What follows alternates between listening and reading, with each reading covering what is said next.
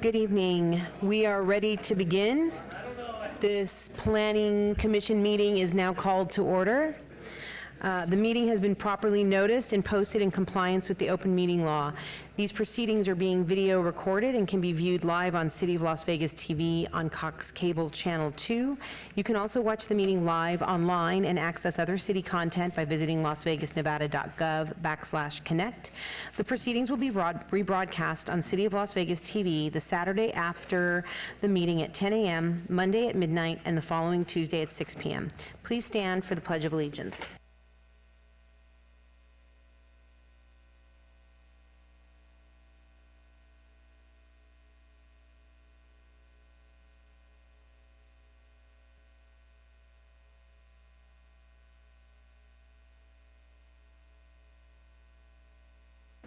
City Clerk, can you please call the roll? Chair Taylor. Present. Vice Chair Kasama. Present. Commissioner Schlotman. Present. Commissioner Rogan. Present. Commissioner Walsh. Present. Commissioner DeSalvio. Present. Commissioner Munford. Present. Thank you, Chair. You have a quorum. Thank you. I call to your attention the information printed in your agenda concerning our actions and the appeal and review process if appropriate. Please read this carefully, and if you have any questions, staff is available. Also, the second page of the agenda contains our rules of conduct.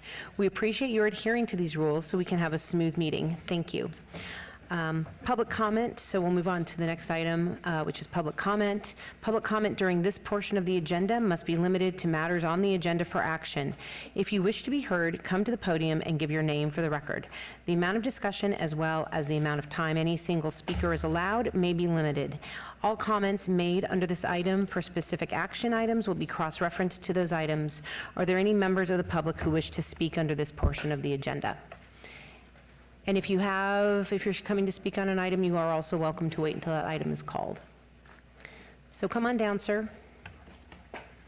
And if anybody else wishes to speak under this portion of the agenda, please come down to the podium. Thank you. Go ahead, sir. Please state your name, spell it, and give us your address. Hi there, I'm John Rando, and I would like to speak on the agenda number 40.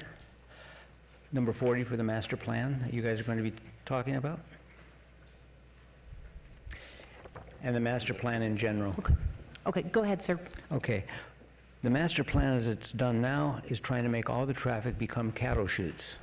Now, I know most of you probably aren't familiar with that, but what they do is they take a large amount of cattle and they try to put them into a single line so they can execute them, kill them, vaccinate them, brand them, whatever. Right now, the way that these streets have been allocated is they want to take away a lane, put in a bike lane, and then they'll just have a 2-lane road instead of a 3 or 4-lane road. All this is going to do is cause traffic problems. Everybody says, no, it'll slow everyone down. Yes, it will. And then people go to the side streets, the feeder lines, and those become clogged. This has been done in Glendale, California, and Burbank, California. It doesn't work.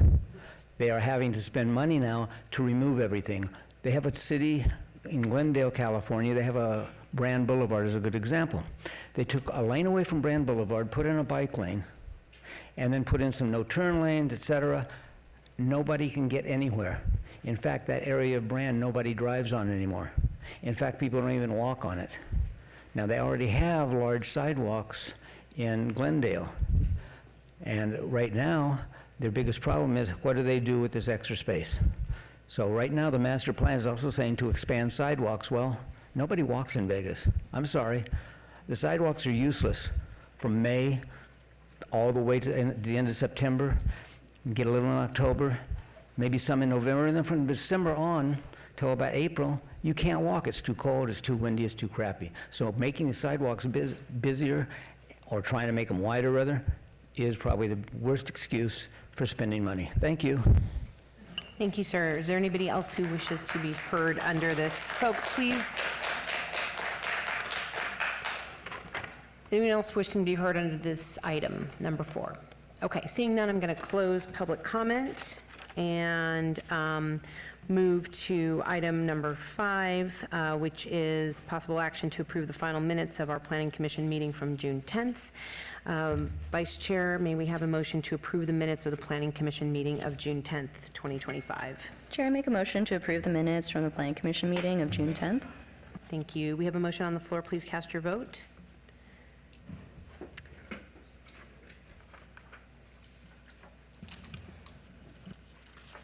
Commissioner Walsh? Yes, I'm having trouble. Yay. There we go. Great. Please post. And that motion carries. Let's move on to our housekeeping items. Are there any items that commissioners, staff, applicants, or members of the public would like to pull forward for action? Good evening, Madam Chair. Steve Swan, Community Development for the record. We have a few housekeeping items to impart tonight. The applicant is requesting to hold item number 10 to the August 12th Planning Commission meeting. The applicant is requesting to hold item 14 to the August 12th Planning Commission meeting. The applicant is requesting to table item 16. The applicant is requesting to hold item 18 to the August 12th Planning Commission meeting. The applicant is requesting to hold item 23 to the August 12th Planning Commission meeting. Staff is requesting to hold item 27 to the August 12th Planning Commission meeting. The applicant is requesting to hold item 28 to the August 12th Planning Commission meeting. The applicant is requesting to hold item 33 to the August 12th Planning Commission meeting. And staff is requesting to table item 40 so that we can have further discussions with the commission and do outreach with the neighbors and stakeholders. Staff is also requesting to pull item 11 from the one motion, one vote portion of the agenda to a public hearing item in order to amend the request to a lesser intense use alcohol off-premise beer wine from alcohol off-premise full use. And staff is requesting to pull item 13 from the one motion, one vote portion of the agenda to a public hearing item for discussion and possible added condition of approval. Thank you. Thank you. Does anyone wish to speak on any of these items? Okay, seeing none. Vice Chair Kasama, can you make a motion, please, on these housekeeping items? Chair, I make a motion to hold item 10 to the August 12th Planning Commission meeting. I make a motion to hold item 14 to August 12th, item 18 to the August 12th, item 23 to the August 12th, item 27 to the August 12th, item 28, item 33 to the August 12th Planning Commission meeting. I make a motion to table item 16 and item 40. Thank you. There is a motion on the floor. Please cast your votes.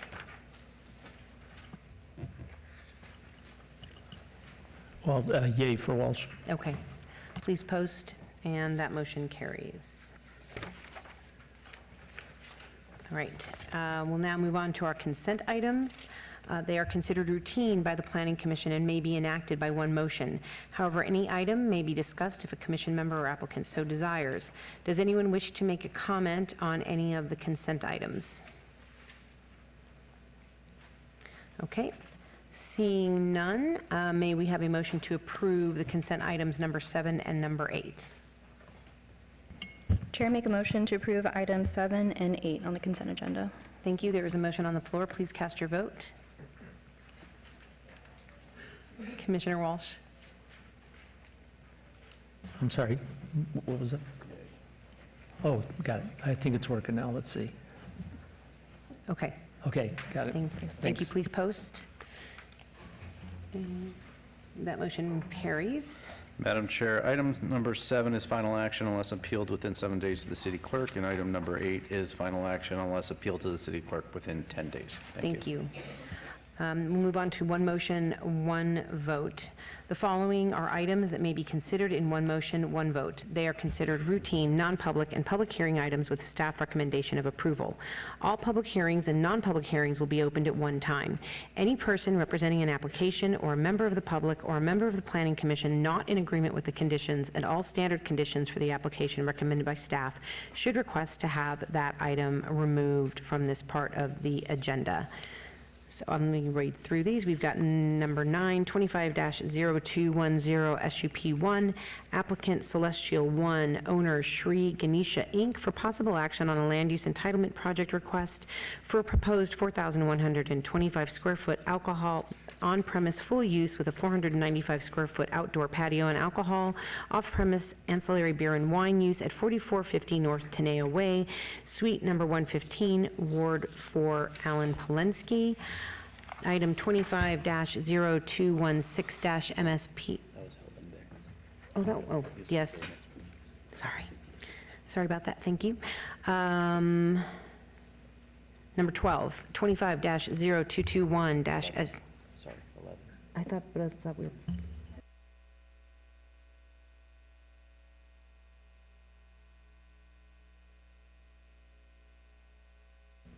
All right, so number 11, 25-0220, applicant Tim Robinson, owner Silver Meadow Properties LLC, for possible action on the following land use entitlement project requests at 9675 Oso Blanco Road, Ward 6, Bruni. 11A, 25-0220, SUP1, for a proposed gaming establishment restricted 1 to 5 machines use, and then 11B, 25-0220, SUP2, for a proposed 4,000 square foot alcohol off-premise full use. Number 25-0221, SUP1, applicant White Whale owner Boar Hirsch LLC, for possible action on a land use entitlement project request for a proposed 3,499 square foot alcohol on-premise full use at 111 South Las Vegas Boulevard, Ward 3, Diaz. Item 25-0226, SUP1, applicant TMM Paint 1 LLC, owner Carper Cart LLC, for possible action on a land use entitlement project request for a proposed 1,600 square foot liquor establishment, tavern, alcohol on-premise, full use, with a waiver to allow such use on a parcel consisting of 5.08 acres, where 50 acres is required, for the service commercial special town center land use designation at 6491 North Durango Drive, Suite number 150, Ward 4, Alan Polensky.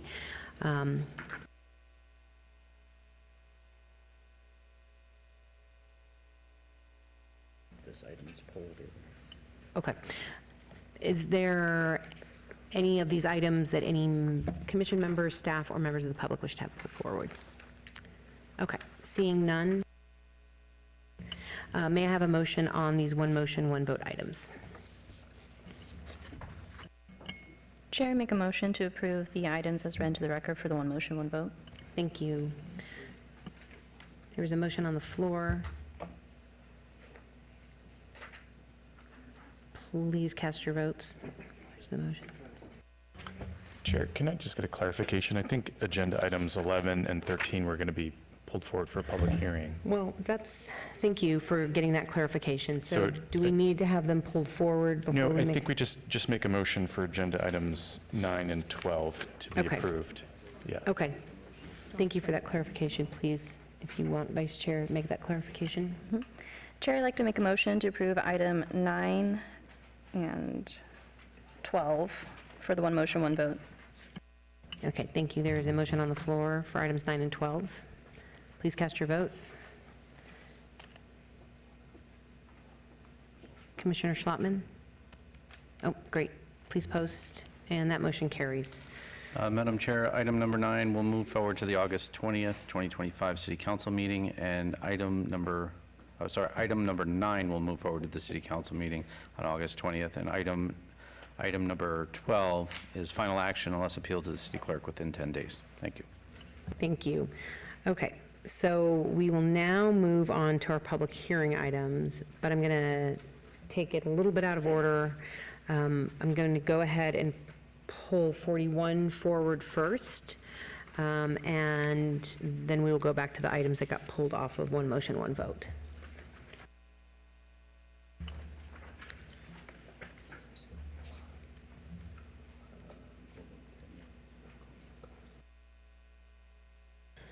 Good evening, Planning Commissioners. Marco Valletta, City of Las Vegas, Department of Community Development. For the record, the item before you tonight is the La Madre Foothill Special Area Plan. This item is similar to our other special area plans that you've had before you through the last couple of months. The overall idea behind these special area plans is, again, to implement the 2050 master plan and its overarching land use goals, outcomes, and actions. So we have 16 areas of the city, just as a recap, and we have thus far adopted special area plans for downtown, East Las Vegas, and Kyle Canyon.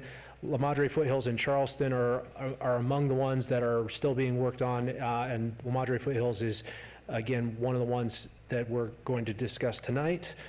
Much like the Kyle Canyon Special Area Plan in the northwestern part of the valley, we have some opportunities for determining how this part of the city develops. And because it's right up against the foothills and it's on the corridor towards Mount Charleston, there's the 215 Beltway as it extends from north to south to east to west. There's development that can take place as a part of a development agreement that we'd like to see connect to the other neighborhoods that are immediately around it, including Providence, Sky Hills, and Sky Canyon, and then Lone Mountain further to the south. So as we did with our special area plans, we did public outreach, and we tried to get an understanding up front as to what these neighborhoods are composed of and what the community wants to see as a whole. This is the northern edge of the Red Rock Canyon National Conservation Area immediately to the west of us, and it is a fast growth area that has seen a lot of pressure from development, and as well as a reflection of the neighbors immediately to the south and to the east that want to see the dark skies and the rural setting and character of the Red Rock Canyon and the foothills immediately adjacent, blend in with the development that's out there. But there's also infrastructure that's lacking. There's services that aren't provided. There's a lot of amenities that can be found, but it takes a considerable drive to get there. So looking at La Madre Foothills, we are projecting that over the next 25 years, another 20 to 30,000 new residents will move into this part of the Northwest. And with that will be a requirement to have new parks, schools, community centers, and other land uses to help support the residents that are already out there. This part of the valley is particularly underserved in terms of what's currently lacking. We don't have a lot of parks, but there are open space opportunities. There's opportunities to connect to the conservation area. There's not a lot of jobs, there's not a lot of amenities, but through this special area planning process, we can make some of those connections happen. As far as outreach, we had community surveys and engagement occur over the last couple of years in tandem with the Kyle Canyon Special Area Plan, in which we had some focus groups, we had public visioning, and we had several public meetings at the Centennial Hills Community Center, really to try to get an understanding of what people wanted to see improved within La Madre Foothills in that corner of the valley. They want to see, again, traffic being held at bay. They want to see construction and some of the effects of development mitigated. They want to continue to maintain a low crime lifestyle. They want to have access to open space and most importantly, outdoor recreational opportunities. So with that public outreach in mind, we established a vision to help guide this planning document and to really connect this gateway to this northern portion of the Red Rock Canyon National Conservation Area with the foothills west of the city of Las Vegas, and really take advantage of some of the unique attributes in the Northwest. As we've done with some of our other special area plans, we have had 5 big ideas, and really what became clear with this planning effort was that we wanted to prioritize outdoor recreation.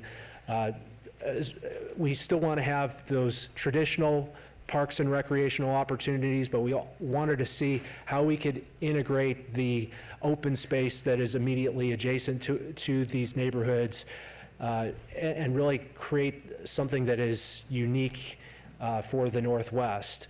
And with that, making sure we have the infrastructure that's available to help support it.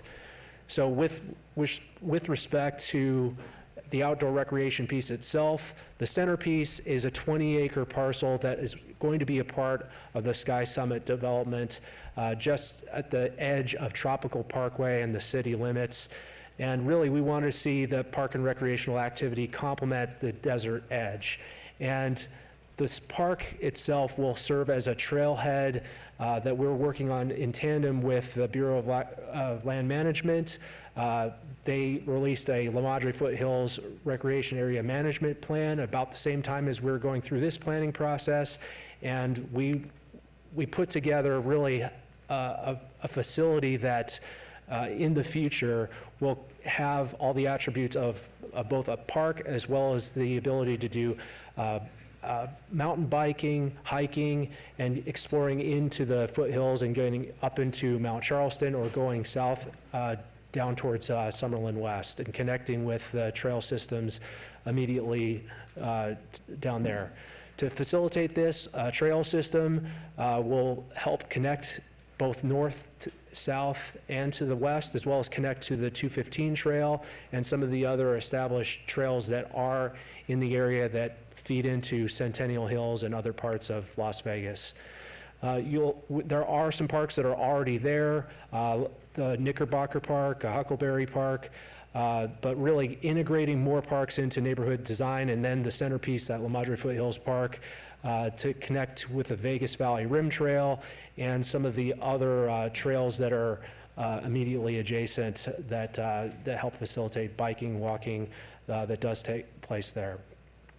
With the foothills, we have a chapter that's dedicated to designing neighborhoods so that they integrate into the natural environment. And with that, we have a policy really to ensure that we follow through with what SNWA has asked for with respect to planting native and adaptive tree species, and to have context-sensitive development adjacent to Red Rock Canyon National Conservation Area, and that when we connect with the existing neighborhoods like Providence and those master plan communities that are there already, that we do so in a thoughtful way.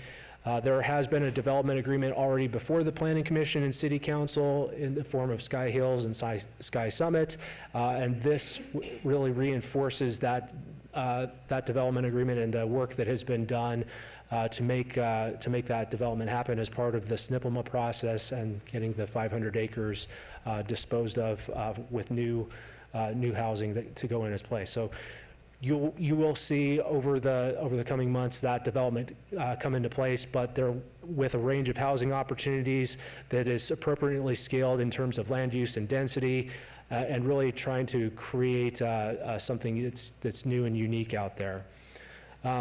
We also want to make sure that we're sensitive to those neighborhood concerns that we heard. There was a previous lighting ordinance that with respect to CV lighting standards, and then ensuring that the lighting that is there in the public space, that it is shielded. There may be opportunities through this process that we extend those concepts to other use types to make sure the light is focused and that is below the plane as that text amendment called for. And take a look at things like signage. How do we make sure that signage is appropriate for this part of town? Making sure that it is not that it is lower impact, it's not bright, it's blending in with the environment that is immediately around the neighborhoods that are there already. In terms of streets, there are a lot of opportunities, and we heard through the public outreach, traffic was certainly a concern. So incorporating our complete street standards into La Madre Foothills and working on specific areas where people can walk and bike safely, ensure that that our street grid through the master plan of streets and highways is incorporated, and if there are opportunities for low impact integration of engineering design like roundabouts, buffer bike lanes, things to that effect, we have the ability to do that, and that is spelled out in the street section of the plan. The facility that we've called Sheep Mountain Parkway for a while, one of the recommendations is to rebrand and re-envision this.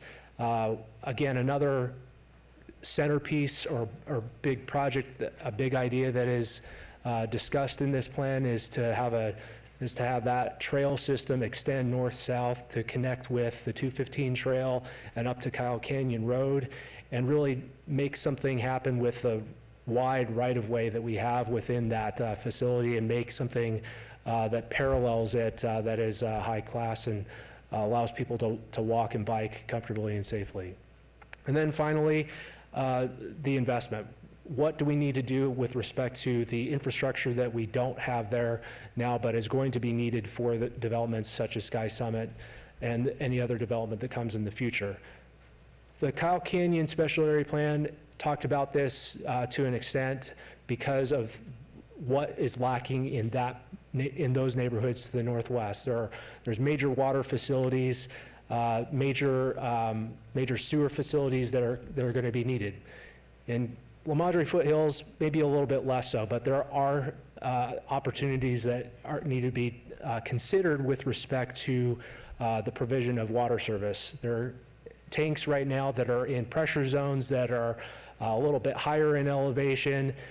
Construction and expansion of those water facilities will help provide service to other parts of the Northwest, including Kyle Canyon.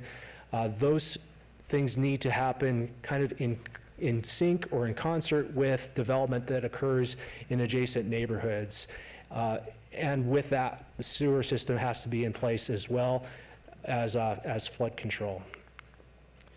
There are other public facilities that haven't been developed yet. There are a few turnkey parks and a public safety facility that are planned in concert with other master plan communities that we've had in the past that have been turnkey and handed over to the city. And then we are working with other entities such as Metro in terms of the regional public safety needs that will be necessary for the Northwest, including a substation that is immediately to the north of La Madre Foothills that will serve as an area command for the Northwest. That water service, as mentioned, right now the red represents a lot of the underserved areas in the Northwest, but the addition of those black areas, those reservoirs of the Las Vegas Valley Water District, will help facilitate development in those other areas over time as development becomes ripe and can be put in. But the capital improvement plan for both the water district and the city for water and sewer needs to be funded through special improvement districts or other actions in order to make any of that construction happen. Flood control, similar situation. There are a few major facilities that are already there, that have been there, that help protect the neighborhoods in the Northwest, not just Sky Canyon and Sky Hills and Sky Summit, but everything to the east into Centennial Hills. And if you remember, about 10 years ago, there was the fire up in Mount Charleston. You know, this is the watershed that collects a lot of the runoff that comes off of Mount Charleston, and any debris that does come down from Mount Charleston does come into these Northwest detention basins. They do serve a critical need, but a few other additions are further to the south near Box Canyon, where the mining operation takes place at the far end. Those detention centers do need to be put into place in order to collect any runoff that occurs there and protect housing on the south end of the area. And with that, that is the special area plan in a nutshell. As we've done with other special area plans, more than happy to answer any questions. This is available on our website, masterplan.vegas, or through our lasvegasnevada.gov/planning, and you can access it through the special area plans tab there. And with that, any questions I can more than willing to answer. Thank you very much for the presentation, Mr. Vallada. This item has been noticed for public hearing. Are there any members of the public wishing to speak on this item? Okay, seeing none, I will close public hearing, and I will turn it back over to the commission, starting with Vice Chair Kasama. Chair, I appreciate a lot of the hard work that's gone into designing this master plan for the La Madre foothills. Unless there are other comments by the rest of the commission, I'm happy to make a motion. Madam Chair, I got a comment or a question. Was any horse trails taken into consideration because of Ward 6 and Ward 4 share such a unique area with a tremendous amount of horse community? I see a lot of trailheads, I see a lot of recreation mentioned, but I heard nothing about that horse community, and that's huge up there. Yep, Marco Valletta for the record. There are the existing equestrian trails that are programmed into the master plan of streets and highways and our trails layer. Those are connecting points. So Lone Mountain Regional Park, for example, there's a connecting trail that extends. In some parts, it goes through the county island, but it does connect to the existing equestrian trails that are there already. Thank you. Thank you, Commissioner Salvio. I just wanted to, let's see, is there anybody else? Okay. I just wanted to say also thank you, Mr. Valletta, for all the work that you did. And I know that you did a lot of this work in conjunction with the Kyle Canyon plan. And I really appreciate all the sort of synergies between the two plans because of their adjacency. So just wanted to say thank you and looking forward to that amphitheater. So with that, Commissioner Kassan, if you want to make your motion. Thank you, Chair. I'd like to make a motion to approve item 41, 25-0002, DR1. Thank you. There is a motion on the floor. Please cast your votes.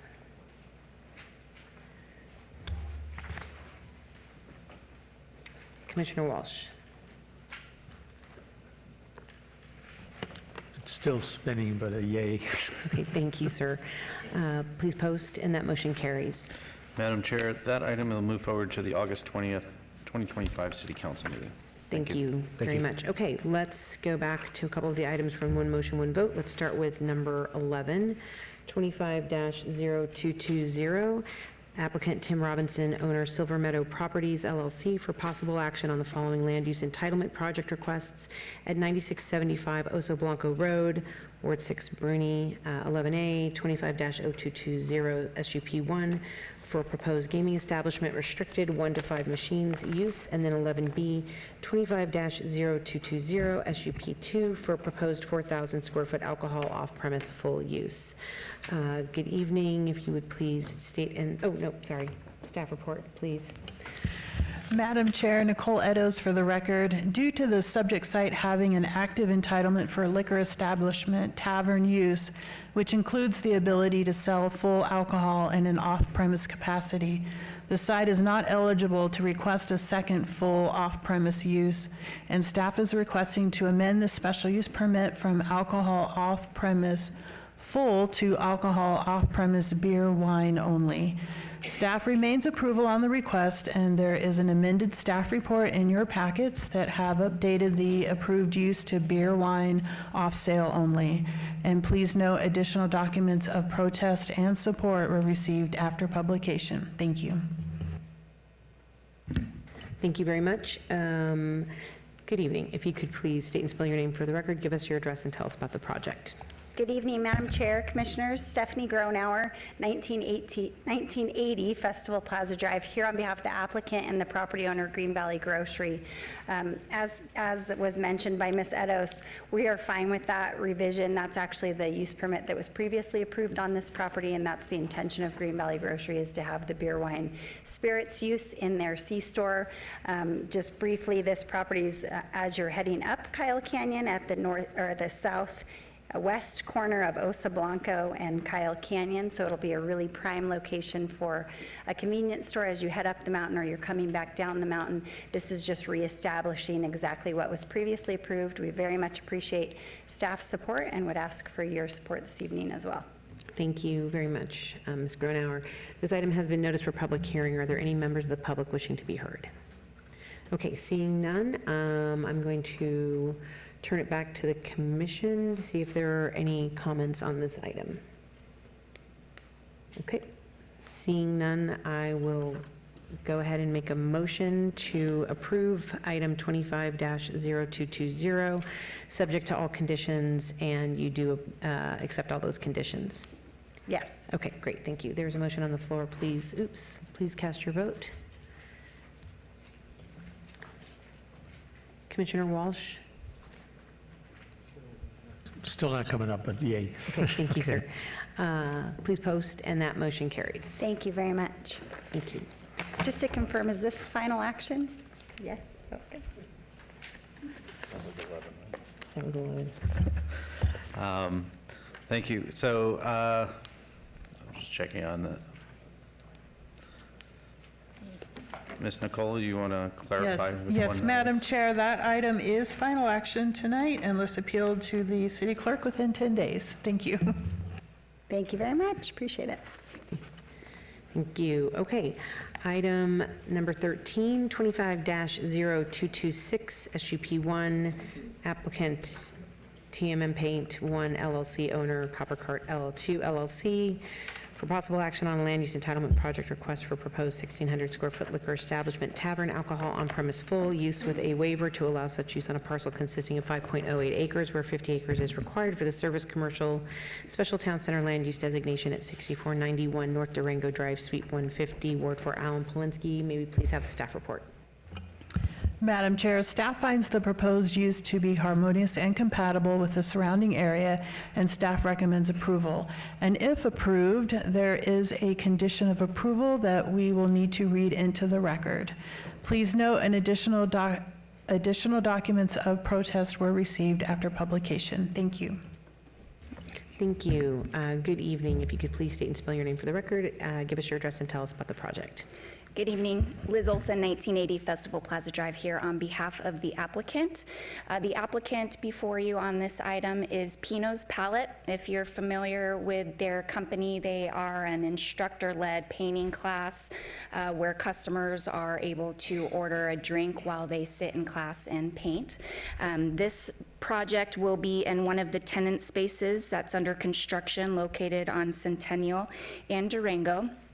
Because the tavern use in this instance is not requiring any type of gaming, we would like to suggest a condition to restrict the gaming for this tavern special use permit. But otherwise, appreciate staff's support and happy to answer any questions. Thank you very much, Ms. Olson. This item has been noticed for a public hearing. Are there any members of the public wishing to be heard on this item? Okay, seeing none, I will close public hearing. I will turn it back over to the commission, starting with Vice Chair Kasama. Thank you, Chair. Excited for this project. I think it's harmonious and compatible, and glad that staff is in approval. Staff, there is the condition to be read into the record. Yes, Madam Chair, through you, that condition would read, no license for gaming shall be issued in conjunction with this special use permit. Great. Unless there are any other comments from the rest of the commission, I'm happy to make a motion. Anybody else? Okay, seeing none, please go ahead and make your motion, Vice Chair. Thank you, Chair. With that, I'd like to make a motion to approve item 13, 25-0226, SUP1, subject to staff condition. And do you agree to the staff condition? I do, yes, thank you. Thank you. There is a motion on the floor. Please cast your votes. Okay, great. Please post. And that motion carries. Thank you very much. Thank you. Madam Chair, that item is final action unless appealed to the city clerk within 10 days. Thank you. Thank you. Okay, next up we have abeyance 25-0089 VAR1, applicant Marco Stefanovic, owner Nikolina Stefanovic et al. For possible action on a land use entitlement project request to allow an existing residential accessory structure, outdoor grill, that does not conform to Title 19.06 development standards for setbacks and separation at 144 John Belger Drive, Ward 1, Knutson. Staff recommends denial. May I please have the staff report? Madam Chair, Cassandra Cerna, Planner 2 for the record. No evidence of a unique or extraordinary circumstance has been presented in that the applicant has created a self-imposed hardship by constructing an outdoor brick oven without permits that does not comply with Title 19 setback and building separation requirements. Therefore, staff recommends denial of the variance request. Thank you.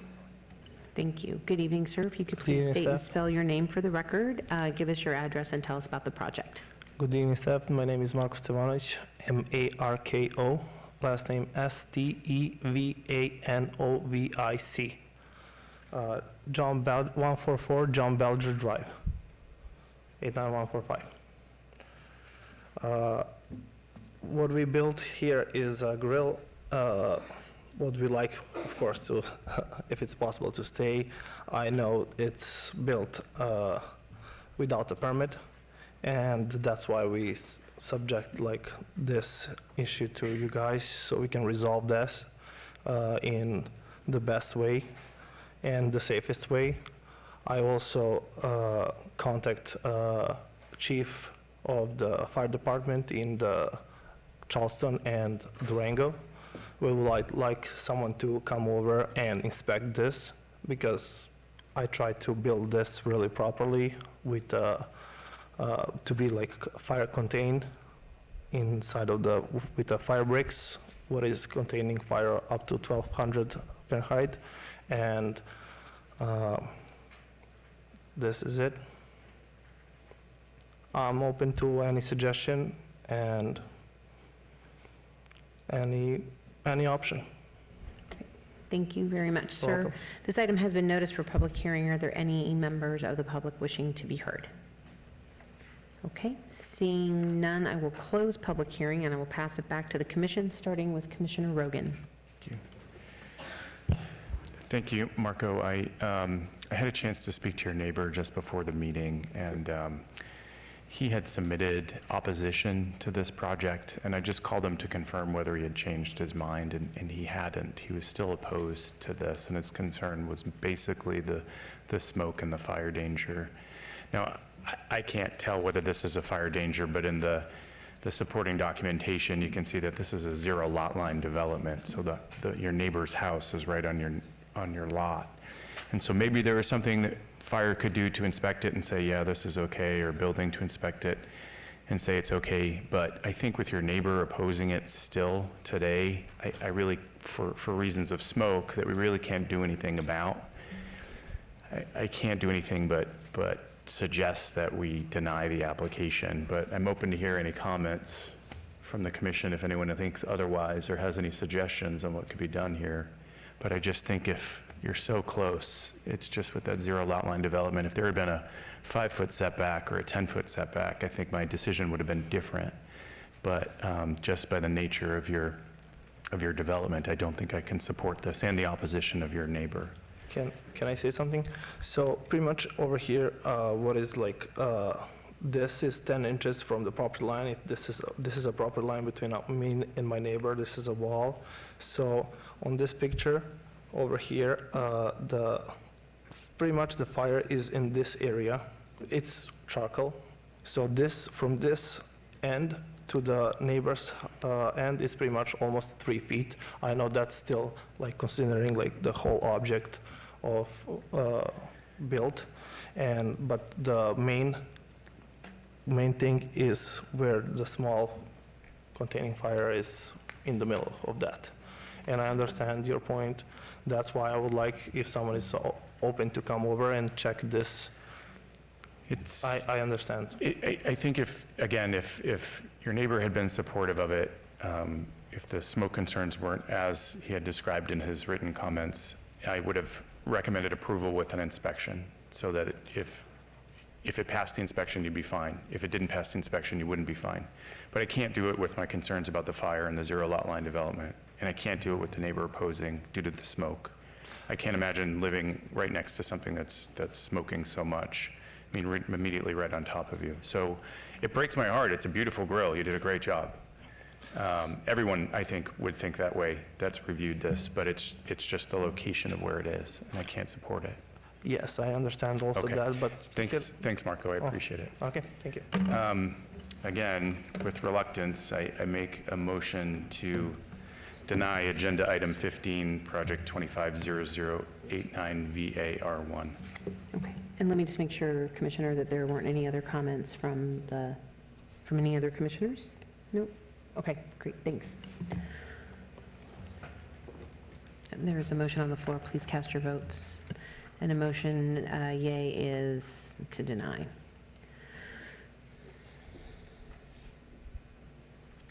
Please post. And that motion carries. Madam Chair, this item is final action unless appealed to the city clerk within 10 days. Thank you. Thank you.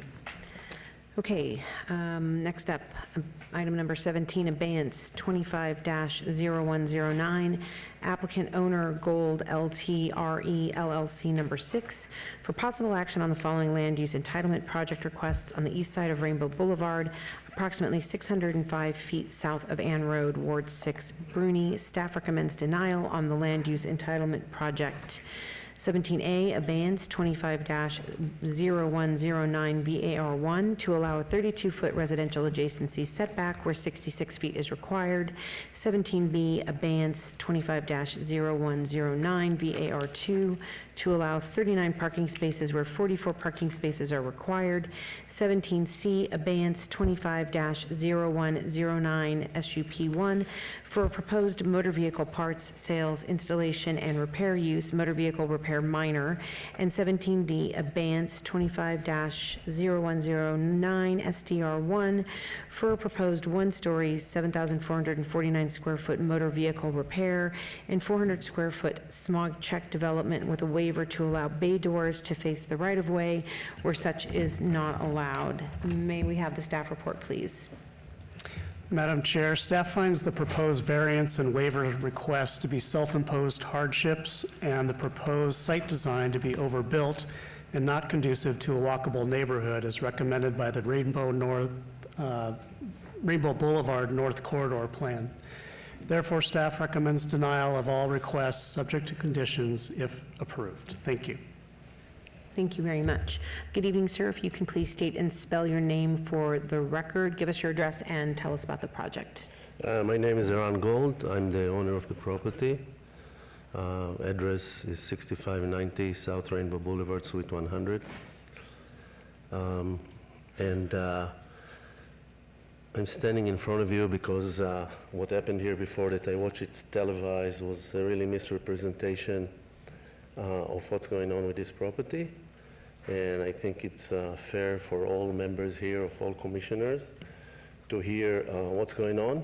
And maybe some people in the future will not have to go through what I'm going through. So to the point, it's not a self-imposed hardship. It's that staff always like to use here. I hear this term here a lot. It's a City of Las Vegas imposed hardship. Basically, in a nutshell, I will start my presentation in a second, but in a nutshell, I purchased this over 10 years ago.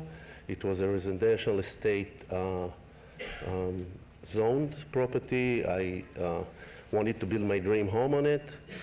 The city decided to turn the 2 lots next to me to commercial with really extreme uses that prevented me from developing this thing. It forces me to go to commercial zoning, which I tried to develop for the last 9 years since this happened, and unsuccessfully, because it's really what happens there really create, you have to have a specific type of development to fit to the area.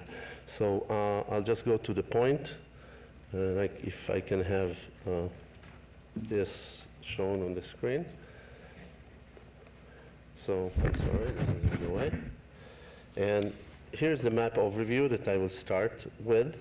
And basically, if you notice, there are 3 lots here. There is 5590 to the north, 5455 right north of me, and I'm 5445. And what happens, these lots are bordering, there are 9 family homes that border them, if you can see along the north. They're all part of the Timber Creek Homeowners Association. And we are all zoned C1. And I'm the southern of all these lots. I've also prepared basically for each one of you just a 1-page outline of what's going on, because you will probably not remember everything, so you can just take a look at it. It will give you in a glance what happened. The key issue here is unequal treatment. Attachment C1 lots approved by the city of Las Vegas for much more intense uses. The one on the north, which I showed you before, which is 5590, was approved to gas station with fuel pumps. This thing is active 24/7, and not only this is active 24/7, right south of it, just recently, a pad that was used for a drive-through, approved again for another gas station. They added pumps, again 24/7.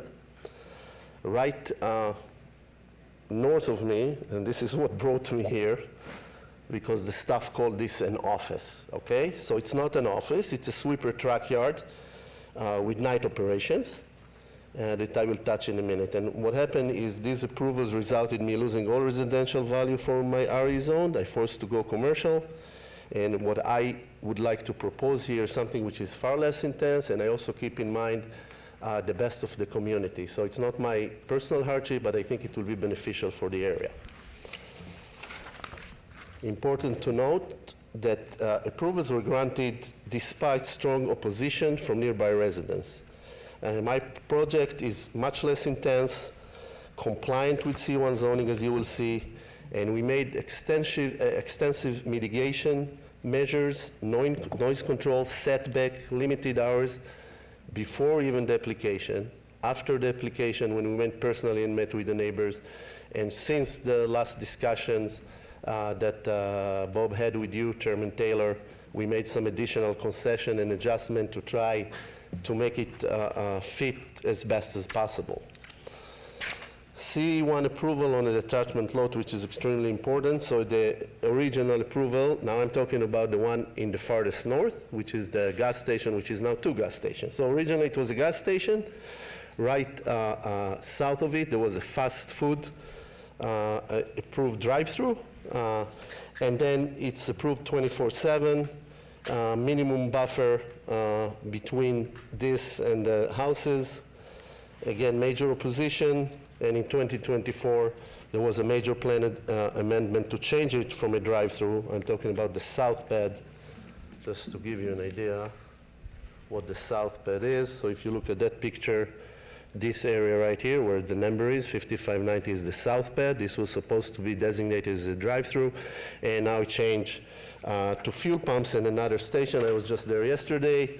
So one of them shows Chevron, the other one shows a different name. I think they're under the same ownership. Here's the key, which is the one right north of me that created the entire issue here. So this is 5455 North Rainbow. High intensity use by the city, C1, a lot north of my parcel. So it was approved, and by the way, I see here Commissioner Schlottman, that I heard you talking at the time. I heard you talking again. I watched the video again, and you're actually saying what I'm going to say. In that we're just saying it would be nice if you'd turn it sideways so we could actually see it properly. I stand corrected. I appreciate it. Okay, so I apologize for that. It's just misleading a little bit. So anyway, it was approved as a building maintenance yard with cells and storage for large sweeper trucks. 24/7 operation, including night shifts. Sweeper trucks are stored across the entire lot, service and operating during both day and night, including a shift that goes between 3 and 4 a.m. that cause disturbance to everybody in the area. And it was approved with the back building of it. You'll see a picture in a minute, which is only 13 feet. It's a 22-foot high building, only 13 feet from the back of the property line. The project was approved despite strong opposition, including myself, which I also sent a postcard. I actually have someone, my representative, deliver hand-written postcard to the meeting, so it's not going to get lost or anything, plus appearing in person, saying exactly that I'm forced to go commercial. I don't want to go commercial. A second property owner, which is right here, I think they're here, which are my neighbors also, very nice people. They also objected to this. And as well as 12 members of the Timber Creek Home Owner Association that appear in that meeting and express their displeasure with the project. Just to give you an idea, so this is the, if you can have a focus on this, so this is the office. This is an office. You can see the building there. Here are the trucks that park along the north side. Along the south side, you can see the houses there. This building is 13 feet away from the houses in the back, and then it's parked along where I'm at. That's another overview of this from the top, from bird eye. So you can see where this building is, and as you can see, there is no buffer to the properties in the back, and trucks are parked all over the place. And this is where I'm at. In the last 2 years, I've been in escrow 3 times. Each and every time, those first 2 escrow didn't even make it here because they were pretty much killed before they come in front of the commission. From reason I don't want to, I have a lot of information on it, but I want to save your time. Anyway, it was killed, and it's been 2 years, and this is the 3rd escrow. And I think this project is great for the community. So what it is, it's basically a minor auto service use.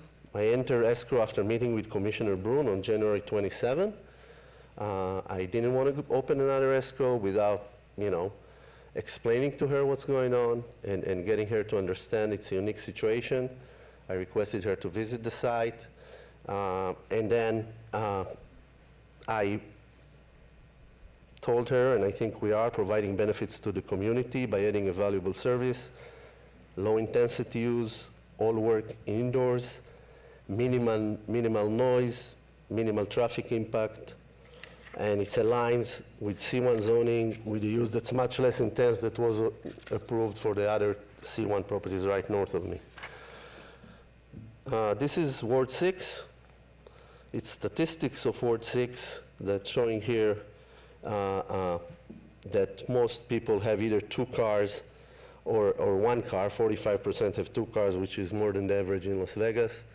35% have 1 car.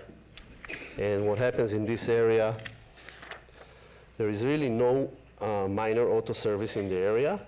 This is why I think the developer contacted me to do this. It's an underserved area, no dedicated minor auto service stop within 1.5 miles of it, much below average for suburban Las Vegas. And basically, the area lacks convenient access to basic auto repairs. And again, it's fully compliant with everything else. This is a map that shows the location of us and all these, which are actually, this is even a major auto repair. It's about 1.5 miles away, or you have to go like 2 miles or more than 2 miles today. So it's an area which really does not have that. Again, proposed details, all specifications are significantly less intense than the nearby approved project.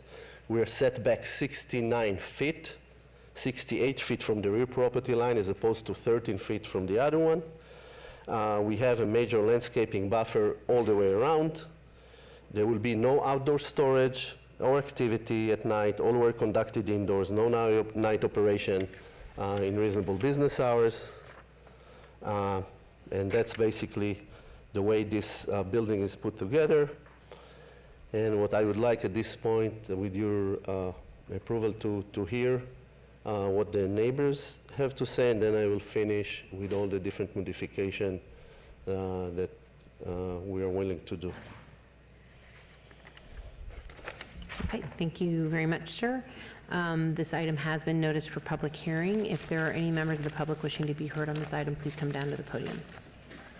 And if there's several of you, please just come line up so we can be efficient with this. There's 3 microphones. Everybody take a mic. And then please state your name, spell it, and give us your address, and we'll put 2 minutes on the clock for comment for each of you. The name is Anthony Brown. The address is 5511 Gemini Bridges. That's ANTHONY BROWN.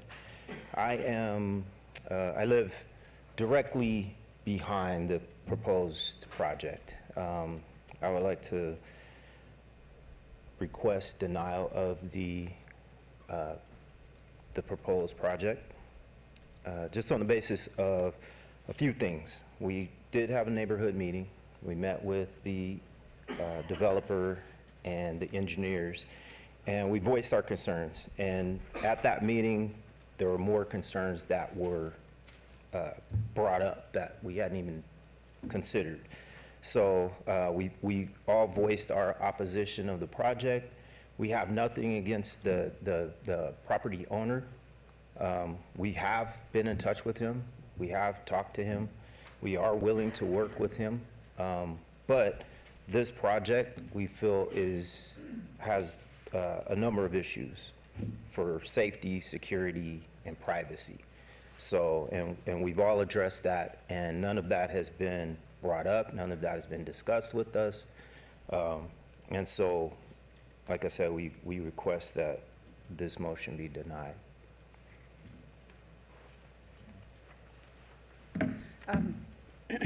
My name is Valerie Brown. I'm Anthony's wife. I also live at 5511 Gemini Bridges. And yes, we do feel that this is a self-imposed hardship, that he is overbuilding for the community against residential properties. We drove all over town. There is nowhere we could find, except in the very old parts of town, where these types of facilities are built, and they're not even built within the distance that they're building. There are shopping centers in between. And just to touch on what Mr. Gold said, there are actually 4 AA autos within a 2.5-mile distance. I know that he said that there was within 1.5 miles. The picture that he showed cut off 2 of the properties that the developer themselves own and are trying to develop right behind our backyard. So I feel like there have been some misinterpretations of what's been said. For example, regarding that, we were told that the oil tanks would be underground, that any cars left overnight would be stored inside. We've learned that both of those things are not true at the last neighborhood meeting. We were also told that this commission, or the city council member Nancy Bruni, was told that after their short neighborhood meeting at our home, all the neighbors were on board, and that was also false. None of us were on board. So we have a big distrust of the information that's being portrayed. First, we were told there would be 10 bays. Now we're being told that there may be 12. And when you look at the plans, there may actually be 14 bays. This is right behind our home. They have not offered to put up a separate wall, bollards, nothing. And when you look at his project plan, you can see, excuse me if I borrow this, what you can see, it looks just like a racetrack. This wall has no clearance. Someone could drive into this wall if there's oil slicks. This property sits higher than ours, and along this property right here, as you look down, there's a drainage detention. So anything that comes right down into that corner and floods right into our yard. So if there's oil, we have EPA concerns. I don't know if I'm over time, I apologize. But this is right in our backyard. And we care very, very much about this project. Thank you very much. Next. My name is Glenn Ellefson. I'm at 5424 Carnation Meadow Street. Basically, I can just mirror, I was at that meeting. I'm opposed to this. Also, nobody's talked about Rancho. Rancho has a bunch of auto repair facilities, which is just right around the corner there. So I just want it noted that I'm opposed to this as well. Thank you, sir. Next. My name is Robin Zoki, 5520 Carnation Meadow Street. I was at the neighborhood meeting, and a lot of these concerns, I'm not sure if you guys have this 2-page concern that we all put down, but safety is my biggest issue. There's a lot of children in the neighborhood, school buses, school zones, a church nearby, environmental safety, child welfare, everything. Thank you. Ma'am, can you hand that to the city clerk? Thanks.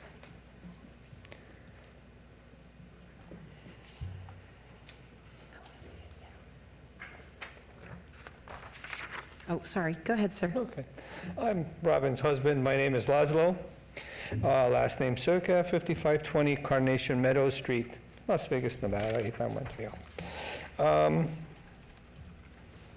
You've heard a lot, but I mean, let's face it.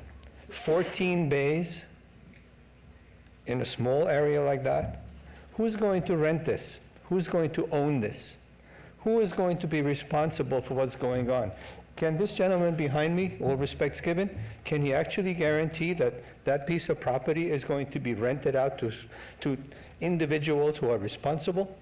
Let's face it, what we're doing is making kind of like maybe a high school kid wants to fix a car, and guess what? I'm going to rent a lift for $200 a day, and we'll take it from there. Is that the kind of service you want on your vehicle or in your neighborhood? No. This is a chop shop kind of concept. And I am sorry, but I don't mean to call it names, this, that, or whatever, but this is not something that I want in my neighborhood.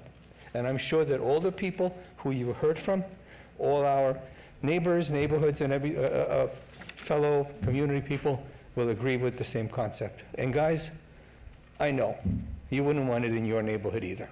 Let's face it. Thank you.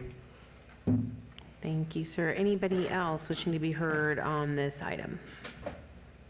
Okay, seeing none, I will go ahead and close public comment, and I will call the applicant back up.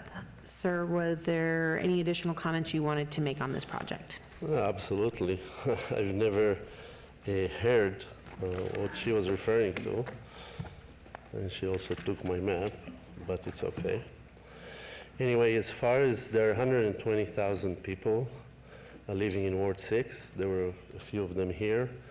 One of them right behind my property. She was opposing the property right north of me, which is 5545 as well. I opposed that property as well. And 12 members of the HOA opposed it as well, which is much more than here, and it was approved despite that we were not happy with it. And as far as the specific, what you want to see is you want to see merit to someone that has concern. And here's what we did, just to give you an idea, with the exception of Valerie that lives there in the corner, in the back. The rest of these people are not attached to this property. There is no way that they will feel anything. The people that oppose this, they live about 300 feet away from it. There is a street, there is a house, there is a block wall in between, 68 landscaping, 68 feet gap, and this back wall is going to be completely closed, so there will be no noise coming to the back there. And as far as the neighborhood meeting, I did visit with Ben here, which is the developer. Ben is a reputable developer here in Las Vegas. He did, I think, about 8 or 9 similar services. This is not a mom and pop shop. Contrary to what is presented here, I was today driving down. I visited 3 locations, which are within, I have pictures and everything, which are within 20 feet of homes. This is something that happens here all over town. There are many of them. I can give you specific addresses, which they are. They cause no interference whatsoever. And what we did, as you can see in a minute, we took to heart all the comments by the neighbors and made extreme mitigation to address them as much as we can. So what we did, basically, the first thing that we did, and I'll show you a map in a meeting in a minute.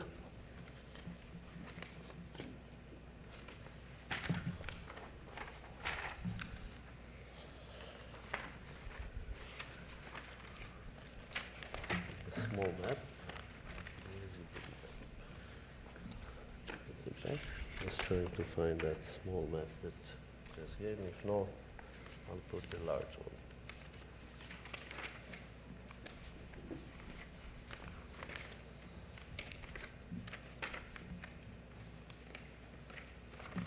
Okay. So that was prepared today by our team of architects. And basically, just to give you an idea what we're going to do. So the first thing we're going to do is we took steps to minimize noise impact. There will be a fully enclosed indoor room that will be built inside the facility to house the compressors. Rear opening facing the residential area will be eliminated. So this is the right here, back to those residences. Although it's like 68 feet away, there will be no opening besides like an emergency door that you have to have going to the back. A commercial grade exterior back wall will be installed for added sound insulation and privacy. Those things are rated. Since I'm a builder and developer, I'm very knowledgeable with this stuff. So you have what you call an STC rating, and these are rated 45 STC. A generator produces about 80 to 85 dB, decibels. So pretty much this stops all the noise. So if you even stand right behind it, 10 feet away, you will not hear that. You will hear the street probably louder than that. Personally, I have a device that I purchased, which is a decibel meter. I went today to 3 locations, took measurements in front, from what the compressor makes in front, took it from the back. There is no noise. It's like 50 in the back. You can't hear that. Even from 50 or feet away, you can't hear that more than street noise. As far as I go back to this plan.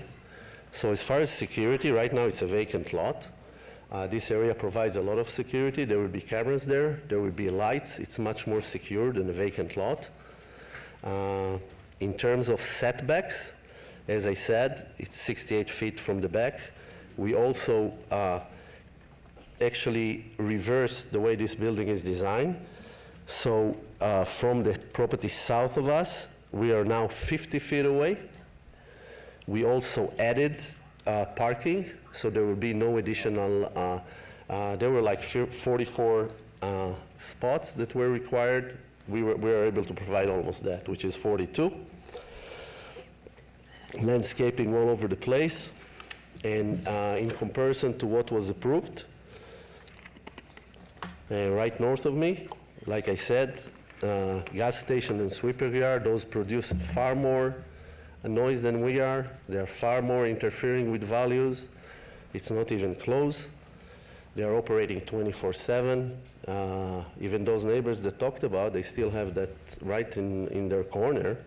They have that, and it's operating 24/7, and we're operating only business hours. So they're not going to see that, okay, because they have landscaping already in their yard even, because I went there and looked from the back, but still we're going to install additional landscaping. They're not going to hear that because it's far away and you have all this noise insulation. There is no opening to the back.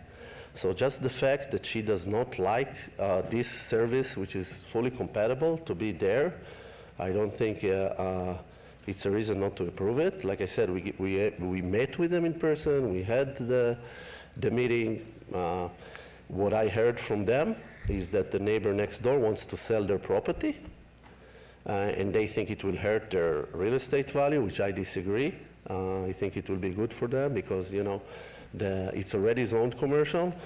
Any other thing that can come in there in the future can be a car wash. Any other thing will be much more extensive.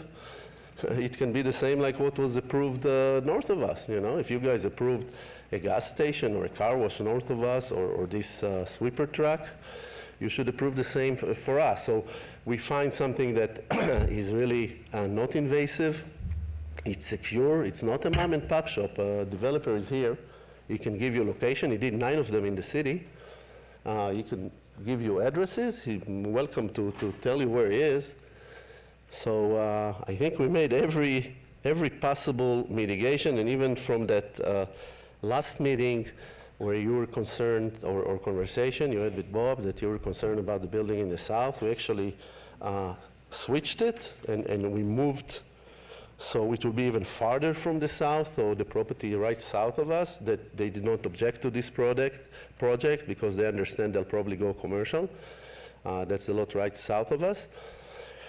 We are 55 feet away from that block wall now, or 50 feet away, plus their house is set back another 30, so it's almost 100 feet. So I think we're now in a situation that we're fully compliant, and as I said, there are 120,000 people there. There were some of them we didn't like. You can't make everybody happy. You can only try to address their concern. I think we did, in terms of security, with lighting, with cameras that are going to go there. We address the noise concern with the insulated wall in the back, generator room. There is another block wall, in between the property, extensive landscaping. I think it will bring value to the area. 2.5 miles is far away. You're welcome to check this, because we did. The developer did not purchase this property if he thought that this is not needed. In every area in Las Vegas, within a mile and a half, you have a lot of shops there. Plus, let's talk a little bit about this gas station, because I heard you speaking, Chairperson Taylor, on that gas station, and you said that there are 11 gas stations within a mile. There are actually, in that corner, there are 3 of them. One across, one you guys just approved last year. There is one down Rainbow. It's 11 of them within a mile or mile and a half. So there is no service within mile and a half and not a minor auto service in the area. So it complies with zoning, no late night activity, creates local job, generate tax revenue. We respectfully ask the Planning Commission, I know each one of you have a vote, to apply zoning rules fairly and consistently. I think, as I said, what was approved north of us is much more extensive, put us in a bad spot. It's a low impact, fully conforming project. We made good faith efforts. I think it's the first time ever that the band actually went in person to a neighbor that expressed concern. We sat with them in the evening, right after that first meeting, and we did the neighborhood meeting, and we almost accommodate everything which is possible. So it addresses a local need with minimal impact to neighbors, and I respectfully request approval. Thank you very much, sir. Okay, with that, I am going to pass this back over to the commission. Let me see if anybody wants to speak before I do, because well, okay. Let me just say a couple things, and then I'll pass it back to the commissioners. I am concerned because you've brought today different plans than staff has seen, and staff has not had a chance to review those, correct? Yeah, the recent. That's okay, that's just a yes or no. I mean, staff has not seen those, right?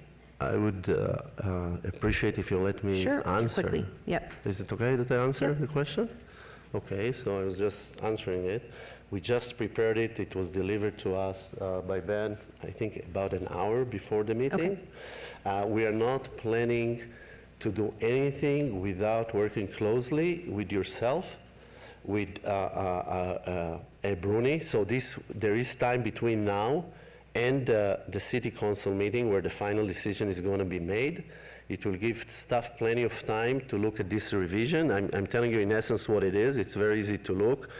There were 39 parking spots basically originally offered. That was a little deviation from the 44 which is required.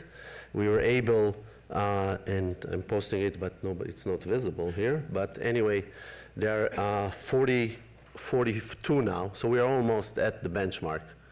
We're 2 away, and I've seen here hundreds of discussions, and I don't think a 2 parking spot is something that's going to make a difference for anyone, especially nobody's going to use those 42. So that's the first one. The second thing, as far as the buffer from the back, there was a buffer that you related to, which I appreciate, by the way, you're concerned to the neighbors south of us. I do appreciate it, really, sincerely, because I wish they showed the same concern to me. They put that building right north of me. It's not even a building. You saw what it is, okay? 17 feet away from me, okay? 17 feet. I was, to begin with, 35, and it was supposed to be 60. And this variance was approved at the time, okay? And then they put the building in the back 13 feet where it should be like 66, I think, okay? So right now we were at 35. What we did is we switched basically, and I'll be happy to submit it to staff, okay? If this is the case here, let staff review it, go through it. Now it's 50 feet. By the way, it's only the front portion of it. The rest of it is in full compliance. It has the 60 feet. We also reduced the height of the building from 22 feet to 20. So this creates less of an impact. We also, so we basically switch it to the front. And the generator room is not showing on the plan, but we will be happy to put a condition. So I would wait for directions from you how to proceed. And I want staff to have every opportunity to review this and work together to bring something that will benefit the community as much as possible. I'll be happy to talk with Valerie and her husband. I met with them. They're really nice people. Whatever we can do to accommodate them. There is a block wall there. We can make it higher for them not to have any type of distraction. I will be willing personally to go with them, show them that the concern for noise is not there, because it's not going to be noise, and really doing everything I can so they will be more at ease with this, you know. Okay. So. Thank you, sir. All right, so you've got these new plans.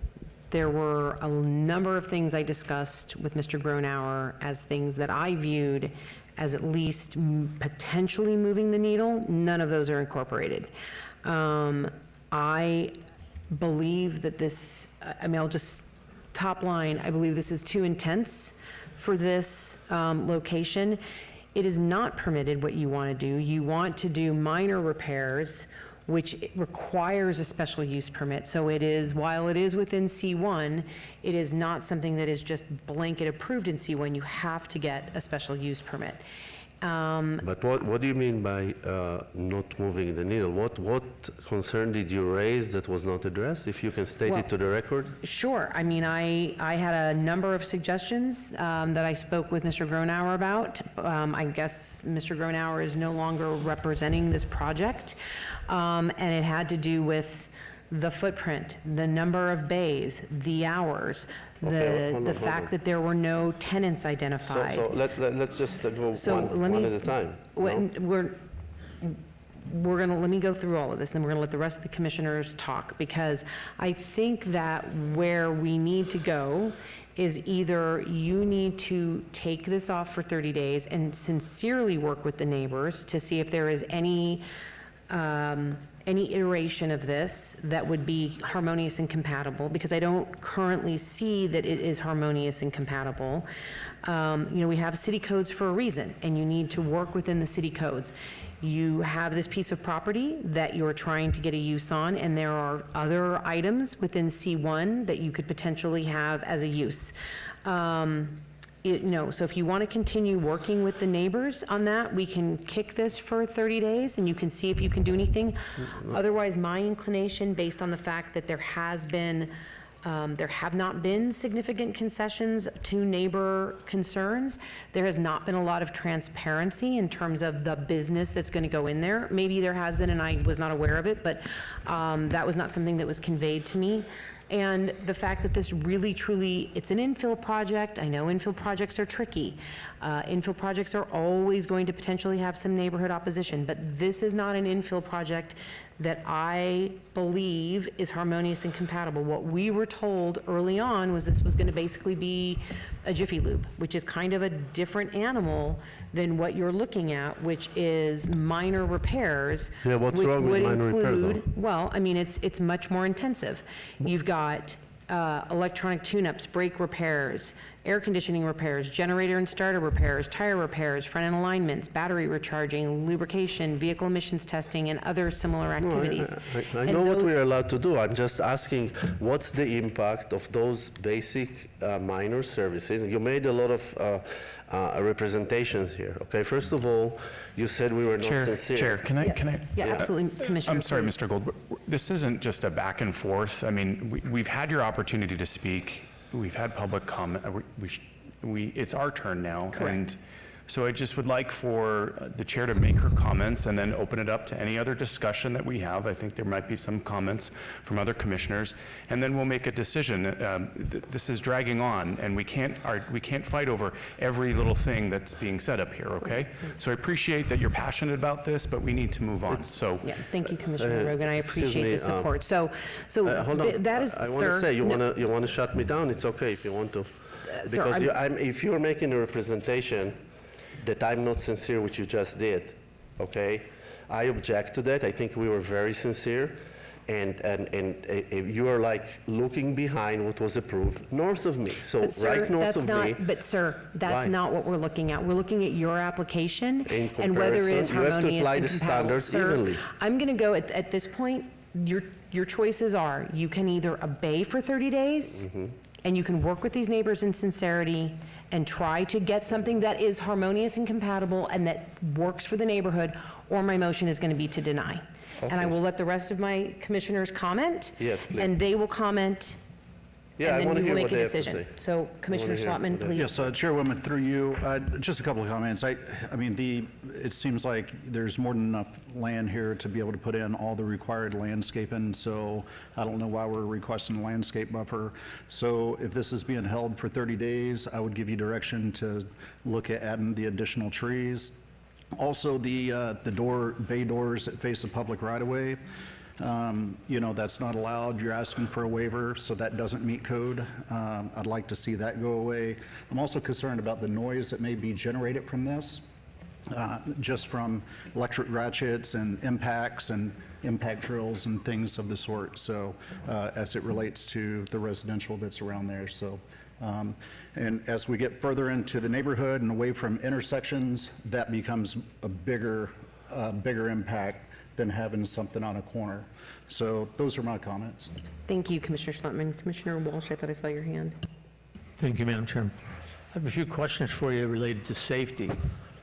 There's going to be hazardous materials at these sites, checking engine parts, taking gap lines apart, things like that. There's going to be oil spillage, and there's got to be some methods, professional methods, of how to clean that up. Have you built in or thought of a safety plan yet for the storage of hazardous materials at this site? I appreciate the question. I think Ben here can come to the podium, and he's the one that actually building this, so he's more qualified than me to discuss the specific nature of the business, so I would like to respectfully refer to him. Yeah. My name is Yair Ben Moshe. I'm 8360 West Sahara Avenue, Las Vegas, Nevada 89117. I'm the developer. I build them all over town over 35 years. Pep Boy is my tenant. Napa Auto Parts my tenant. AA Auto's my tenant. AAA's Auto's my tenant. Sun Auto's my tenant. I have, over a dozen. I have currently about 7, 8 locations that I kept. The rest of them we just move on with. We sold them. I have same type of properties same type of automotive, very close to a residential. We never had any complaint. We are regulated. All our waste oil tanks are in double wall tank. They are being inspected. And so as far as safety, we have fire sprinklers throughout the building. We build it from CMU, the building itself, and there is no issue all over town.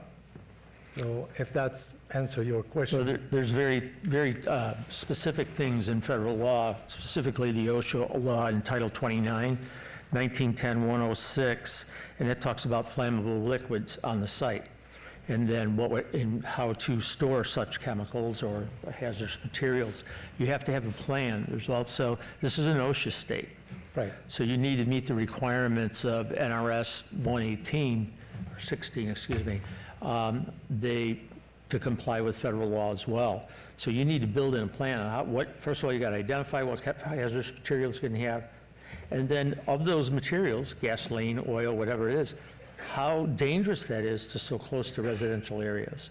And that's going to be a big issue. I can tell you right now, the way it's proposed and the way it goes in, OSHA would fine you, and you don't want to get fined by OSHA. Their fines start at about $130,000.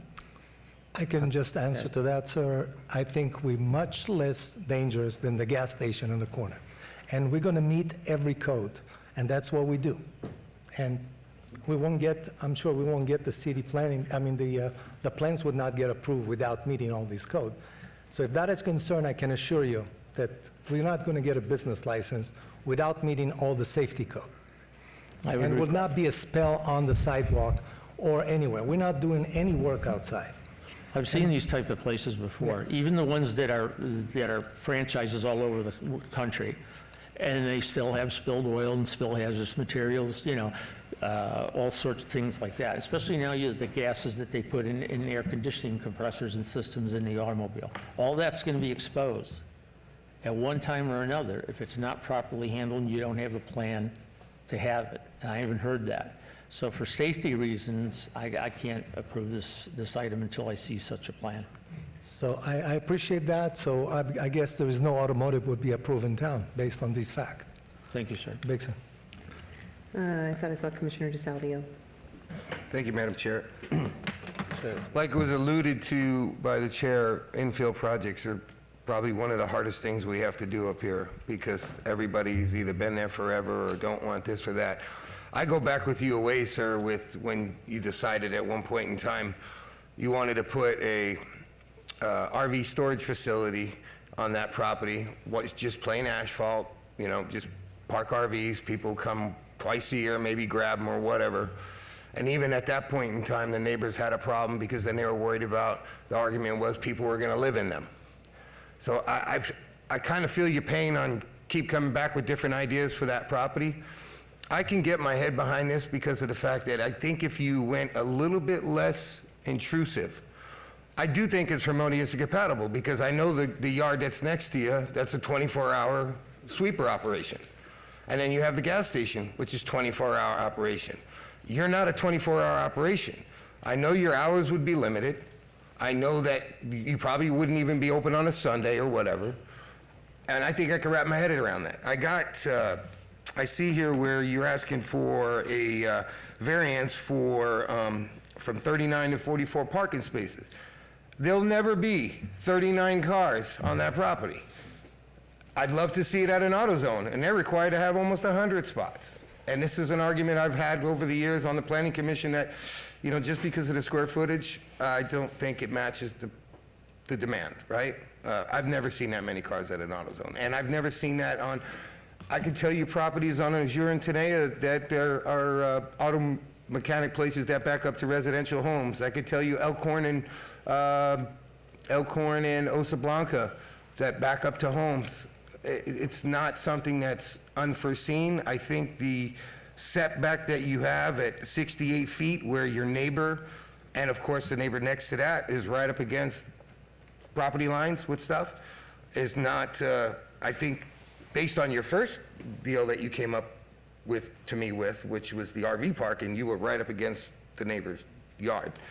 This having that buffer, and like Commissioner stated that there's enough room to do landscaping, I think there is as well, just to put the 36-inch box screen that. I could get behind it due to the hours and if it wasn't so intrusive. So I would ask that you would possibly maybe go a little bit less bay doors, and that might even bring you a little bit further towards the street.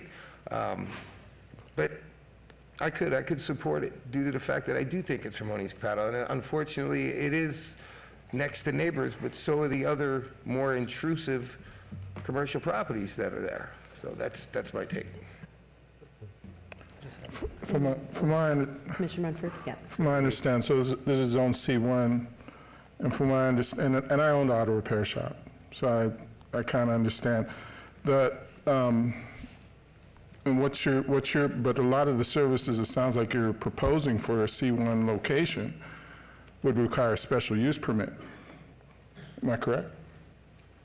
Yeah. So my suggestion is that you would obey this for 30 days, check into seeing about getting a special use permit, especially if you're going to be doing work under the hood and not, you know, simply oil changes and filters. Okay, so again, what was the comment as far as the special use permit? So the zoning for that spot is C1, Yes. which is, it barely lets you use that spot for light automotive. And what somebody suggested is like a Jiffy Lube or something like that, where they're coming in and they're changing oil filters and oil. Let me refer to staff because the C1 allows for minor auto services. Okay. I don't think it's... So anyway, like I said, my overall suggestion is to look at everybody else, what they suggested here, come back in 30 days. And, you know, like I said, I've owned auto repair shops. I understand the challenges of owning an auto repair shop, but I would just suggest to maybe come back in 30 days, get with planning get with the local people that just showed up, and, let's see see if we can come to some common ground. Because like right now, that, and I was just informed there is a special use permit that you're going for. But like I said, I would go back and, get some suggestions from planning and what everybody, all the other people that have made suggestions here and come back in 30 days. Thank you, Commissioner Munford. Thank you. Thank you, Mr. Gold. I think that, I've taken to heart what other folks have said, what Mr. DeSalvio has said too. I was leaning towards opposing it. I listened to what he had to say. I think there's some convincing arguments that he's made, but I'm also listening to what Commissioner Schlottman said. And I think the difference between you and the other properties is that my understanding is that after that sweeper property was approved, the city came out with its Rainbow Boulevard North Corridor Plan, which kind of changes what the intent of the city is in that part of the valley. And so it is a bit different for you because you're coming in after that plan has been created and put in place. And so if we look at that, and it's referenced in our staff report, it talks about a walkable corridor that aligns with a single-family neighborhood. So you're in a little bit of a different situation when we're evaluating your special use permit as opposed to any other approvals that we've approved in the past to the north of your property. But I think if you go back and you listen to the comments that Commissioner Schlottman said, turn those bay doors around so that they're not facing the corridor, so that it's more appropriate for a walkable street, then perhaps you might get approval on this. But until we see those plans, then I would lean denial today. But I might change my mind next time if I see new plans with those changes made. Okay, am I allowed to consult with Ben for a second? Let me just make sure Commissioner Kasama doesn't have any comments. It's up to you. But if I just allow to make a comment, I think bays are in benefit to the neighbors, because a vehicle comes in, if you don't have enough bays to service it, and you pull it out, it gets stuck outside. Another car comes in, then it stays overnight. If we have more bays, that will be a quick service, and we can accommodate enough work enough job to be done through everybody, instead of keeping and piling cars outside. So if car stays, it stays inside versus outside. How is the neighborhood going to be benefit if I'll be 5,000 square feet? And you guys have to understand from a developer standpoint, I lease square foot. I don't lease building. So if I don't have enough square foot to pay for the land and pay for the development, it would never pencil out. I cannot cut down the square footage.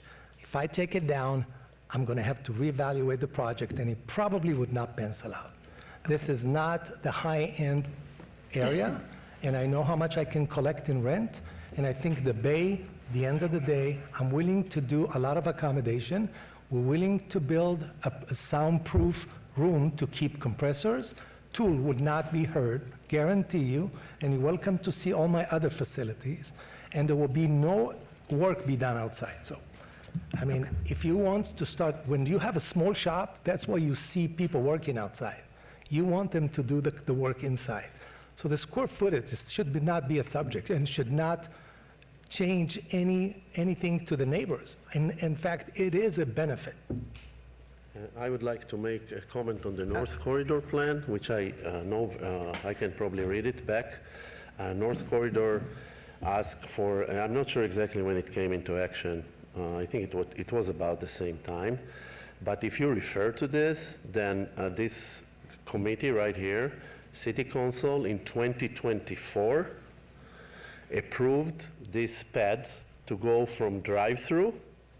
I'm talking about 5590 North Rainbow. I'll put the map again. Okay. This was in 2024. Okay? This plan was in effect. I'm talking about right here in the north.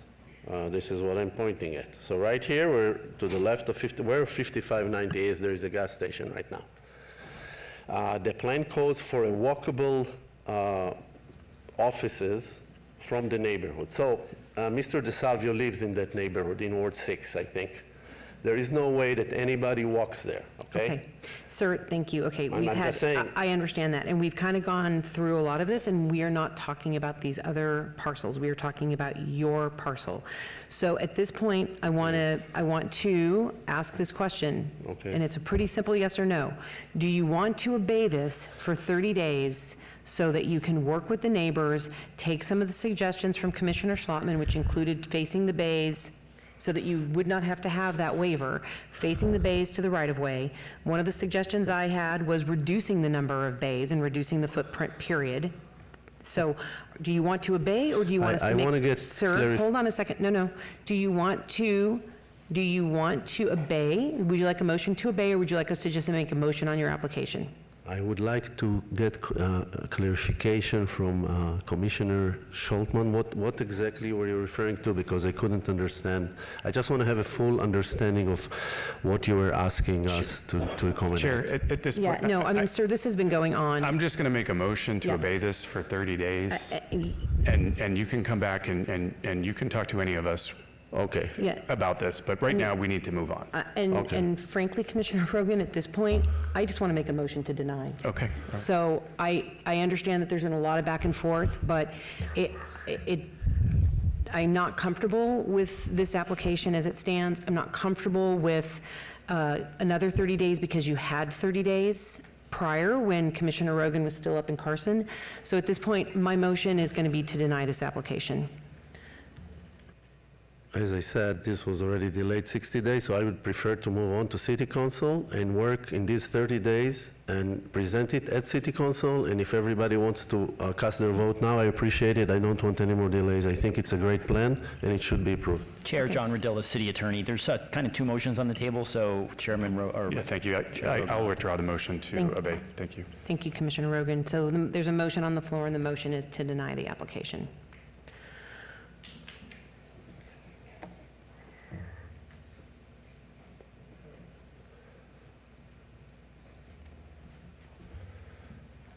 Okay, please post. And that motion carries. Madam Chair, this item will move forward to City Council on August 20th, 2025. Thank you. Appreciate it. Thank you for your time. Okay. Number 19, abeyance 25-0160 VAR1.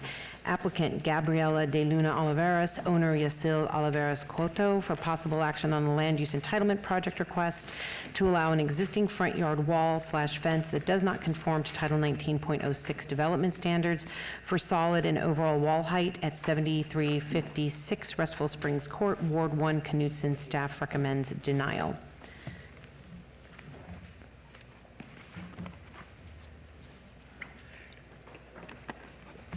May we please have the staff report?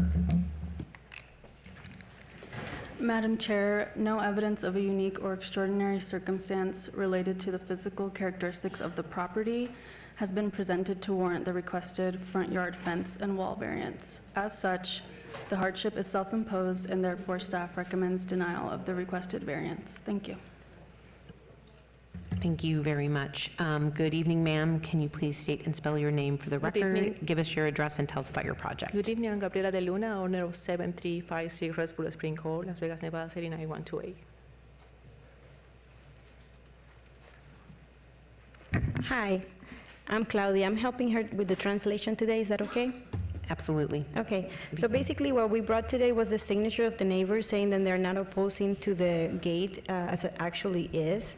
When it was built, it was because of the danger of a lot of homeless people coming into the driveway of our property, and it affected, she has a son who is autistic, and it was affected a lot by the noises and the people walking into their driveway and not feeling safe on their property. And of course, it imposed also like an economic, it affects economically to them, the fact to destroy what it was already built. Okay, thank you very much. Chair, sorry, through you, can we also have your name spelled out for the record for the translator? Thank you. Claudia Gallo. Can you spell that, please? C-L-A-U-D-I-A, and last name Gallo, G-A-L-L-O. Thank you. Okay. This item has been noticed for public hearing. Are there any members of the public wishing to be heard on this item? Okay, seeing no, I'll go ahead. Seeing none, I will close public hearing and pass it back to the commission, starting with Commissioner Rogan. Thank you for being here tonight. It's usually a little bit taller than what I'm comfortable with. It's usually 6 feet. You're at 6'8", but it's that archway. It's a really beautiful, well-done wall fence. It's not that different than other fences that we see and other walls that we see in front yards. So I'm really not opposed to it very much. Just if no one else has any comments, I'm ready to make a motion for approval, subject to any conditions. Okay, please make your motion. Oh, I make a motion for approval, subject to staff conditions, if any. there's a motion on the floor. Please cast your votes. Thank you. Please post, and that motion carries. Madam Chair, that item is final action unless appealed to the city clerk within 10 days. Thank you. Thank you. Number 20, abeyance 25-0162, VAR1, applicant Mika Keller, owner Benjamin Richard Keller, for possible action on a land use entitlement project request to allow a 2-foot corner side yard setback where 15 feet is required for a proposed home addition to an existing single-family dwelling at 3204 Sonia Drive, Ward 1, Knutson. Staff recommends denial. May we have the staff report, please? Benjamin Keller. Not Oh, quite yet, sorry. Mr. Keller. Staff report first. Thank you. Madam Chair, no evidence of a unique or extraordinary circumstance related to the physical characteristics of the property has been presented to warrant the requested variance, as the applicant is proposing additions that do not meet setback requirements. As such, the hardship is self-imposed, and staff recommends denial of the variance request. Thank you. Thank you very much. Now, sir, if you could please state and spell your name for the record, give us your address, and tell us about the project. Sure. Benjamin Keller, BNJAMIN, Keller, KELLER, 3204 Sonia Drive. And Mika Keller, MICAKELLER, 3204 Sonia Drive. So nice to see everybody again. We came on June 10th, I believe. Commissioner Schlottman, Commissioner Rogan wasn't here, so we had, first of all, thanks for having us back. Commissioner Rogan, thanks for stopping by the place and checking it out. I think some of the things that, were some of the concerns were just kind of, I heard it tonight, was it outreach, neighbor outreach, community outreach, and one of the directions we had was, hey, let's talk to the neighbors, let's figure out, right, do they mind, do they care, go through the plans with them. And so, we did that. We have a list of probably, I don't know, over 30 some signatures, mostly pertaining to the 3 streets that are Sonia, Skipworth, and MacArthur. And as you can probably imagine, our neighborhood, we have a very eclectic group of people. People have been there for 30 years, 40 years, and when you go through plans, they want to see it. We came in, and Mrs. Burns, for example, it's 113 degrees heat. She wants to see the plans. She wants to have her son, really go over them, and we did that. And I'm not sure how much. I know some of y'all weren't here last time, but I think the pictures are up there. I think the biggest thing that we heard from our neighbors, and you mentioned there's no hardship per se, one of the big things we heard from our neighbors was, hey, we want you to do this. Can you explain why you can't go in the back or why you can't go in the corner, and explain the 2-foot setback? And we actually had some neighbors. If you look at the map there, it is 2 feet from the roof. It's 6.3 from the actual dwelling. Oh, sorry. 6.3 from the actual dwelling. And I think that's, gave a lot of neighbors just some comfort in it, that it wasn't going right up to the 2 foot. That's really the roofing to keep with the aesthetics of the actual house in the neighborhood. So I think that's kind of the overarching, ask that we did, and my wife's more than happy to go through some of the other plans. I think the biggest thing we heard from our neighbors was, we're good with it, but just don't go up. A lot of them don't want 2-story houses in these ranch-style homes. I don't know how much more I need to go in depth from what I did the last meeting, so, okay, thanks. Okay, thanks, Kellers. This item has been noticed for public hearing. Are there any members of the public wishing to be heard on this? Okay, seeing none, I will close public hearing. I will turn it back to the commission, starting with Commissioner Rogan. Thanks. Do you have that list of names? Sure. If you could just hand it to the clerk, please.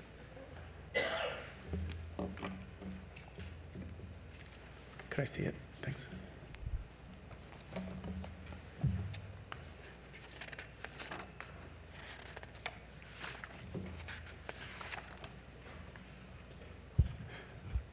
Well, I think I told you that if there was no way that you could make the variance request any less extreme, that you really needed to speak to all of your neighbors. And looking at this list, it looks like you spoke to every single one of your neighbors all along that 3-street subdivision. And I don't see any opposition that's been submitted through to city staff at all to this project. So even though it's rather close to your property line, you don't have a sidewalk there. It's not interfering with sightlines for traffic, and there's not a lot of traffic in that gated community anyway, so I'm less concerned about that. So unless there's any further comments, Commissioner Schlattman looks like he may have something to say. Yes, Chairwoman, through you, just a quick disclosure. After I requested this to be held in abeyance at the last meeting, I met the applicants over on the side, and they made a comment that they were an investor. I brought up one of their neighbors, and they said that they were an investor in one of his businesses, and I'm also an investor in one of the bars. It's 18 Ben and the Arts District, and you know, to my recollection, I've never met these individuals, and we're all silent investors, and so just wanted to disclose that. But out of an abundance of caution, but I'll still be voting on this matter. Thank you, Commissioner Schlattman. Anyone else? Oh, okay. Commissioner Walsh. Thank you, Madam Chairman. Just a quick acknowledgement. You've done a lot of work since last meeting when we went over this whole thing with the plans as well. I really commend you on that, so you're going to get my support for the project. Thank you. Thank you. Okay, seeing no other comments, Commissioner Rogan, are you prepared to make a motion? Yes, with regard to Agenda Item 20, Project 25-0162 VAR1, make a motion for approval subject to staff's conditions, and you agree with those conditions? Do you agree with those conditions? Yes. Okay, thank you. Thank you. There's a motion on the floor. Please cast your vote. Please post. And that motion carries. Madam Mayor, Madam Chair, wrong meeting. All right, that item is final action unless appealed to the city clerk within 10 days. Thank you. Thank you for the promotion. Thank you, Commissioners. Okay, item 21, 24-0666, applicant Charter School Property Development LLC, owner CSP Bridger Avenue LLC, for possible action on the following land use entitlement project request at 1300 East Bridger Avenue, Ward 3 Diaz.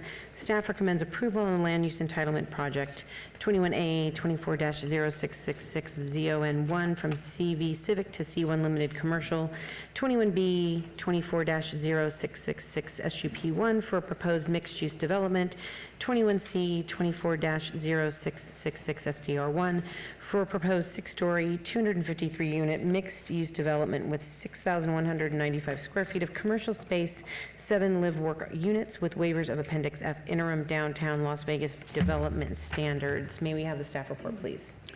Yes, Madam Chair, this is Christian Gates, Community Development for the record. The proposed rezoning is consistent with master plan objectives for this corridor and for the Founders District. While there are waivers of residential adjacency, parking, landscaping, and wall height requirements, staff finds the proposed development fulfills the intent of the Vision 2045 Downtown Las Vegas Master Plan for this corridor and the Founders District by introducing a mixed-use development of increased density that will support the Maryland Parkway Bus Rapid Transit System. Therefore, staff recommends approval of all entitlements. If approved, the special use permit and site development plan review will be subject to conditions. Please note, an additional letter of protest has been received after publication. Thank you. Thank you very much. Good evening, sir. If you can please state and spell your name for the record, give us your address, and tell us about the project. Hi, Carlos Strazara, representing the applicant, Charter School Property Solutions. My address is 2001 Western Avenue, Suite 200, Seattle, Washington, and I'm acting as the architect of record in the state of Nevada. So first of all, I'd just like to state for the record, it's been a pleasure working with the Las Vegas Planning Department. We worked with them from the very onset of this site, kind of visioning what this site was to become, looking at this site as far, not only for today, but how it fits into the future, to the models that they've set forth, the 2045 model. And it's been really, really, I think, a collaboration of both from them and us, what we want to bring and what the Property Solutions Group would like to bring. I'm going to share just a couple of few I think you've seen. I'll keep it short, and we do appreciate their approval. This is just a really quick kind of show this. I like to show this first because I think as architects and as we go into urban infill situations, it's really about how do we benefit the community, and it starts at the edges. Edges are what's really important when we look at an infill property. And so I always like to start with the edges and the site plan. Real quick here, we pretty much increased every single setback requirement, almost doubling them in size, some as high as 100% increases. And that was just to benefit the context so that we were really a good neighbor and a good shepherd to each individual edge of this property. Because these are kind of dream properties for architects when you get a full city block, because this can really make a big impact and be a nice benchmark for others to follow. So that's the site, that's the landscape site plan. And then just now we have to, there's a program to every project, right? So one of the things that we worked with very diligently with the planners was how does our street front. I always think for an architect team is this site plan is really the most important one because that's where the built environment comes down and touches the public, touches the right-of-ways, touches the streets. That's where the public will get the most interaction from this property.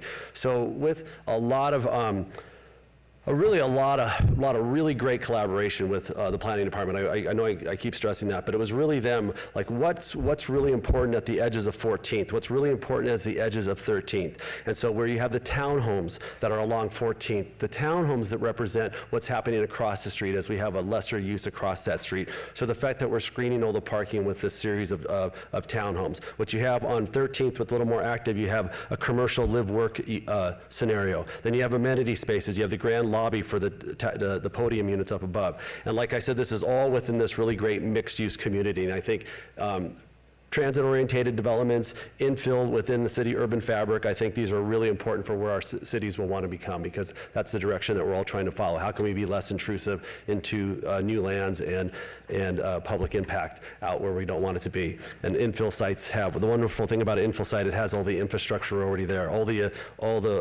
utilities are right at the street edge. So this is just some quick renderings. This is a rendering view from 13th and Bergier Avenue, and you can kind of see the mixed-use collaboration where you have the townhomes forming at the street level to give that sense of ergonomic scale, to give that like-for-like reference to what's across the street. You see that the building, the podium level units, the 4 levels above, are very set back, even beyond way beyond even the building landscape buffer at the street, but then they set back again as they get higher up in the massing.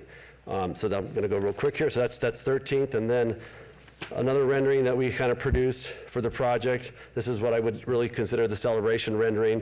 This is really where we kind of look at the most impact for what this neighborhood wants to become. And what I'm really proud about when you do projects like this is that there's going to be 260 residents that call this not only their neighborhood, but they're going to call this their home. And when you have lights on and activity on the street and people come from work and leave their lights on, that's just a whole sense of security. And so one of the ones we really wanted to do is make this project inviting. We did, as you can see too, the other project that we really wanted to do is concentrate on workforce housing. And so you have to have intention. I think a lot of developers will talk about workforce housing, but you have to have intention.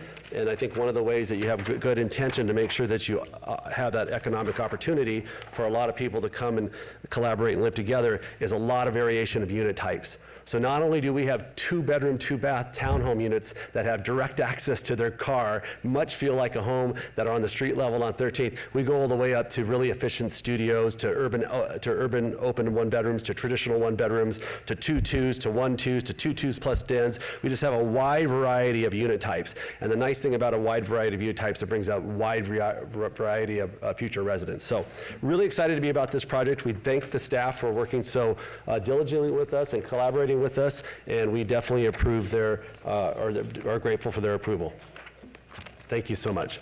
Thank you very much. This item has been noticed for public hearing. Are there any members of the public wishing to be heard on this? Come on down. If you're on here for this item, if there's more than one of you, come line up at the podium, please, so we can just move through comments.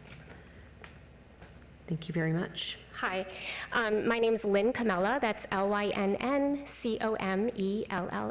and I live at 1400 Manzanita Way, 89101. So my husband and I own our house. We're 1 block away from what used to be a school. So I have been downtown in this home since 2008, so I've seen sidewalks go in our neighborhood. I remember when that school was there and the kids would be out for recess. It's a big leap to go from a school to 6 levels. That neighborhood, which is the Mayfair neighborhood, is one of the oldest historic neighborhoods in downtown Las Vegas. The homes were built in the early 1940s. So I've heard a lot tonight. This is my first planning committee meeting about harmonious. That's a word that's been repeated again and again. So you have these, 1,200 square feet, homes that were built in the 1940s. That's the neighborhood. And now we're taking what used to be a school and we're making something sleek and big with commercial spaces. And that's kind of not the neighborhood that's been. And so I'm for more housing in downtown, and this is a beautiful rendering. It's a really beautiful design. I'm concerned about the idea of kind of harmonious. So I guess I'm not opposed, but I have concerns about how this is gonna work in that neighborhood, especially the commercial spaces that are designated. Because a couple blocks away on Fremont, there's a big apartment building that went up. Those commercial spaces have been empty for almost a decade. So in this tiny, old, historic neighborhood that doesn't get a lot of foot traffic, although I do walk every day in Las Vegas, contrary to what someone said earlier, I'm wondering about the commercial spaces, if that's the best use of space, and also the height. The height is a concern given that the whole neighborhood are small 1940s 1-story cottages. So again, I'm not opposed, but I do want to voice my concerns about, this is a really different neighborhood than what we're seeing neighborhoods on Commerce where there's some new builds, or the Arts District, there's some new apartments going up. Those aren't dense, historic residential neighborhoods, and I just need to publicly note that this is a 1940s historic neighborhood in the heart of downtown Las Vegas, and this beautiful design is really incongruous. It's not harmonious, and so I do have concerns. Thank you very much, ma'am. Anybody else? Okay, seeing none, I will go ahead and close public comment. Sir, if you want to come back and address any of the public comment? Yeah, I'll just address the comment about the commercial spaces, because I think we really did address that with the planning department, and that is why we kept those commercial spaces to be very small, very shallow. They're only around 1,000 square feet each. There's 7 of them. They're a live-work scenario, so they could just go as someone's urban setting where they want to live and work in that space. They'll have a living up above and then a commercial use down below. They're very, what we feel, because we definitely, we want a building that engages the neighborhood. We want a project that engages the sidewalks. We want a project that brings life to that empty, yes, it was once a school, but it hasn't been a school. It's an empty block, and we all know that the worst thing for any neighborhood is to have an empty block within it. So we were really, to her same concerns, we were very concerned with those same models, and that's why we didn't just do big commercial spaces, because, as you all know, retail is challenged, and we did not want empty spaces with, empty storefronts. So we definitely kept them small, and if we could get some neighborhood commercial users, that would be great. If we could attract more of those types of tenants, where we just had a smaller tenant that was maybe from the neighborhood that wanted to try a storefront, but we're not bringing national chains, we're not bringing we didn't create those bigger spaces for those bigger commercial spaces. Thank you very much. I'm going to go ahead and turn it back over to the commission, starting with Commissioner Schlottman. Thank you, Madam Chair, through you. I appreciate the presentation. I appreciate the residents who come out from the community, and it's always good to hear from people. And one of the issues with the F9 property wasn't necessarily that there wasn't the demand for it. There was plenty of demand. What happened was, I think it was Wolf, who was a joint venture with Downtown Project, didn't know how to program commercial work, and so Downtown Project kept bringing business after business after business to them, and they kept saying, no, we don't want to deal with this, we don't know anything about it. So finally, as soon as that joint venture was bought out, and and there's a new owner, and I think they renamed it from F9 to the E or Lizen or something along those lines. Almost every one of those spaces have filled up, and they filled up really quick right after that project changed hands. So we built back in 2005. One of the first projects that I worked on whenever I moved to town was the 11th Street Lofts. It was right on 11th and Carson, Maryland Parkway. It's probably about 3 blocks over from here. Granted, a little bit farther away from the neighborhood where these individuals live. But, you know, we also have, I mean, we've kind of fallen a little bit stagnant over here on the Fremont East and going all the way down Fremont to Eastern. Back when I worked for the other developer who was building the Fremont Street Lofts, we started a project down on Fremont Street, and you know, things were happening. We're finally getting a few things at the 5 Points property, which is the Starbucks and a few of the other developments down there. There's another development that's stalled out. We have that big parcel between Maryland Parkway and 13th Street, and then Fremont and Carson. It drives me nuts because people, they camp out on it all the time. They're trashing it all the time. And every time you ask that developer to do anything with their property, they say no, or they ask for 10 million, and you offer them 10 million, then they want 20 million. So it's not, I'm not seeing the progress down here. And the reason why we're not seeing progress is because of a couple of things. We're not allowing progress, and people that own the majority of the land are just sitting on their property and not allowing things to happen. You know why we see so much progress over in the Arts District? It's because we have 100 different property owners, and every one of those property owners wants to redevelop their property. Every one of them wants to try attracting a tenant because it's important that they get a tenant into their space, because they might only have one or two or three properties, and they're not sitting on a $50 million fund. And, you know, Downtown Project owned a lot of properties. They were doing a lot of really great things until Tony moved out of town, and then, you know, it kind of went stagnant. But if Tony didn't, or the group didn't want to lease to you, you had one option. It's go to the Arts District. That's why the Arts District has taken off. And so I'd like to see more development come down here into this area, because I'd like to see, I do feel that if this is on a major corridor on 13th or Maryland Parkway or Fremont, or if you get into anything west of Maryland Parkway all the way to Las Vegas Boulevard, I think all of that's ripe for development. And if we start allowing these projects or apartments, multifamily and things to come down here, we'll start seeing more people in the neighborhood, more people walk in the neighborhood, more people walking their dogs in the neighborhood.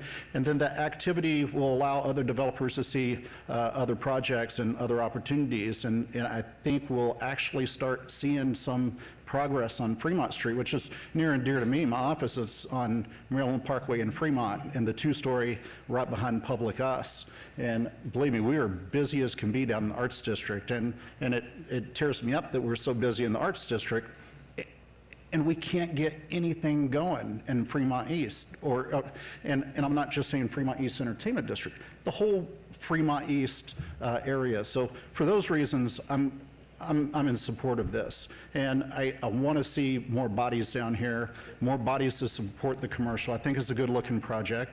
I wouldn't support it as if it keeps encroaching into the neighborhood, because that is a single-family development as you go further. But for all those reasons, I could. There is one comment, you know, that was made prior to this meeting. I want to bring it up on your landscape plan. On the 14th Street side, you have trees, but you have them pretty close up to the townhomes. And I was wondering, I know that you have also a big grade change as you head south towards 14th and Lewis. If we can go to the overhead. And the street trees along 14th Street, is there a possibility that we could take those street trees and shift them out towards the sidewalk a bit? That way some of the canopy will cover the sidewalk, as people are walking their dogs or walking through the neighborhood, they have a little bit of shade? Yeah, it's a terrific idea. I think we definitely have the room where that's one of the. Can you bring the microphone down? Yeah, that's a terrific idea. I concur with that. If we could get that canopy to give some shade for that public use on the sidewalk, that'd be great. We did a 100% increase on that buffer setback between those townhomes. We wanted them to feel more like a front yard. They actually have, and the way that we did the grades was we have stoops, so there's different levels. Each one of those townhomes is going to have a series of steps and then a private little patio. We just really wanted to have a nice representation of what was happening across the street, and each one of them is going to have a different level from that sidewalk, so I think that'll be great. So that even makes a little more reason to pull those trees out. Yeah, and I noticed that. I like how you had that little patio area, and I figured with that grade change and everything, that would probably assist. So yeah, moving those trees, it would make that project complete for me. Thank you, Commissioner. Thank you, Commissioner. Anybody else? Any other comments? Commissioner Rogan? Yep, I just agree with a lot of what Commissioner Schlattman said. I think that this is one of those projects where you have to find the balance between new development and the existing development, as the speaker mentioned, and that can be very difficult. And that's what the city's struggling with, not just in this area, but a lot in this area, a lot downtown, but we're looking even throughout our major corridors, how do we balance density with these existing neighborhoods? And it could be a lot worse. Let me tell you, the project that you've presented is beautiful. It's compatible with a walkable, transit-oriented district. We're going to have that bus line right there that can provide connections for the residents that are living there, that perhaps they won't need to use cars, even though you provide all that parking for them as well. But it also just shows some of the challenges. The 14th Street, and the challenge there is you had overhead power lines, and we can't put in those street trees that are necessary to allow that walkability. So, ma'am, when you're walking your neighborhood, you'd have that shade. And that's something that I think, not just for this project, but in projects in the future, as we can consider transit-oriented development, we're going to have to consider requiring that those utilities be placed underground, even though it's expensive and even though it's costly.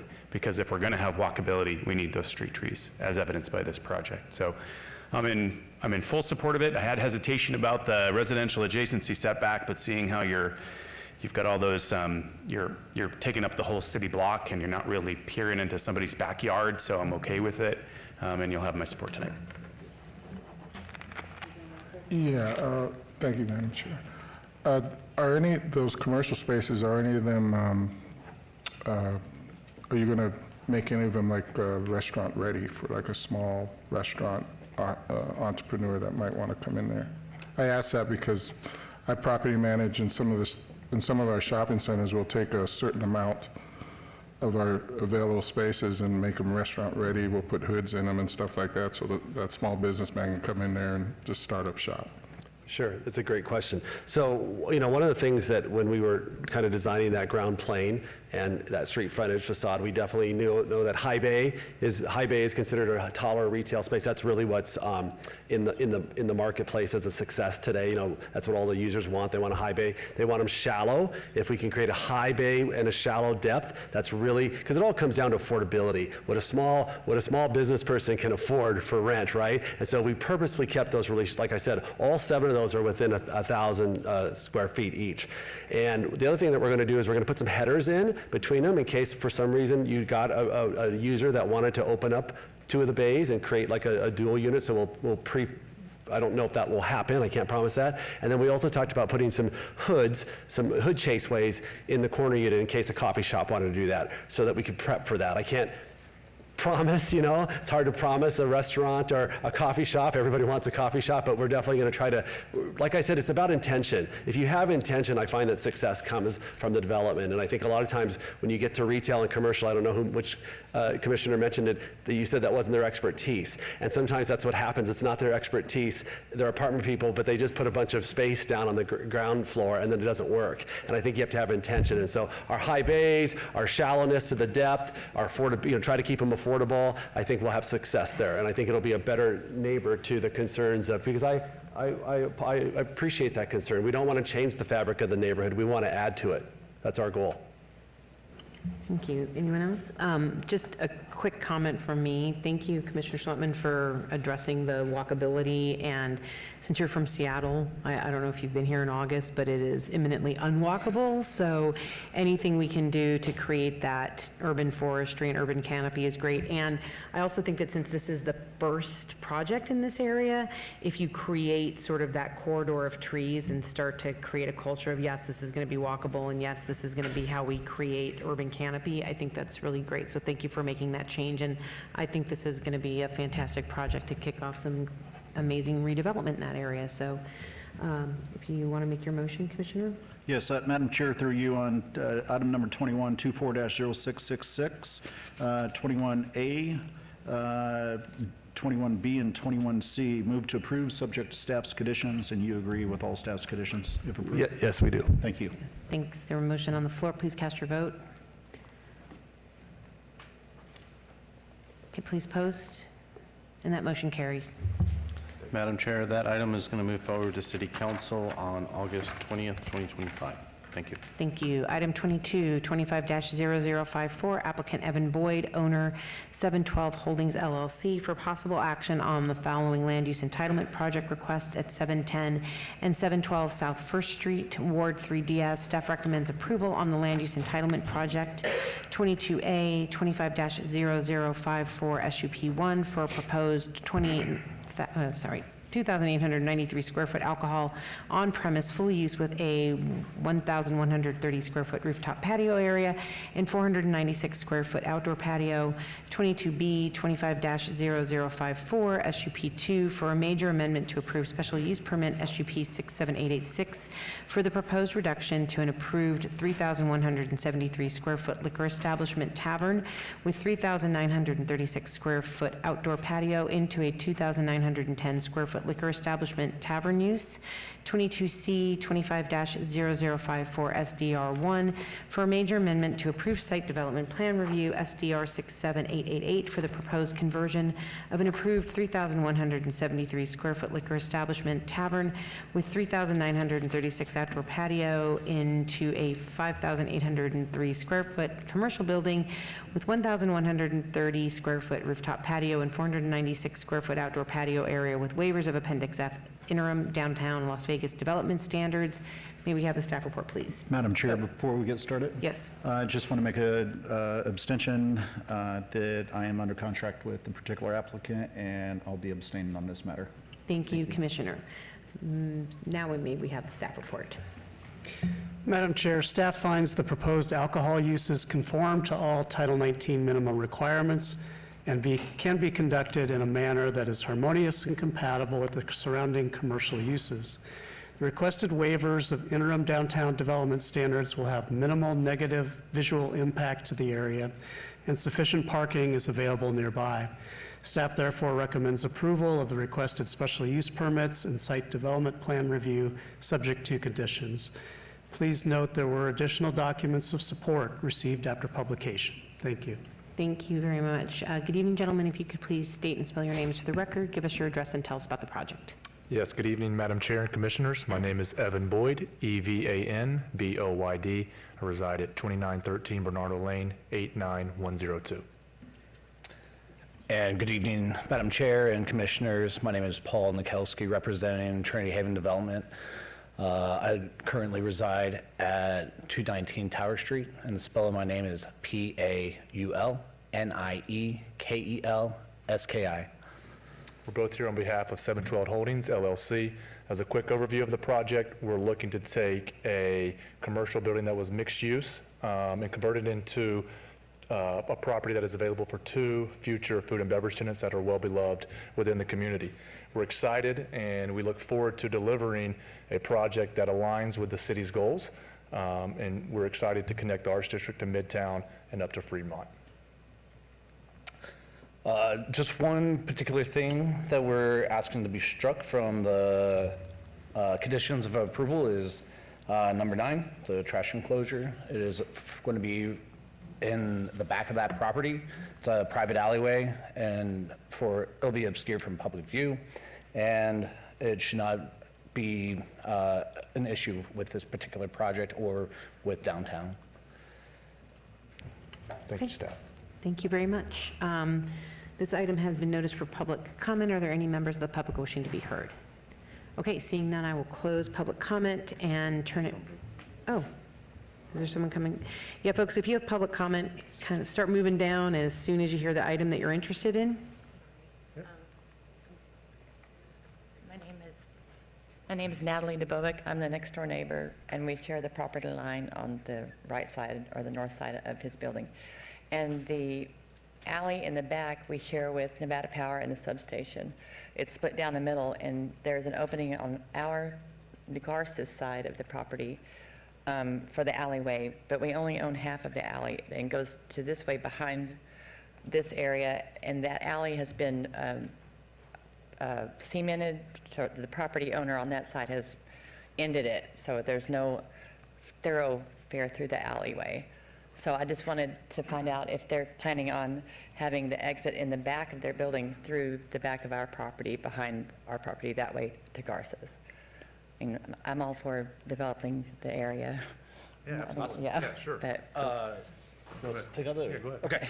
I can speak on that. Oh, Just so hold sorry. on one second. Let's just make sure there were no other public comments on this item. And ma'am, were you done? Yes. Okay, great. No. Seeing none, I will close public comment. I will invite the applicant back up, and you can address anything you heard in public comment. Perfect. So on that particular property, we've already coordinated with the property adjacent to it at 714, also the owner of 712, to our direct path for egress to the right-of-way, public right-of-way, for all safety, so it would not require us to go to the other property. So instead of exiting from the north, we'll exit from the south. Correct. Thank you. All right. With that, I will turn it back over to the commission. Does anyone have any comments on this item? All right. Make the motion if you want. Oh, okay, sure, if you want to make a motion, Commissioner Walsh. Oh, except for I just want to ask, is there anything particular that Commissioner Walsh needs to do, considering that they want to strike condition 9? In the language? No, that I guess it's at the discretion of the planning commission. The requirement is basically the aesthetic being in an enclosure, and the enclosure having a roof or a trellis roof. I guess the bigger question might be for Public Works, and I don't mean to put them on the spot, about having the appropriate access to it if it's, you made representation it's coming from 7 through 714 or going to the north? Coming from 714. 714, correct.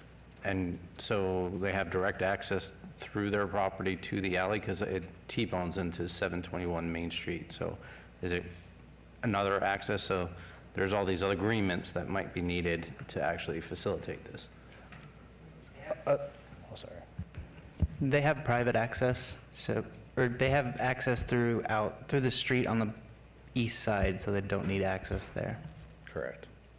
And we've coordinated with property owners and Republic Services.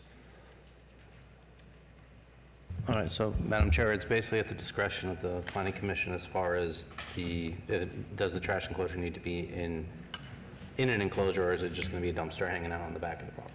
Okay, thank you. So I guess my question was not well worded. So the question is actually, what does Commissioner Walsh's motion need to include if we were to agree that condition 9 could be stricken? So if the motion is for approval and they want to strike the condition, it would be just as you kind of worded it. And Okay. just say motion for approval with the amendment to delete condition 9 of the site development plan review, which is number 22C. Yep. Got that, Commissioner? Yeah, the question is, does the clerk have it, put the amendments on it? The motion will go through to just approve item number 22, 25-0054. And that's the motion with the conditions and changes that have been. With the amendment to condition, to strike condition 9. Yes. Madam Chair, if I may, are we talking about removing the entire trash enclosure or just the trellis? The entire trash enclosure. Then I would recommend an added condition, if you're going to strike number 9, that they provide a letter from Republic Services basically stating that curbside pickup is going to be allowed at this location, since they will not have any kind of a enclosure with a gate on it. I did have that included on the last page of my application. If they do have that approval and they're comfortable with that, then we can strike condition number 9. I'm comfortable with that. So is the motion properly stated then? Yeah, with the condition, I mean, so 9 is being struck as part of the So, motion as well. and Through then you, the- Madam Chair, your motion would be a motion for approval with the deletion of condition number 9 from item 22C. Correct. Okay, there's a motion on the floor. Please cast your votes.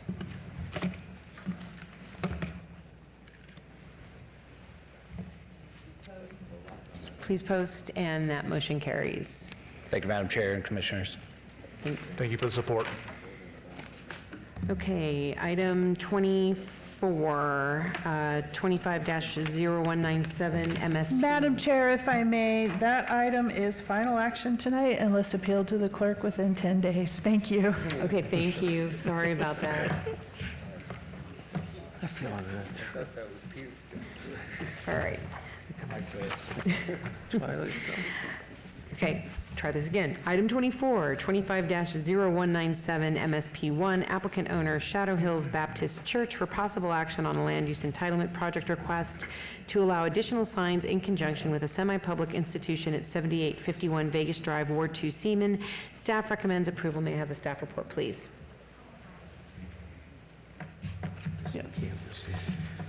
Madam Chair, staff finds the size and placement of the proposed non-illuminated signs to be appropriate for the existing development and compatible with the adjacent multifamily residential development. The site is adequately screened, and the proposed signage is not subject to Title 19 residential protection standards. Staff therefore recommends approval, subject to conditions. And please note there were additional documents of protest and support received after publication. Thank you. Thank you very much. Good evening, folks. If you could please state and spell your names for the record and give us your address and tell us about the project.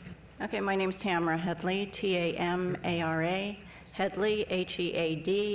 I'm the business administrator for Shadow Hills Baptist Church. And this is Brian. My name is Brian Weeks, BryanWeeks. I'm here on behalf of Growing Minds Academy Schools. Our address is 7851 Vegas Drive.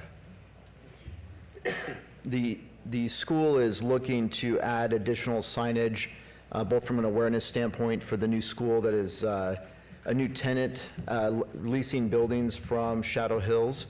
As you can see from the rendering, the school is on the back end of the property, and the school really does need additional signage both on the front of the property off of Vegas Drive, as well as the buildings for parents, students to know where they're located, and to build awareness for the school.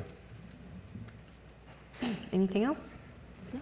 All right, thanks, folks. This item has been noticed for public hearing. Is there anyone wishing to be heard on this item? Okay, seeing none, I'm going to close public hearing and turn it over to the commission, starting with Commissioner Walsh. Thank you, Madam Chair. And through you, this is a great project. I went out to your site visit, met with you, 12 days ago. And it's a great project, and the campus is absolutely beautiful. And this, I can see the need, why you need this sign. So if there's no objections from any other fellow commissioners, I'd like to make a motion. Okay, hold on, see if anybody else has any comments? No? Okay, please make your motion, Commissioner. Okay, no other, yeah, so that the motion will be to approve item number 25-0197, MSP1, for the signage. And Chair, through you, this is Deputy City Clerk Nick Crawford. That is item 24. Okay. Item 24-20. I was reading the number, I'm sorry. I was reading the application number.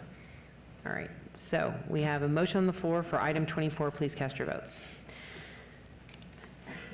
All right, please post. And that motion carries. Madam Chair, that item is final action unless appealed to the city clerk within 10 days. Thank you. Thank you. Thank you. Item 25, 25-0205, ZON1, applicant owner, Greater Evergreen Missionary Baptist Church, for possible action on land use entitlement project request from R1, single-family residential, to C1, limited commercial, located on the east side of Martin Luther King Boulevard, 900 feet south of Lake Mead Boulevard, Ward 5, Summers. Armstrong. Staff recommends approval. May I have the staff report, please? Madam Chair, the proposed C1 district conforms with the existing TOC2 general plan designation and is compatible with the zoning districts in the surrounding area. Therefore, staff is recommending approval. Thank you. Thank you. Good evening, sir. If you could please state and spell your name for the record, give us your address, and tell us about the project. Yes, my name is Andrew Nasrallah, Nasrallah. I'm with KME Architects representing Greater Evergreen Missionary Baptist Church. I appreciate staff's approval on this project, and I look forward to, I hope I can get your approval on this as well. Okay, thank you very much. This item has been noticed for public comment. Are there any members of the public wishing to be heard? Okay. Nobody else? All right. So I will go ahead and close public comment. I will turn this back over to the commission, starting with Commissioner Munford. I have no problem with the rezoning. In fact, I think it's a great idea to rezone this to commercial from residential. Got about 100,000 cars driving by there every day. So I think that'll be a good deal for you. Any other comments? Nope. Seeing none, go ahead and make your motion. All right, I'd like to make a motion for approval for item number 25, 25-0205, ZON1. I would like to make a motion for approval. Thank you, Commissioner. There's a motion on the floor. Please cast your votes. And please post. That motion carries. Madam Chair, that item will move forward to City Council on August 20th, 2025. Thank you. Thank you. Item 26, 25-0206 SUP1, applicant Progressive Living, owner 1821 East Oakey Trust, for possible action on a land use entitlement project request for a proposed community residence, including family community residence and transitional community residence use at 1821 East Oakey Boulevard, Ward 3 Diaz. Staff recommends denial. May I have the staff report, please? Madam Chair, due to an existing community residence approximately 555 feet away from the 660 feet, where 660 feet is required, staff is unable to support the requested special use permit and recommends denial. Please note additional documents of protest were received after publication. Thank you. Thank you. Good evening, sir. If you could please state and spell your name for the record, give us your address, and tell us about the project. I'm Dr. Akinyemi Akinwumiju, spelling Akinyemi, last name Akinwumiju. This is my first time appearing in such a forum like this. I'm kind of nervous, so I don't know what I'm into when I first walked in. So pardon me if I'm not well prepared because I don't know what I'm going to face. I have not done this before. So I have a clinic. I have three nurse practitioners. I have MDs that work for us.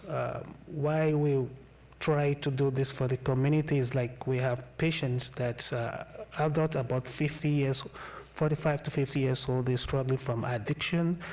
We treat them, but some they relapse fast because there's no support system for them. So we went out of our way to see what we can do to help the community. So we try to get a house that can support people, adults with suffering from alcohol and addiction that wanted to integrate back to the system.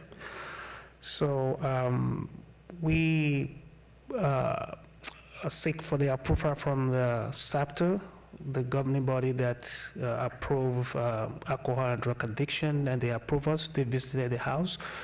But unfortunately, we don't know that there is another house that sounds like a group home closer to that building. However, our program is not a group home. is just to support people that are coming from detox, like above 50, just to support them for 3 months with the program that they comes to our clinic, and we can treat them and manage them and provide them with therapy. We have our clinic located at 2830 South Jones Boulevard, very far away. Why we chose that building is because it's closer to the core of the community. They can easily walk around because they don't have to drive. That's why we provide them with transportation to go around. And after 3 months, and we will see how they've been coping well, they are not going back to addiction, then they are free to go back to their respective home and integrate back to their community activities. So I don't have much to say, but I'm hoping to ideas how we can help our people suffering from addictions, and that's why we are trying to do from our own standpoint, from the with our own ideas, just to put things together and help people that have been seeking for help, and helping to any ideas that can help us to go into this help this program to flourish and help people in the community. Thank you very much, sir. This item has been noticed for public hearing. Are there any members of the public wishing to be heard on this? Okay, seeing none, I'm going to close public hearing, turn it back to the commission, starting with Commissioner Schlottman. Yes, thank you, Madam Chair. I appreciate you coming out and giving us a presentation tonight. And I appreciate what you're doing and working with people with addictions and helping treat these individuals. But, on the other hand, I've heard from quite a few different people from the neighborhood and a lot of the people that I represent within my ward. And the biggest issue is that we're 555 feet where 660 feet is required by code. And, we have this minimum distance separation to keep from having saturation within an area. And even though your services may be different than the services provided by a different provider within that 555 feet, if you were to cease to exist and allow somebody else to go within this space, they could put whoever they want within that area, within this community residence, for anybody who would, any of the uses that would fall within that community residence. So, so when it comes down to looking at this, I couldn't get behind it just because I can't remember any cases where I've ever supported something that didn't meet that 660-foot distance separation. But I'll see if there's any other commissioners that have any comments before I make a motion. Anyone else? No, okay, go ahead, Commissioner. All right. Due to those reasons, I hope you can find another location that would be able to work, that would meet that 660-foot distance separation, but just due to everything that I've heard from the neighbors and potentially having saturation within this neighborhood, I'm going to have to follow staff's recommendation for denial. And so, Madam Chair. Okay, thank you. There's a motion on the floor. Please cast your vote, and a yes is for denial. Let me formally make the motion. So on item 26, 25-0206 SUP1, move to deny or follow staff's recommendation for denial. Thank you, Commissioner. I just wanted to say something. I don't know. Madam Chair, can I say something before can I say something, please? Sorry, one moment. Please post, and that motion carries. Madam Chair, that is final action unless appealed to the city clerk within 10 days. I'm going to indulge him and let him make one comment. Yes, sir, go ahead.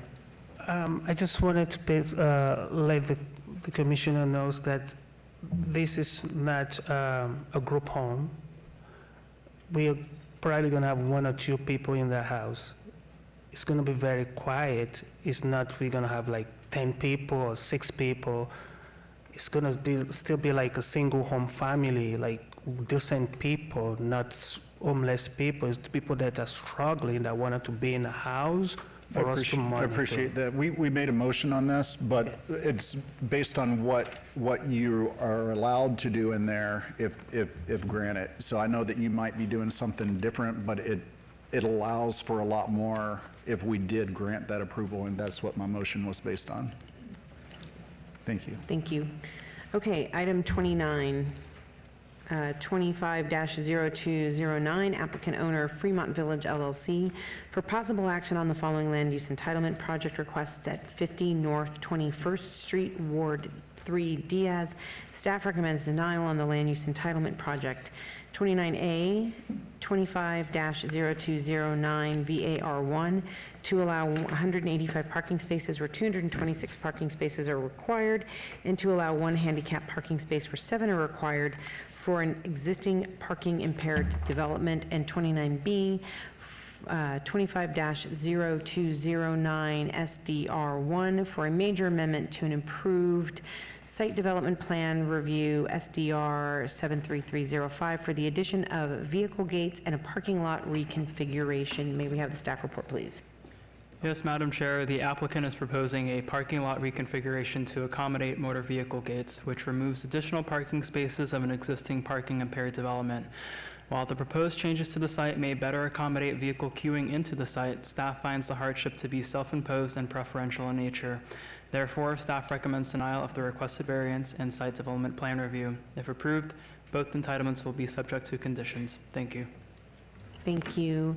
Good evening, sir. If you could please state and spell your name for the record, give us your address, and tell us about the project. Yeah, Oscar O'Keefe, O-K-E-E-F-E, 2256 Savannah River, Henderson, representing the owner and applicant. The project is a existing apartment project. It faces 21st Street. The only way to, as you know, the location, it's in dire need of gating security. In order to place these gates, we have to lose some parking spaces. The only way to come into the project is through 21st Street. So there's the entry gate and the exit gate. So we've lost 10 parking spaces in that area because of the required stacking and waiting to enter the project. So also, we've lost additional spaces to meet the fire department's turning radiuses. So, so we lost 14 total spaces with the new design implemented into the project. Probably about 3 or 4 weeks ago, the owner has gone back in there and re-asphalted the project and changed the parking arrangement from angled here to straight in. So he's gained 14 parking spaces by restriping this area. So we've lost 14 for the gates, but we gained 14 with the restriping. So, that's my argument. Okay, great. Thank you, sir. This item has been noticed for public hearing. Are there any members of the public wishing to be heard on this item? Okay, seeing none, I am going to close public hearing and turn this item back to the commission, starting with Commissioner Schlottman. Thank you. Madam Chair, through you. Can you talk to me about your, is this the old Veterans Village property? Correct. Okay. Are you still renting it out much of the same way? Correct. And I live within the neighborhood, but it doesn't have a greater or lesser effect on me, whatever you're doing here, so I'll be voting on this matter.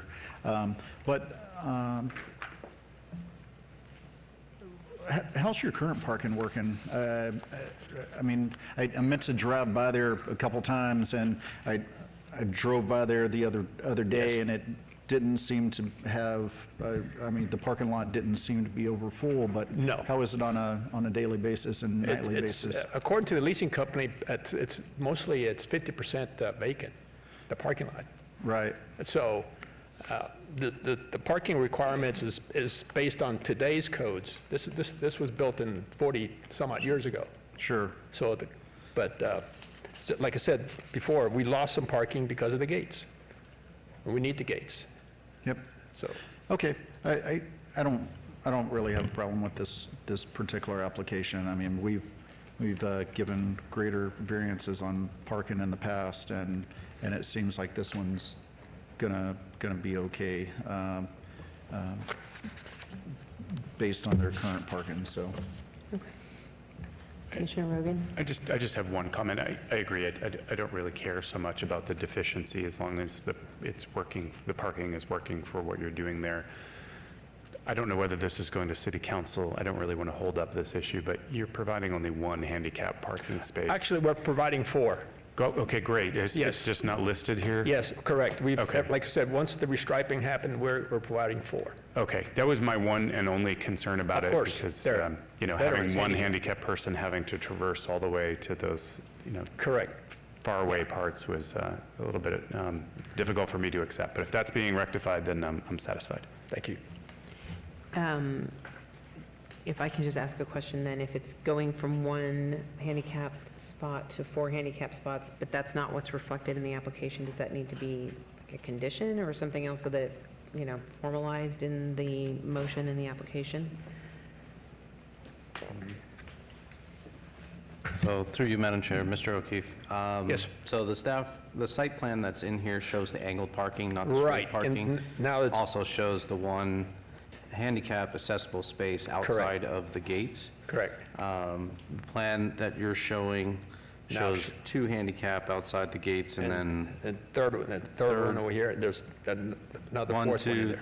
3, not, is there a 4th one? There's going to be a 4th one in there. I've noticed that we can slide some things around in this direction and create another 4th one. So this is slated to be final action, so there is no in-between city council time. So if there is actually a revised plan, the number of parking needs to still stay at what this is advertised as. Okay. If it dips below it, then a new variance is going to be required. So I would say at an abundance of caution, if you have a revised plan, that should be submitted to staff. We should be updating this, and then we should be seeing you in 30 days. Correct. So I would say at abundance of caution, you probably would want to obey the item so you can get your revised plans to staff, and so that the commission is voting on exactly what you're representing versus the supporting documents that don't show what you're presenting right now. I will make it happen, yeah. Madam Chair, Yes. I'd like to make a motion to hold item number 29A and B in advance for 30 days, and that would be to the August 12th Planning Commission hearing. Thank you very much. There is a motion on the floor. Please cast your votes. Okay, please post. And that motion carries. Thank you. Thank you. Okay, item 30, 25-0219, SDR1, applicant 1150 West Owens Avenue LLC, owner City of Las Vegas, for possible action on a land use entitlement project request for a proposed one-story, 4,198 square foot office building development with waivers of perimeter landscape buffer requirements at the northeast corner of Owens Avenue and J Street, Ward 5, Summers Armstrong. Staff recommends approval. May we have the staff report, please? Yes, Madam Chair, the proposed development repurposes vacant land with an infill commercial office development that could service the surrounding neighborhood within a walking distance to residents. The proposed development also meets the size and scale of infill development goals within the West Las Vegas Plan area and the redevelopment plan for Area 1. Therefore, staff finds the proposed development is appropriate and recommends approval of the site development plan review, subject to conditions. Thank you. Thank you very much. Good evening, gentlemen. If you could please state and spell your names for the record, give us your address, and tell us about the project. Andrew Nasrallah, Nasrallah, 5195 South Durango, Suite 103. And Eric Gross, Gross, 5195 South Durango Drive, Suite 103. This is a one-story, 18-foot tall office development of approximately 4,198 square feet with 2 tenant spaces. One of the tenants is Some New Marketing, who's here today. And we're really excited about this project for community development. So. The biggest thing that we actually have to discuss is item 16 from the staff recommendations. We previously had this project to this planning commission 3 years ago, and it was approved with different conditions. Due to funding concerns, the project did not move forward at the time. It is ready to move forward again with some modifications to the plan. The staff recommendation reads that the gates need to remain open during business hours. The previous application, the recommendation was only if there was traffic-generated problems would the city traffic engineer ask that the gates remain open during business hours. With the fact that this is the main tenant of this space is a female-owned business with a lot of young interns, there is some security concerns with the parking lot being open at all times. We do have it to where there is sufficient space for vehicles to drive up to the gate and be able to access the gate. We are also asking that the property owner provides a remote device that would open that gate to the tenants, so that way they would be able to open that gate prior to actually driving up to that drive aisle. So we are asking to amend that particular condition to the previous conditions that would allow the gate to remain closed unless traffic-related problems occurred on J Street per the city engineer. Through you, Madam Mayor, if you have that written out, can you hand that to Public Works so they can review that condition? And through you, Chair, we have this condition to avoid queuing in public right-of-way for the most part. There is enough space for them to park there, so we could review that condition before City Council. Never mind, we can't do that. This item's not slated to go to City Council as of right now. Okay.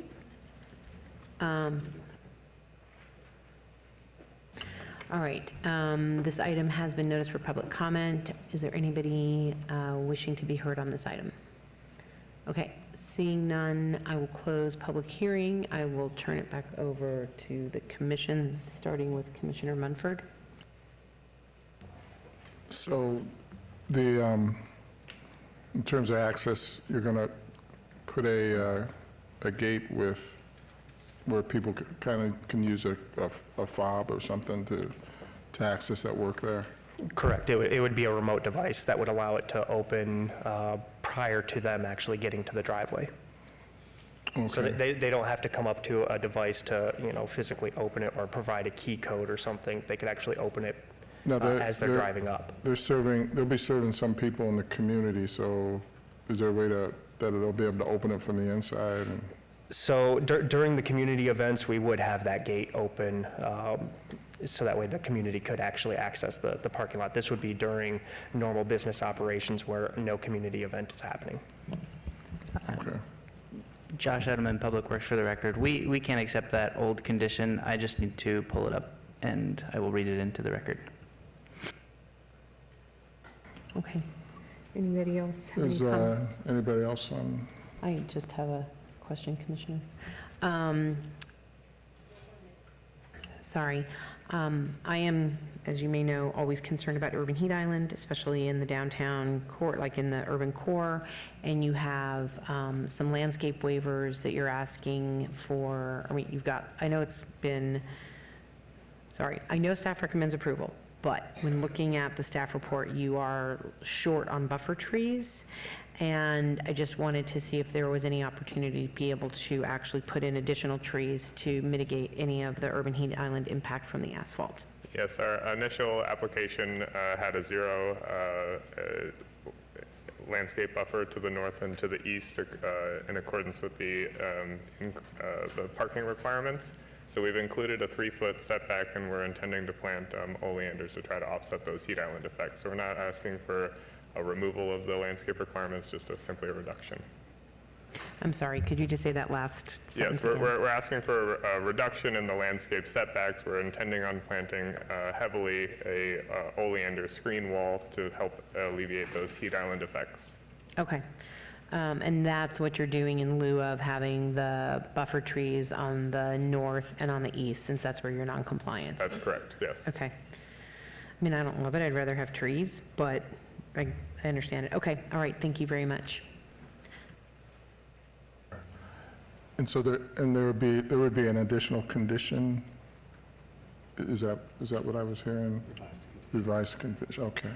So I would like to motion for this approval, subject to, Yeah. okay. So the revised condition would be to replace condition 13? 16. To replace condition 16 with a condition as follows. If there are any traffic-generated problems with the proposed gated entry accessing the site from J Street, the city traffic engineer may require the gate to be open during business hours. Any deviations to width, ingress, egress radii, or throat depth beyond what is shown on the approved site plan may require separate approval from the city traffic engineer. Okay. So you okay with that? Yes. All right, I'd like to make a motion for approval, subject to revised conditions, with all added conditions read into the record. That's for item 30, that's right, 25-0219, SDR1. Thank you. There is a motion on the floor. Please cast your votes.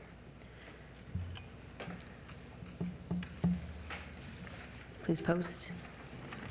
And that motion carries. Madam Chair, that item is final action unless appealed to the city clerk within 10 days. Thank you. Thank you. Item 31, 25-0222, applicant owner Julio Cesar Angelo Diaz et al. For possible action on the following land use entitlement project requests at the west side of Bradley Road, approximately 170 feet south of Alexander Road, Ward 5, Summers Armstrong.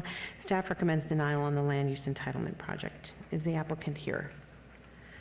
All right, not seeing the applicant, we'll go ahead and trail this. Item 32, 25-0224, VAR1, applicant owner Juan Ramirez Sierra for possible action on a land use entitlement project request to allow 2 existing residential accessory structures, storage sheds that do not conform to Title 19.06 development standards for aesthetic compatibility, separation from the main building and setbacks at 420 Carlin Avenue, Ward 3 Diaz. Staff recommends denial. May we have the staff report, please? Yes, Madam Chair, the requested variance is the result of an open code enforcement case which cited residential accessory structures constructed without a building permit. No evidence of a unique or extraordinary circumstance related to the physical characteristics of the property have been presented to warrant the requested variance. As such, the hardship is self-imposed and therefore staff recommends denial of this variance request. If approved, it will be subject to conditions. Please note additional letters of protest were received after publication. Thank you. Thank you. Good evening, sir. If you could please state and spell your name for the record, give us your address and tell us about the project. Good evening. My name is Juan Ramirez Sierra, Juan Ramirez Sierra. I'm the homeowner of the 420 Carlin Avenue. About this shed, I have a family of 5. Well, I live with my mom. We have a lot of stuff that has been piling up in the garage. So I was unaware that I couldn't either purchase or build a storage in my backyard due to me seeing it in places like Home Depot and Costco. So when I built the storage shed in my backyard, I was unaware about any coding or zoning infractions until it was brought to my attention by a state inspector. While also inspecting it, he did tell me that I could apply for a variance due to it not having any electrical or HVAC, anything to do with it.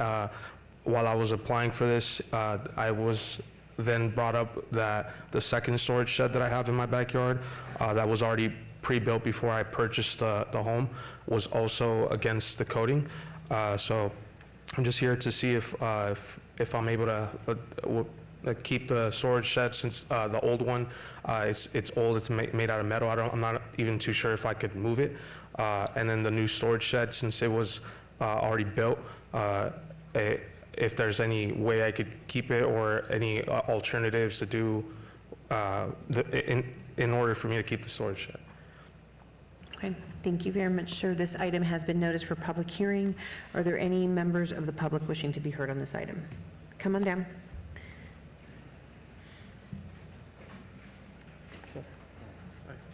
Please state and spell your name for the record and give us your address. My name is P-E-G-G-Y, Peggy. Last name C-O-L-E-M-A-N. The reason I'm here, I think I'm his neighbor. I live behind him. You 420 Carlin? I'm 420 Barlow Lane. Please do not let him put any more storage sheds there. Because a lot of times in the neighborhood where we live, they're not using them to store their personal items. They're using them as businesses and other things. So I oppose his request to put store, and the neighborhood is already in bad shape. So you don't need this extra junk in your backyard, is what I'm saying. Okay. Thank you very much. Thank you very much, ma'am. Anybody else wishing to be heard on this item? Okay, seeing no one else, I'll go ahead and close public comment. Can I And- respond Oh, to that? sorry, yes, go ahead. Sorry. Yeah, thank you. I don't know if there's like any way you guys could show like a condition that it's clearly used for storage shed. There's not, she brought up the fact of being able to use it for business or maybe living or whatever the case may be. Most storage sheds, you'll see that don't have anything electrical, no lights, no nothing inside, no heating or for it to be able to be used as a business. And like I said, if you guys want to, I could provide maybe pictures of what I have inside to show that everything inside is all storage items for myself, like boxes of clothing. The other storage has stuff, because I have a pool in the area. That's where I store all the pool items that I have to clean and stuff like that. Like I have kids in the house, so there's toys and stuff like that we store. But I don't know if that is the reason why. I totally understand and respect where she's coming from, but in my situation, I really am just using it for storage shed. And like I said, I could provide pictures, or you guys could send another inspector to see the type of storage shed it is, and it won't be able to hold up any business or living situation for anyone. Okay, thank you, sir. Now I will turn it back to the commission, starting with Commissioner Schlottman. Yes, thank you, Madam Chair, and thank you for coming out, and appreciate the neighbors' comments. The problem isn't with the metal shed, because that's over on this side, and I don't know which side. It's not on it's on the side of your house with the where you have a neighbor. So, yeah. But that one's fairly low, and if you're looking at it from the street, you really can't see that. But this one that was constructed in the corner side yard setback that fronts on the street, it's not compatible with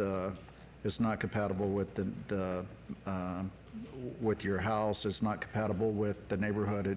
A lot of times I'll look at drive the neighborhood or look at Google Maps to see if there's any other like storage sheds and the neighbor's houses and corner yard setbacks, and there really isn't. So I know your neighbor has one. Yeah, I was gonna bring that that's a little bit tall, and we might be seeing that one here at some point in the future. But I don't have a problem with the one that's small, that's metal, that you can't hardly see from the street because your fence obstructs it from the front, but the one on the side, I just can't get behind that.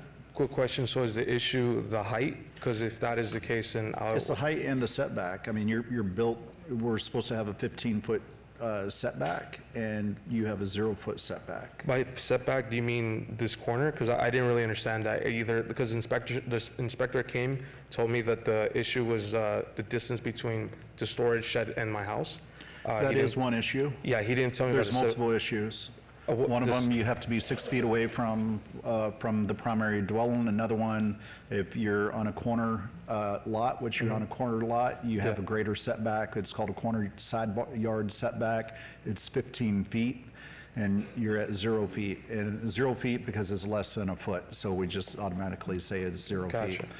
I mean, if you're at a different part on your property where you met the setbacks and you're aesthetically compatible with your house, that would be a different story. But, I mean, it sticks up higher than the fence, is right on the fence. We just seen one of these last couple of months, and we made a motion to deny, and he finally ended up, you know, deciding to not build right there because we just weren't going to approve it. And I can't approve something that's a 0-foot side yard setback either. So, quick question, I know you can see like the overview of my house, that area, you're saying any storage shed, no matter the height, isn't allowed there since it's not 15 feet away from the street? Is that what you're saying? That's correct. Okay, so there's no condition or possibility to be able to move it anywhere else since it needs to be 15 feet from that street side view, right? Yeah, I mean, you could, that is correct. Is that correct, Director? It doesn't matter if it's in the corner, or are you saying it's 15 feet because of the side of the wall for the street? If I could have you, Mr. Lowenstein. Through you, Madam Chair. The corner side setback runs the entire length of the property adjacent to the roadway, so it's 15 feet from that property line into the property. Oh, okay. Okay, yeah, sorry. It's just that when I was about to buy the storage shed and the people that helped build it, they told me that they wouldn't be an issue since it's just a storage shed. And I understand the height now that you explained it to me. So that's why I was trying to find alternatives to try to make this work and keep the shed, because it's definitely needed for me. But if you're saying it's not possible at all on that side of the wall, the only issue would just be that storage shed then? You're saying I'd have to take that down, but the other one I'd get a keep, or how does this work? I don't know about the rest of the commissioners, but my comment was that I would allow you to keep the one on the opposite side of your house, which I think is the south side of your house. Yeah. Because when I look at photos from the street, I really can't even see it because it's so low. So you're not really creating a nuisance for people to look at on that south side of your house. But sorry. Everybody that drives down the street can see this. It doesn't have a pitched roof like the rest of your house. It's not stucco like the rest of your house. It's not harmonious, not compatible. It doesn't look the same as the rest of your house. And it kind of sticks out as a sore thing. I forgot to mention that I also got signatures from my neighbors in around the house to see if there was any issue with me having a storage shed. I'm not too sure if you... Well, that's fine, but you had a neighbor that showed up here that was opposed to it as well, that's directly behind you.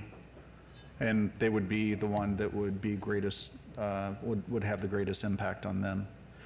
But I can appreciate what you're doing and not understanding the code, and I can understand salespeople that are just trying to make a buck by telling you that you can put something in your backyard that doesn't fit. If you can find a way to meet with staff and find some way where this could go in your backyard and you can move it to a different location that meets code, then you could keep it. But just, I wouldn't be able to get behind it right here because I would be approving the only one in a corner yard setback within that neighborhood that I know of. So.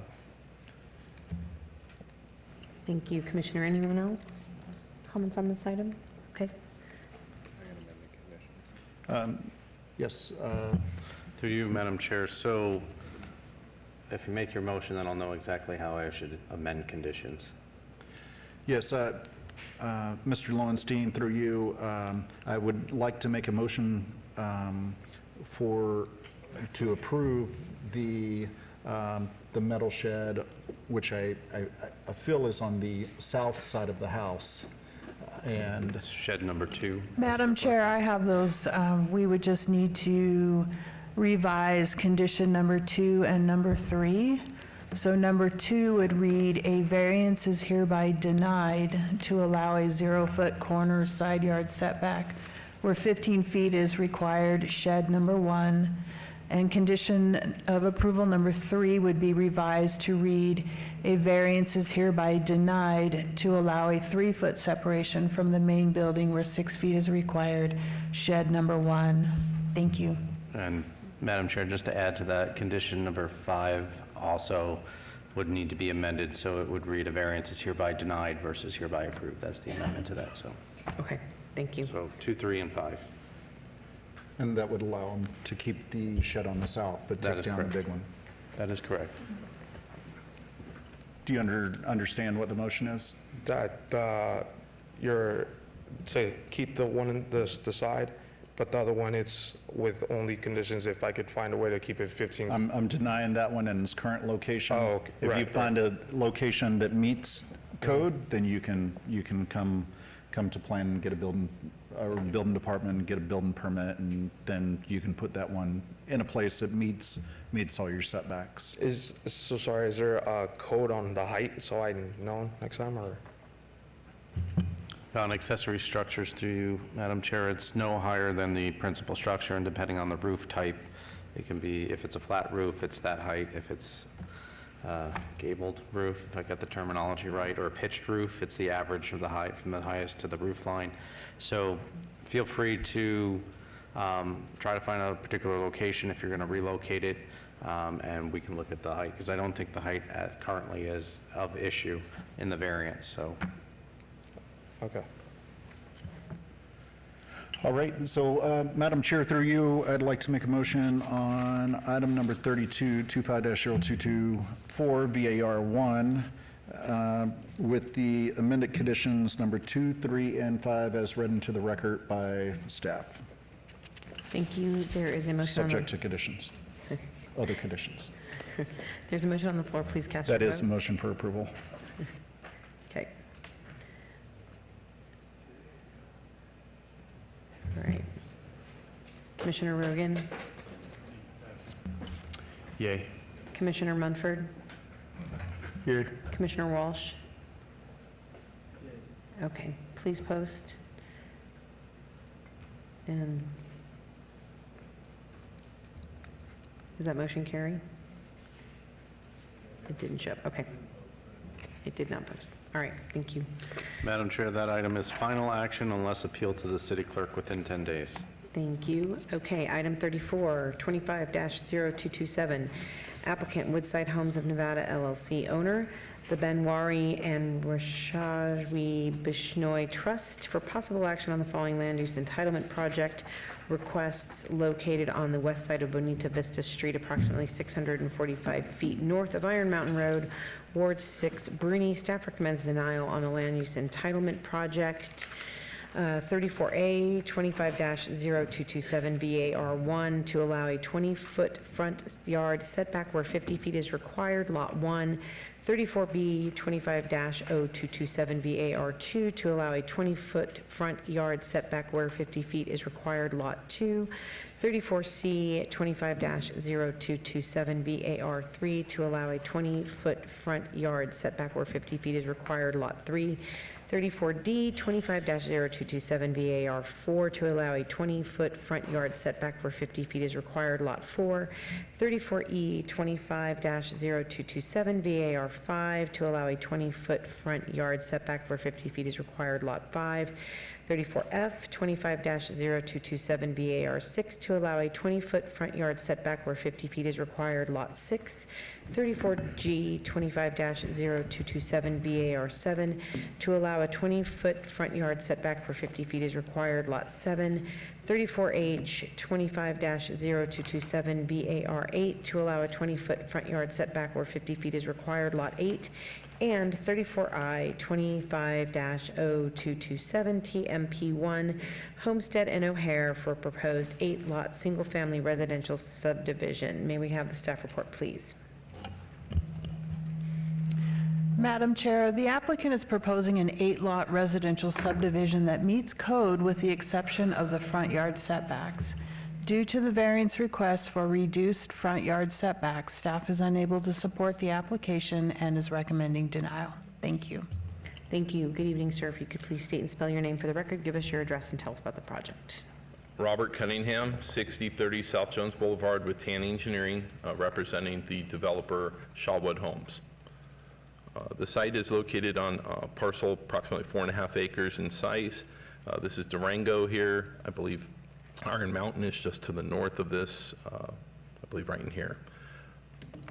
What we're asking to do, as staff just indicated, is an 8-lot residential subdivision with one public through street here.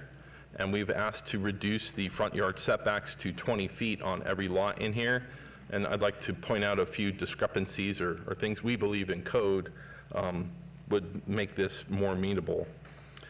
Specifically in development code under the RE zoning district, if this were classified as a private street instead of a public street, the front setback changes from 50 feet to 30 feet without doing anything at all different. It just changes and reduces by 20 feet. Then subsequent to that, it says that if you're on a cul-de-sac on a private street, you can actually reduce the front yard setback to 20 feet on the cul-de-sac portions of the lots. The reason why we're asking for the front yard setback is that the developer, Shawwood Homes, is proposing 4 large homes for this development. They range in size from 4,300 to about 6,000 square feet. All the homes, the primary homes, are single-story. They have detached casitas that are optional, also detached RV garages with loft options in them that are 1 and 2 stories on those loft options. What they're asking to do here is to be able to have portions of their homes which are very wide, some are 80 feet in width and greater, and have undulating front facades, as you can see here. This is set back almost 40 feet. This is at 20. The entrance is another 40 feet, and this is about 30 feet over here. Their homes vary in front facades, and having the reduced setback to 20 feet would allow the closest portion to be at 20 feet, but then other portions of the home would be backwards of 30 feet, some even greater than that of 40.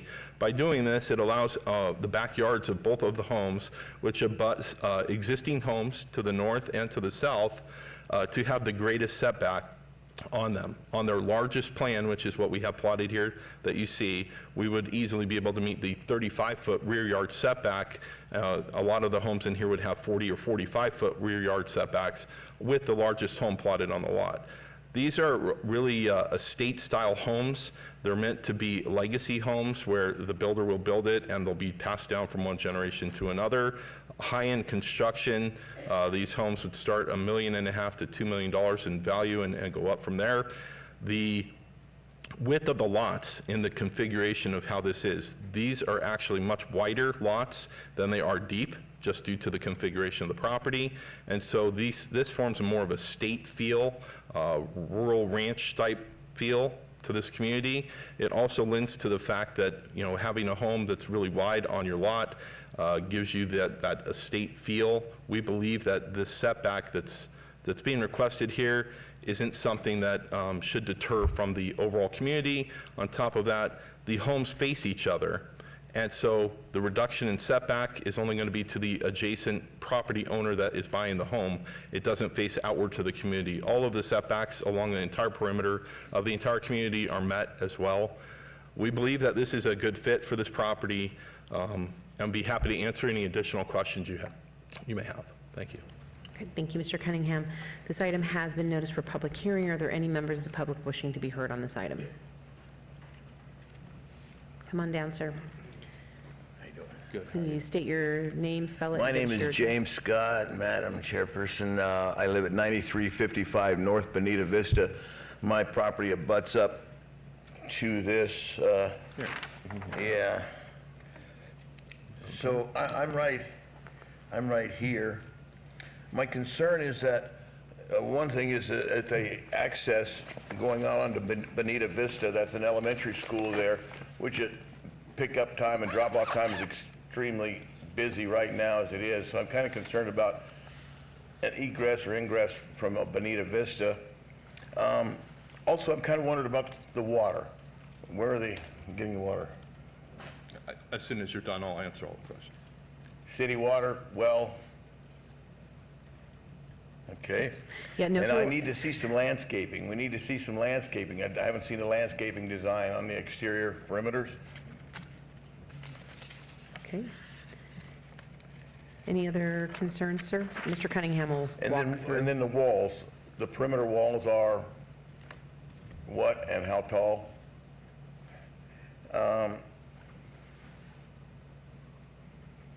And then he answered the question about single-story homes. So those are my concerns at this point. Okay. Thank you. Thank you very much, sir. Anybody else wishing to be heard on this item? Okay, seeing none, I will close public comment and ask the applicant to provide any response. Absolutely. At your, I had spoken to the planning commissioner, before this. I went out and talked to the neighbors in the past few days because of the 4th of July holiday. It was a little challenging, but I was able to actually reach out and talk to the direct adjacent property owners in the past couple days. The one that lives in the home directly to the north, the one that lives directly to the south, and the one that lives in this home over here to the south as well. I talked to them specifically about what he had asked questions on. One was the access all the way through the site. There currently is a drainage pattern that goes through the entire property from west to east. There's about 30 CFS of flow that go through here. There's currently a storm drain system and a head wall that picks up that flow and puts it into a storm drain system that conveys it around the school site. Having the street in a public street that runs through this allows that water to drain right through the site, and if needed, we could actually extend a storm drain system up the street to help convey it. When we do a drainage study, if this does get approved, we would absolutely show that. That helps with that pattern as well.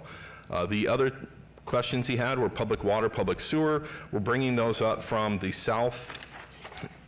The public water and sewer systems exist just to the south in the street here. I believe this is, I'm trying to remember the name of the street. Right here, 600 feet, Iron Mountain. Yeah, 600 feet to the south right here. It would be brought up here. Public water and sewer is required because of the drought requirements. We have to bring in public water.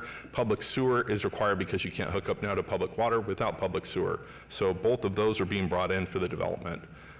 And the walls he asked about, we'll be building CME walls along the north and the south property lines. Anywhere from 6 to 8 feet in height is what's proposed per our cross sections. We plan to build walls in between all the homes, a block wall, and on the end caps of the subdivision, we'll just build them to cover the backyards up and then have the front yard landscaping and those areas open to the street. Oh, there was a question on landscape before I forget.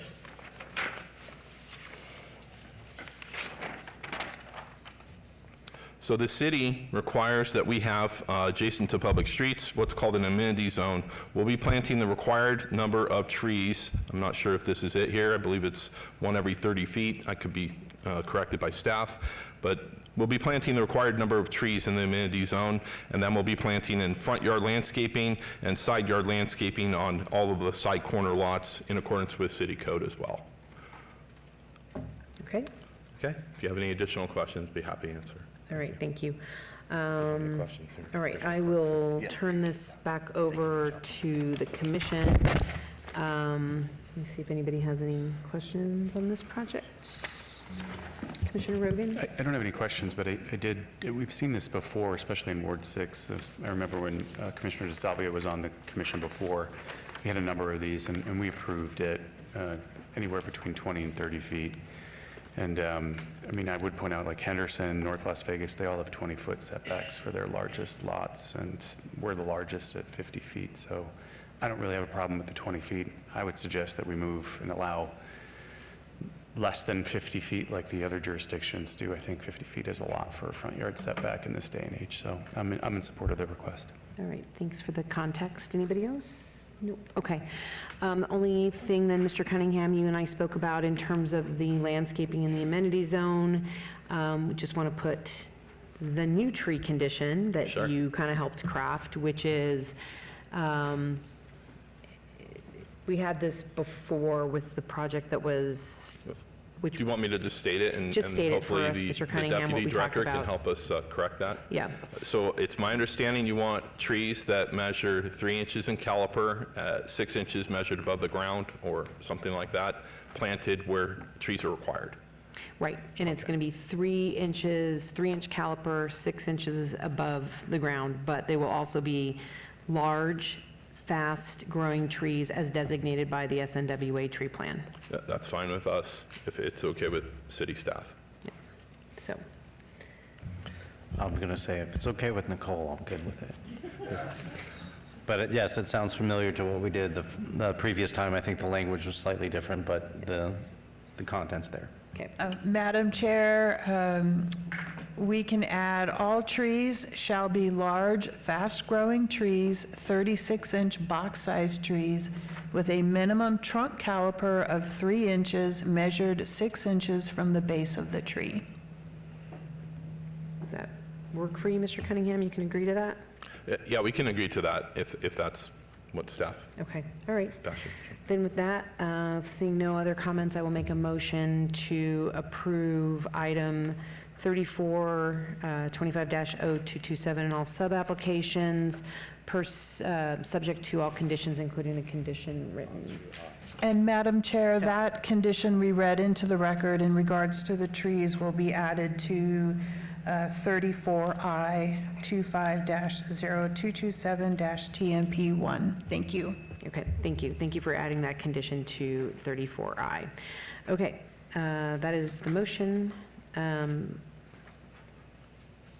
We can get the motion put up. Motion to approve. Oh, you're having difficulty. Should we just do it verbal? Okay, great. We can just call roll then for the vote, starting with Commissioner DeSalvio. Yes. Commissioner Walsh. Yes. Commissioner Schlottman. Yes. I'm an aye. Commissioner Kasama. Yes. Commissioner Rogan. Aye. Commissioner Munford. Yes. Okay, that motion carries. Madam Chair, that item will move forward to City Council at the August 20th, 2025 City Council meeting. Thank you. Thank you. Okay, item 35, Clark County, 25-0229, applicant Clark County School District, owner School Board of Trustees, for possible action on the following land use entitlement project requests at 1900 J Street, Ward 5, Summers Armstrong. Staff recommends approval on the land use entitlement project. 35A 25-0229 SDR1 for a proposed 2-story, 79,342 square foot primary school development. 35B 25-0229 MSP1 for proposed signage in conjunction with a public institution school. May we have the staff report, please? Madam Chair, the proposed development is appropriate for this site and neighborhood, and the school design is sensitive to adjacent residential development. Minor deviations from Title 19 standards are primarily due to site size limitations and are not the result of overbuilding the site. Staff therefore recommends approval of the site development plan review with conditions. The proposed master sign plan provides a unified sign design for the school, is compatible with adjacent residential development, and conforms to residential protection standards. Therefore, staff recommends approval subject to conditions. Thank you. Good evening, folks. If you could please state and spell your names for the record and give us your address and tell us about the project. Good evening, Chris Dingle, D-I-N-G-E-L-L. I'm with the Clark County School District. This is the replacement of Matt Kelly Elementary. We're very excited about this project. I'm going to turn it over to our architect. He's going to go over the plans and some of the history, and I'll be here to answer any questions. Hi, my name is Eric Gross, G-R-O-S-S, 5195 South Durango Drive, Suite 103.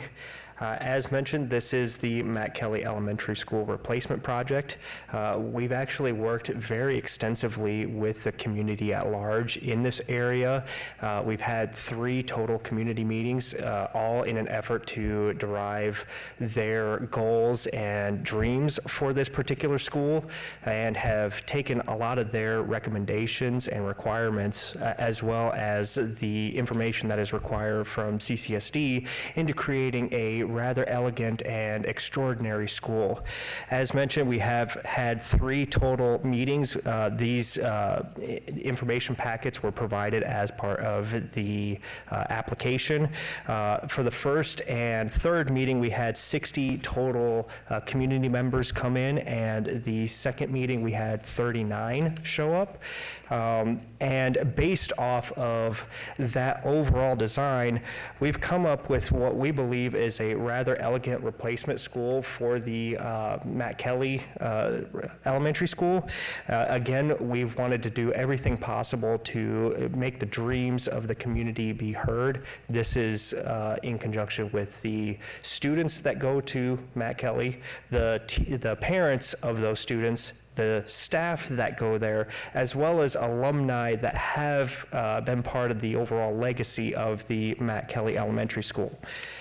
With that, we've, as mentioned as part of the staff recommendations, we had a very limited site.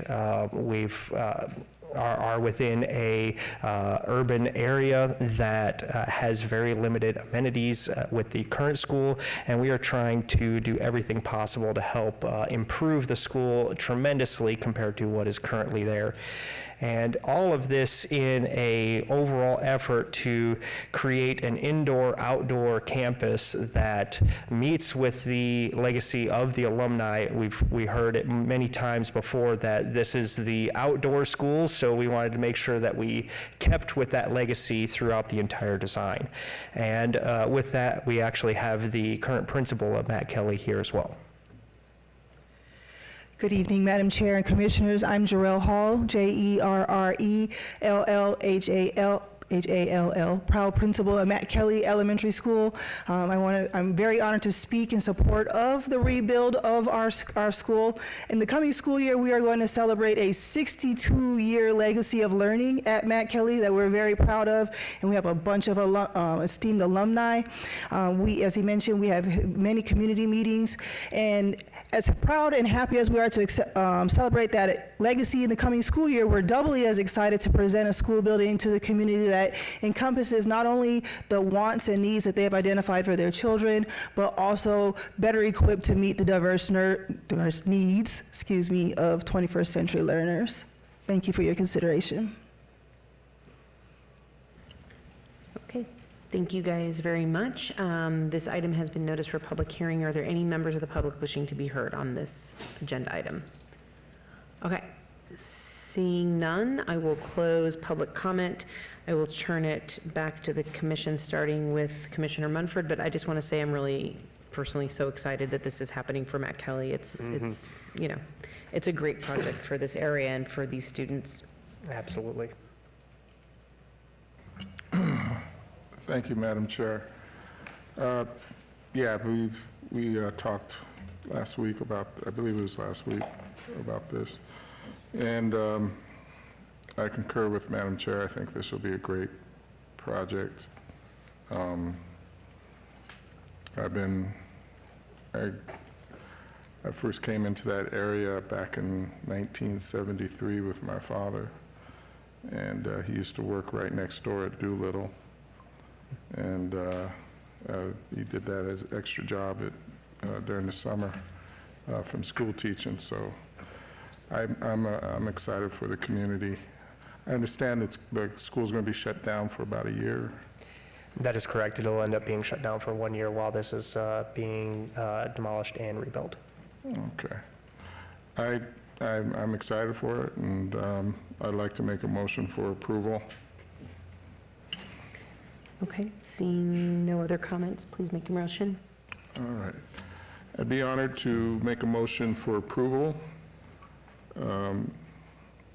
25-0225. I'd like to make a motion for approval.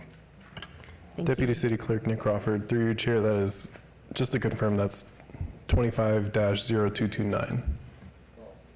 And all children items. Yes. I'm sorry, say that again? Just to confirm, that's a motion to approve case number 25-0229 and all children items? I'm sorry, yes. 25A and 35A and 35B. Thank you. Okay, there is a motion on the floor for approval of item number 35. Please cast your votes. Or are we still having technical difficulties? Okay. I'm not seeing it yet. Oh, weird. Okay, I see it spinning over here, but I'm not seeing where I can cast votes. I mean, just do verbal? Okay. We'll start with Commissioner DeSalvio. Yay. Commissioner Walsh. Yay. Commissioner Schlottman. Yay. Very happy to say yay. Commissioner Taylor. Commissioner Kasama. Yay. Commissioner Rogan. Yes. Commissioner Runford. Yes. Okay, that motion carries. Congratulations, and thanks for all the work for Matt Kelly. And what's the next step? Thank you. And Madam Chair, that item tonight is final action unless approved to the city clerk within 10 days. Thank you. Thank you very much. Item 36, applicant, 25-0233, applicant Richmond American Homes of Nevada, Inc., owner Khushro Rohani Family Trust, for possible action on the following land use entitlement project requests at the southwest corner of Log Cabin Way and Alpine Ridgeway, Ward 6, Bruni. Staff recommends approval on 25-0233 GPA and ZON1. Staff recommends denial on 25-0233 VAR1, VAC1, and TMP1. 36A 25-0233 GPA1 from PCD Planned Community Development to ML Medium Low Density Residential. 36B 25-0233 ZON1 from U Undeveloped PCD Planned Community Development, General Plan Designation to RCL Residential Compact Lot. 36C 25-0233 VAR1 to allow a non-gated private street that does not conform to Title 19.04 development standards for street termini. 36D 25-0233 BAC1 petition to vacate U.S. government patent easements, and 36E 25-0233 TMP1 Mayfair Meadows for proposed 37-lot single-family residential subdivision. May we have the staff report, please? Yes, Madam Chair, regarding the general plan amendment and rezoning, the subject site is located within the Kyle Canyon Neighborhood Planning Area, which is one of the few remaining locations within the city of large undeveloped parcels.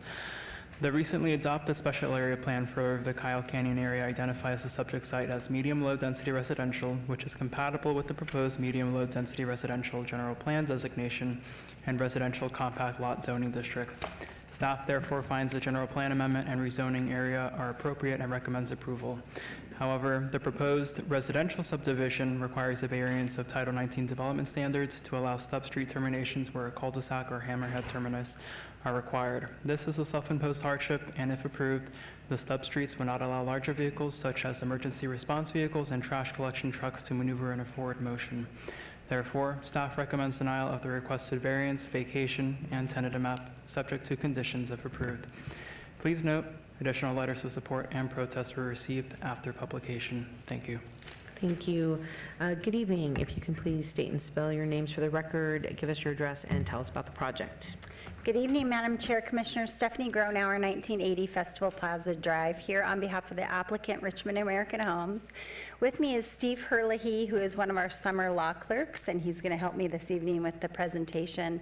He's currently attending University of Colorado at Boulder, and he'll be in his third year of law school next year. So this is his introduction to zoning tonight. So I'll start, and then I'll turn it over to Steve.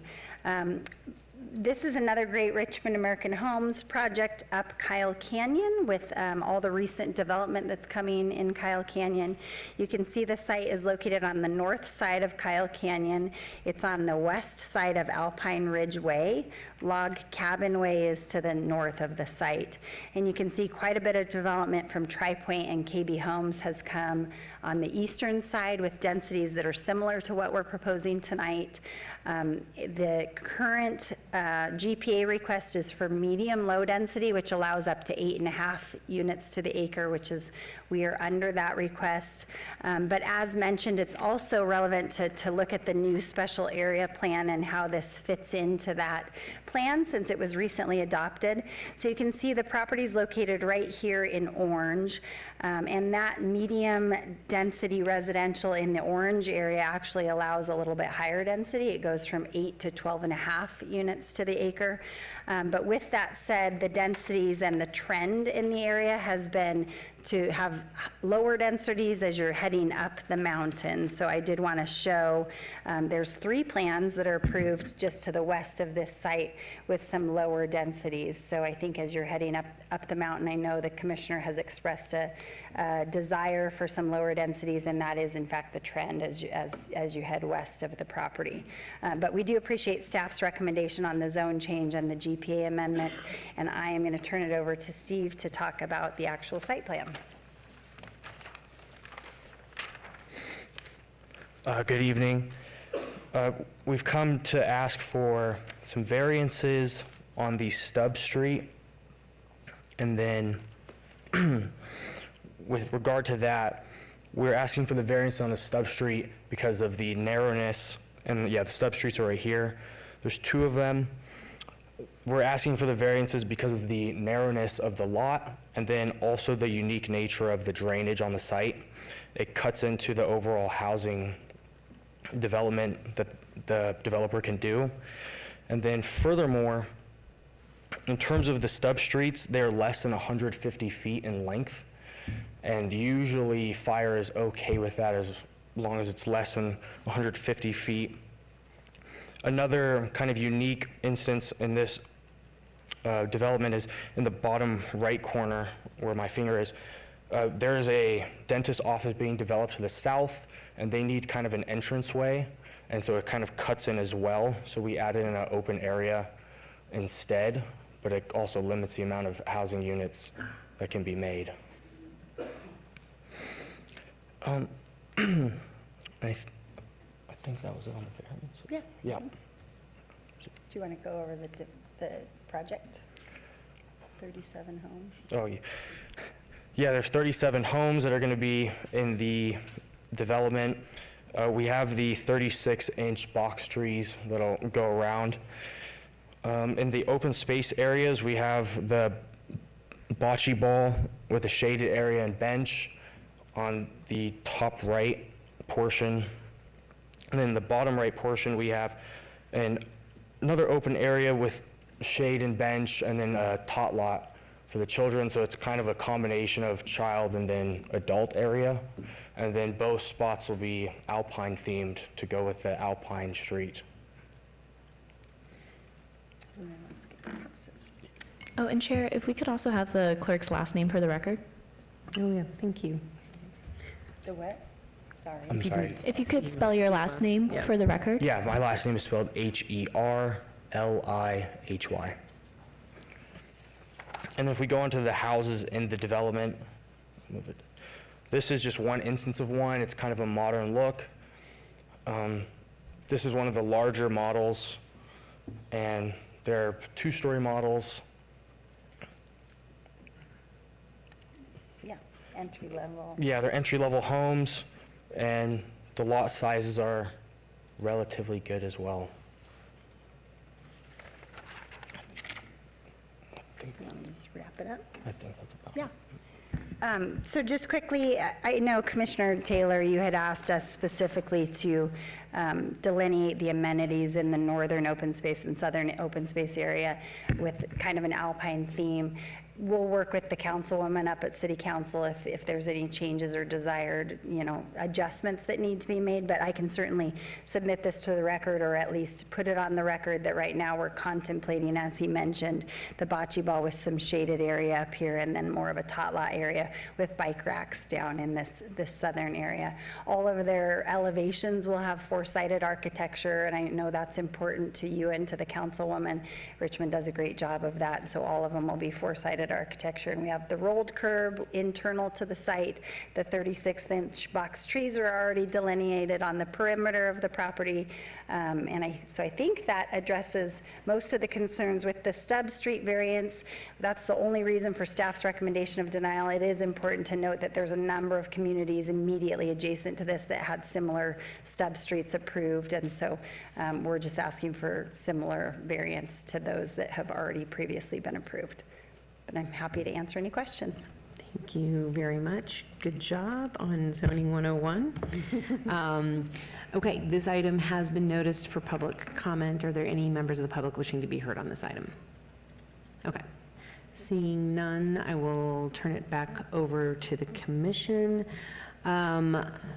As always, thank you for working with us on trying to bring a nice neighborhood into development up Kyle Canyon Road as opposed to just a subdivision with buildings.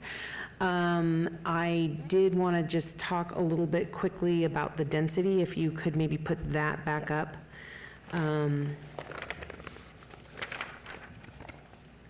So again, just to sort of look at holistically, we've worked with your clients across a number of builders to sort of make sure we have,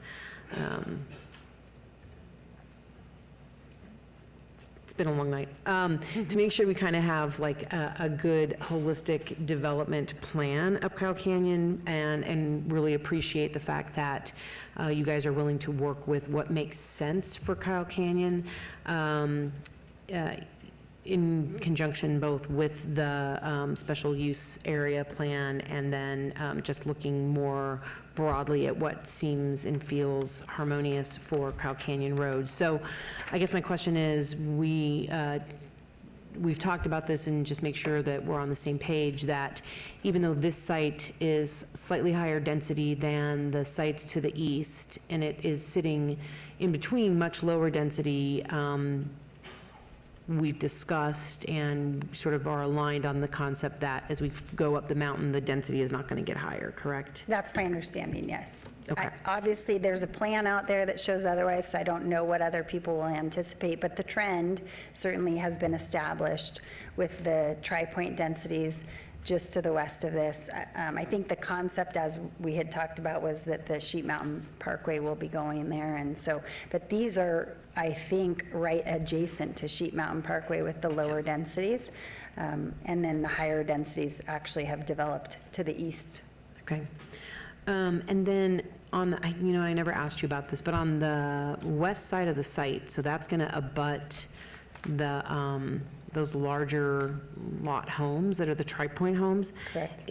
Is there any type of buffering between the sites, or especially because those are going to potentially be 2-story homes, and the tri-points I think are 1-story maybe? So we'll have, are you talking about buffer to the Sheep Mountain Parkway or buffer to our site? Buffer to your site. So buffer between the previously entitled 3.5 to the acre tri-point and then your homes. No, there's no buffer. There's a significant elevation change west to east, though. So if they have 1-story homes, they'll still be higher than our site. Okay. So there's about a 15-foot drop from west to east just on this narrow little parcel. Their land from Sheep Mountain Parkway to our site, I'm sure, drops significantly up on the mountain. So if they have 1-story homes, they're not going to be seeing ours. Ours will be below them. Okay. But on this western edge of our property, these are rear yards, and they are pretty long lots, so you'll have rear yards up adjacent to the tri-point plan. I don't know exactly the layout of that plan, but yeah, to the west of us, they'll be adjacent to us and higher than us. Okay. And then just, again, thanks for working with the Ward 6 team on amenities, and we really appreciate you bringing some green space into all of the communities that you've brought forward on with us. Of course. Up Kyle Canyon Road, and I know that Angela always has great ideas, and so I know that we've got a concept for the green space, but we'll let you work with the councilwoman to finalize that before we get to city council. So, and then the last thing that we always ask for is their 20-foot driveways, correct? Correct, yes. Okay. They're all paver driveways and 20-foot minimum. Okay, great. Thank you again for the work on this. I don't have any other questions. Anyone else? Nope. Okay. With that, then I will. Good job, Steve. Thank you. Okay.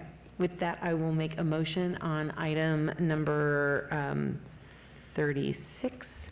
Motion for approval on item 36, which is 25-0233 and all of its sub-applications A through E, subject to all conditions. And you agree to all conditions? Yes, thank you. Great, thank you. There's a motion on the floor. Please cast your vote. Commissioner Walsh?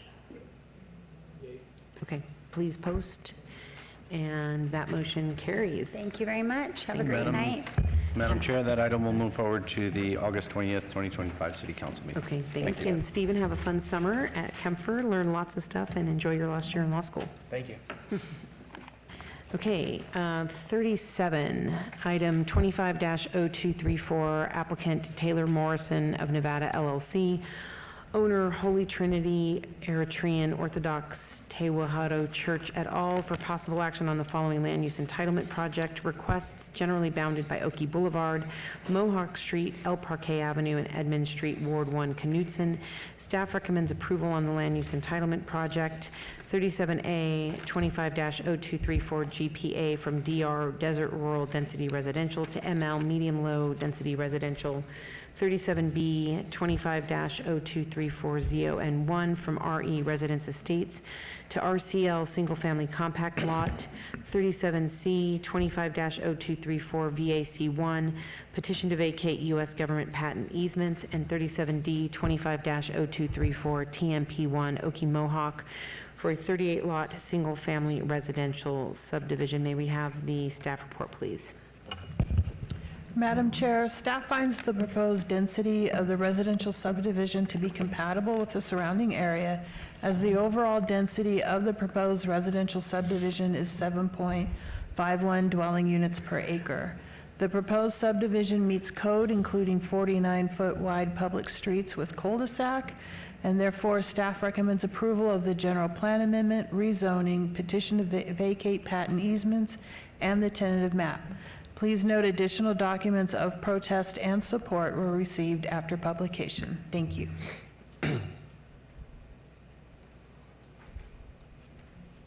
Okay, thank you, sorry. If you could please state your names, state and spell your name for the record, give us your address, and tell us about the project. Thank you, Madam Chair, Commissioners. My name is Bob Gronauer. Good evening. I'm here representing Taylor Morrison and on the matters that are before you for these entitlements. The first thing I'd like to do is get you located to this area that we're asking for the entitlements. As you can see here, it's highlighted in yellow. What's unique about this property here, and what staff has already mentioned in their staff report, and the reason why we're recommending approval here, is you have, as you know, a 2050 master plan, and within the 2050 master plan, it encourages where you have infill development such as like this, and so where you have some older neighborhoods, it encourages new development, diversity of housing, and it allows for development in areas that otherwise would not be developed. What you're looking here is we have a little over 5 acres of property. This is a hodgepodge where we have some county properties to the south and to the west of us, and then we have some city properties, which is located to the north and to the east of us. As a matter of fact, we're adjacent to some county properties that are located right there, as I'm showing you on the overhead. We have access, our property is just south of Oakey Boulevard. On the west over here is Mohawk. If you go further down Oakey, you'll hit Jones, which is a major arterial street there. That gives you sort of an idea of where this property is located. As I already mentioned, it's in between county and city properties. A matter of fact, what's unique about this area is you have a variety of different zonings that are existing in this area. Just north of Oakey in this area here in Lindell, you have an existing school. We have some low-density R1 zoning located up here to the north and northeast. We have some half-acre developments, RE, around us in the area. And just to the further to the east here, you can see that there is some multifamily development.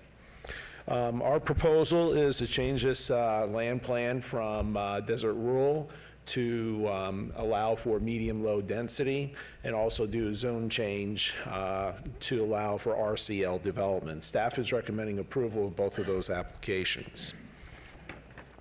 When you take a look at the site plan here, we are proposing 38 homes. These are single-family detached homes. I know in the neighborhood meeting there was some discussions about whether or not these are going to be rentals, if there was a leasing office, the difference between rentals and single-family homes. That was discussed. As you may know, Taylor Morrison is building. They build single-family detached homes. The price points in this area for these homes are somewhere roughly around $600,000. In that area. What we're proposing is 2 different product types here. What you'll see is you'll see the beige area and the darker area, which gives us 2 different product plans. The smaller product plan is what we call on our Our 25-foot wide product, which is for homes, which gives us a floor plan of anywhere from 1,700 square feet up to 2,400 square feet. And the floor plans in the darker areas here go anywhere from 2,300 square feet all the way up to 2,700 square feet in this area. You'll have ingress and egress coming off of Mohawk in this area here, as I'm showing you, and we also have ingress, egress going up on Oakey. One of the things I do want to mention in planning this is when you have infill properties, what's difficult is trying to balance the existing homes that are there versus the homes that you're proposing. So what we wanted to do here, and what I wanted to point out, is although we back up to some existing homes along this area here, when you have RCL zoning, the rear yard is typically 10 feet. Because these homes aren't going to, that we're proposing here, will have an excess of about 20 to 27 feet in that area for the rear yards that back up in this area here. Our side yards, we do have side yards loaded in this area. If you look at the southeast corner down here, this is a 20-foot wide walking path that we've created in this area to give us some additional buffer with any of these existing homes that are located in the area. We're asking for a vacation of the application, which is some government patent easements around the property and some drainage easements that staff is recommending approval. And we also have on the agenda is a tentative map for the 38 homes, for the single-family homes that we're requesting. Again, we appreciate staff's recommendations for approval for all 4 of those applications. And as I have mentioned in the staff report, we are in alignment with respect to the 2050 master plan, where it encourages housing, and especially for single-family housing, and that's what we're proposing in this area. I know there are some neighbors here who are here in opposition, so after they speak, I'd like to address whatever those issues have come up that I have not addressed on the record here. Thank you. Okay, thank you very much. This item has been noticed for public comment. Folks, if you're here to make public comment, please come down, line up on each of the 3 microphones so we can just cycle through quickly. We'll set the timer at 2 minutes apiece, please. The gentleman in the green, if you folks come to the podium, please come down. Just stand at the microphone, line up. We'll start there. There's another microphone over here on the right. Thanks. Okay. Actually, we'll start here on the left. Ma'am in the yellow jacket, please, everybody, you'll state your name, spell it, give us your address, and we'll just move to the left and then fill in on the mics as people go through. Okay. Thanks. Good evening. My name is Irene Iniquez, I-N-I-Q-U-E-Z. I reside at 5324 West Oakey Boulevard, Las Vegas. I have lived directly across the street from this proposed rezoning for 52 years. The homes on the 5200 block and the 5300 block are on approximately 1/3 acre. The City of Las Vegas 2050 Master Plan saw fit to rightly designate the property in question as desert, rural, density residential. The plan emphasizes preservation. The plan strives to ensure the rural character of the neighborhood is preserved. The proposed rezoning conflicts with that plan and would more than triple the planned residential density. The daily traffic is horrendous now.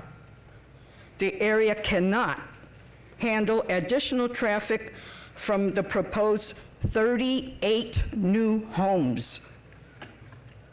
Honestly, I can't get out of my driveway now. There's a lot going on that 5 acres of land.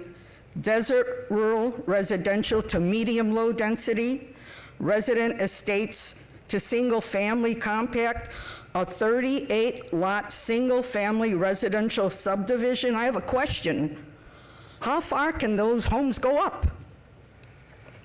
Has the environmental element, the variance requests, traffic impacts, water scarcity, urban heat island effects, the unsustainable growth, public easement, have those questions been addressed?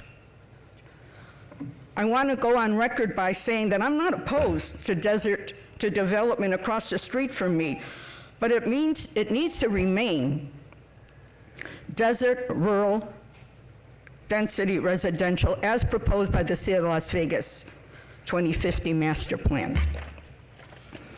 I want to see development that preserves the current rural character of this truly in a class by itself, a unique neighborhood. The proposed rezoning won't allow me to see that at all that I mentioned. The Planning Commission holds a tremendous authority. All of you are about to vote on the future of how our neighborhood is going to look like in the coming years. I leave you with this final vision. If you lived across the street from this property, what would you like to see 24 hours a day?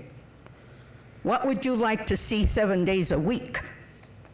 What would you like to see 30 days a month? What would you like to see 365 days a year?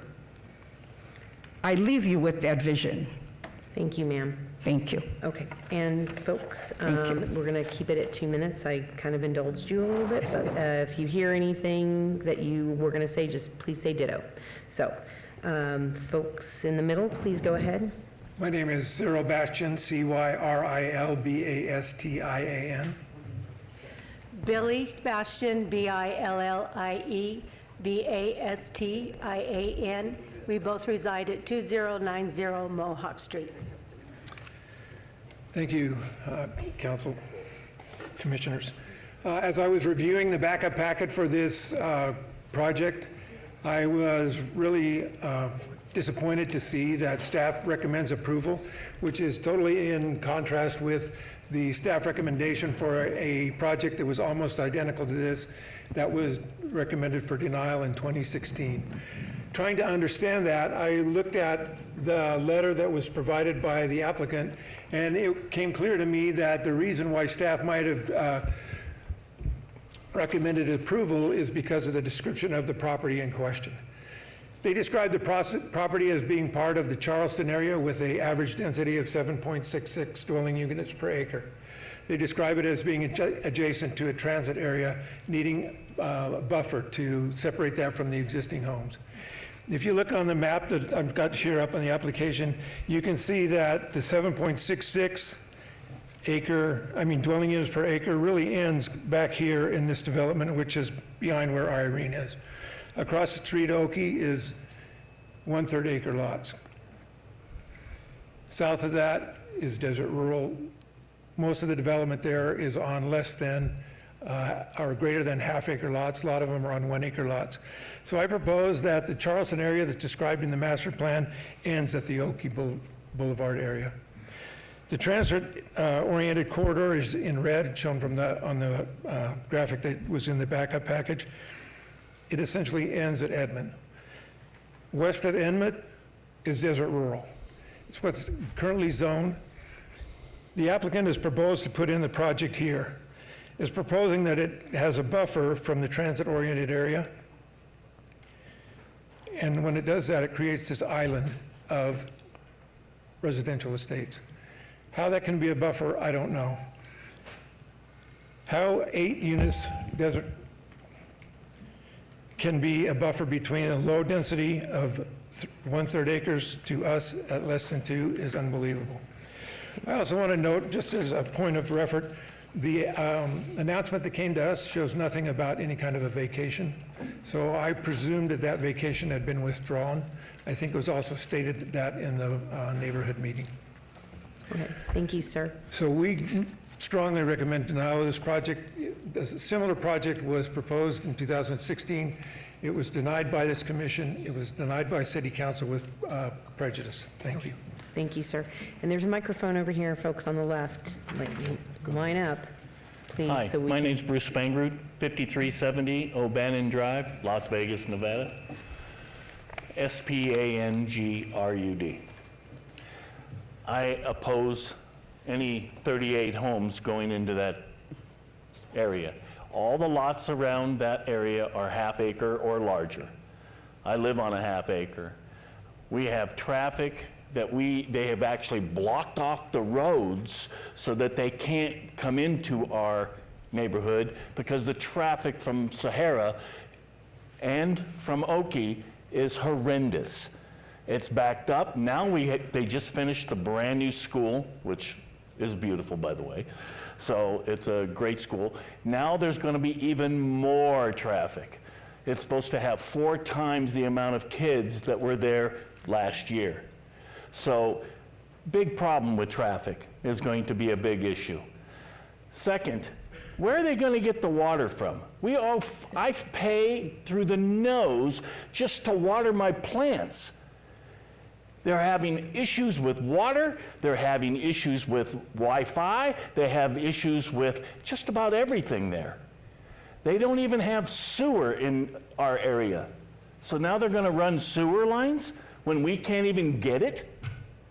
So I'm opposed to this. It's not fair. I've lived there for 30 years. I live on a half acre. These people all live around that area. So get rid of the 38 homes and put a decent amount of homes. Even if it was a quarter lots would be better than what they're proposing.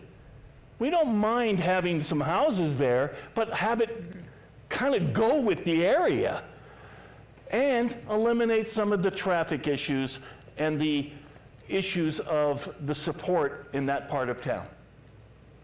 Thank you.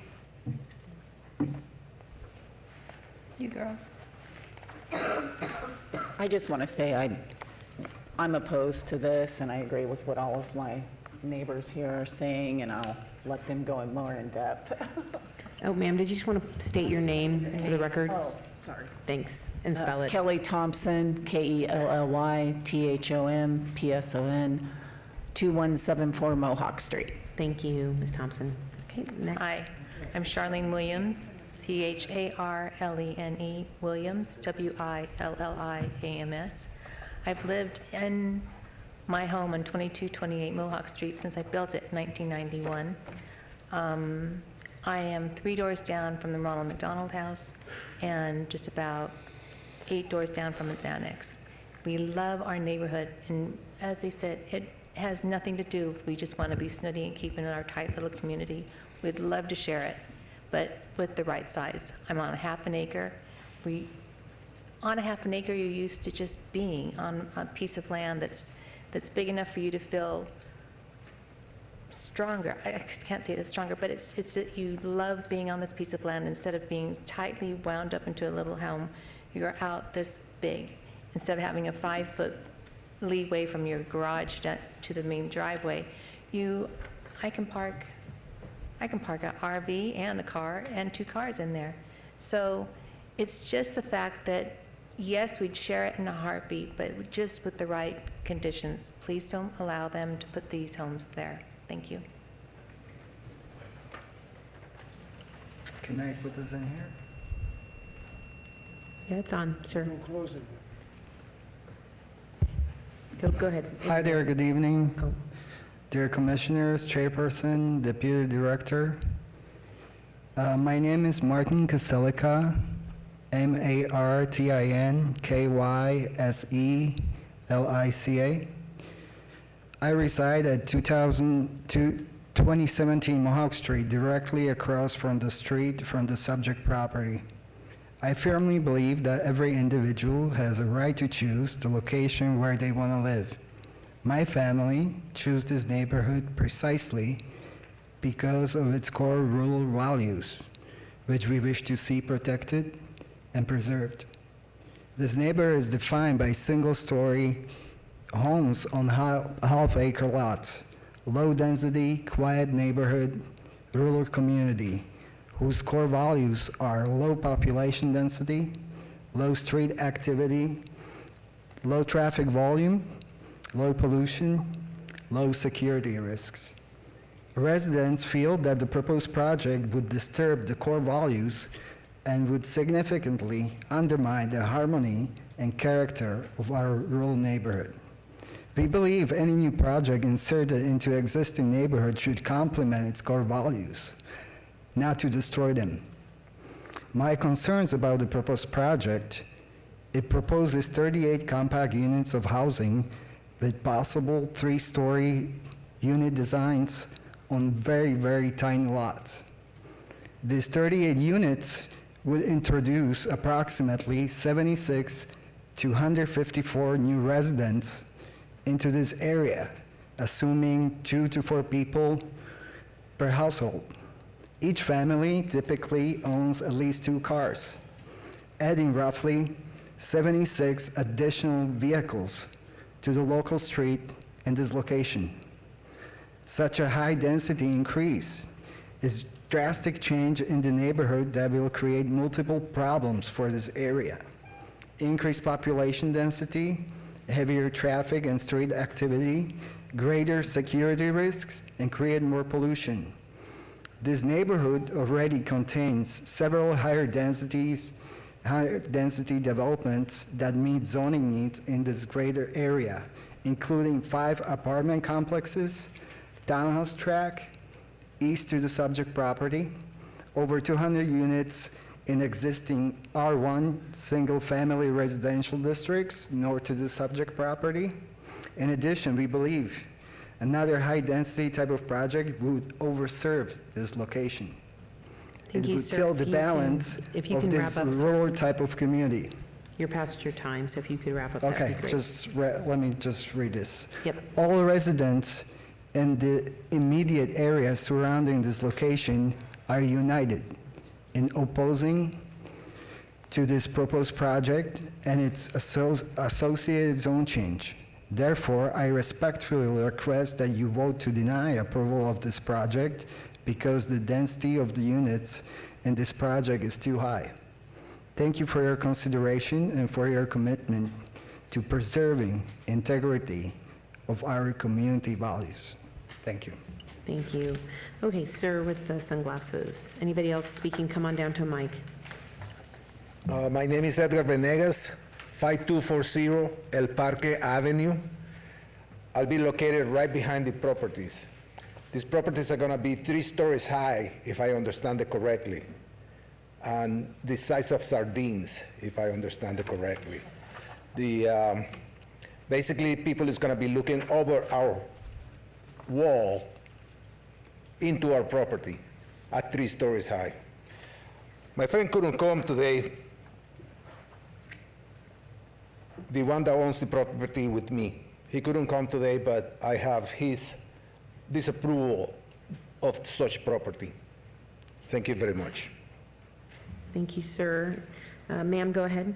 Yes. My name is Andrea Liebel. I live at 5320 O'Bannon Drive. My residence is not a hodgepodge. That was way out of line. I am a retired special ed teacher of 36 years. I bought my property to retire and be quiet and calm. I also got the land donated for Ronald McDonald House, which was just built at the corner of my property. This unit are going to influx that traffic. Those children are there for health care, and we're going to have cars cutting through on Mohawk and Edmond to get to Sahara. At my corner alone, people think it's a 4-way stop. It is not. It's a 2-way stop. I've had cars in my front yard. What are they doing? They think it's a 4-way stop. They're cutting through to Sahara. We have a beautiful elementary school, Doris Hancock. They don't want this influx of children. 3 stories? This is not what I bought my property for. And I hope you can appreciate that the country style of living in the middle of the city is something very unique and should be preserved, not like this. It's not a hodgepodge. Thank you. Thank you, ma'am. Sir, go ahead. Yes, my name is Paul Kaiselica. I live 2017 Mohawk Street, Las Vegas, straight opposite of the project. I strongly am not with this project. This is a historical area, should be like this, and keep going this way, please. Thank you very much. Thank you, sir. Ma'am? Hi, before I introduce myself, I have a person's name who couldn't make it today, and he'd like to be on the record as somebody who opposes. One of my neighbors, our neighbors. Hi, I'm Susan Berry, B-E-R-R-Y. I also reside at 5320 O'Bannon Drive. We moved in there 25 years ago, knowing that it was an in-city rural residential area. We bought there for that specific reason. It's our home, and we already have a hard enough time with traffic. The traffic is just invasive, and to put 38 more homes, I mean, quarter-acre lots wouldn't have been that hard. Just bigger lots, just so that we don't have that kind of traffic added to the traffic problem that we already have in such a beautiful neighborhood. Everybody back here behind me bought there for a reason, and most of us behind me and in my neighborhood, we've all lived there for 25 plus years. So you know we're invested in this neighborhood. Thank you. Thank you. Is anyone else wishing to make comment on this item? Any other items? Anybody else for public comment? Okay. Seeing none, I will call the applicant back up to the microphone.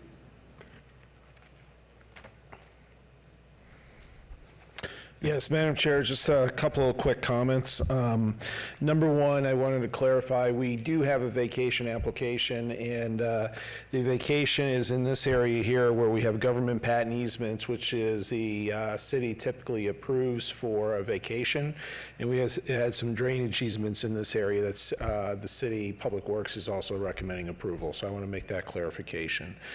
Second thing is when we started out this application, we had some variances, some connectivity variances that we would have been requesting for, but we sat down, worked with your staff to redesign the project. And in redesigning the project, what we wanted to make sure is we have access from a traffic circulation standpoint. We have access coming out on Oakey.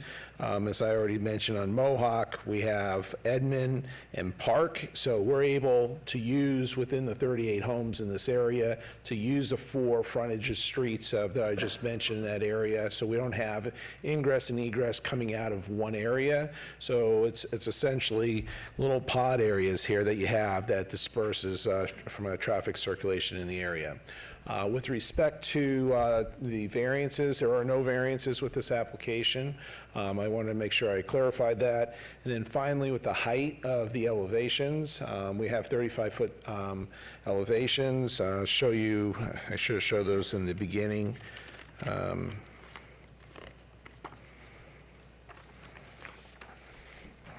These are, I'm just giving you some ideas of the type of design of the elevations.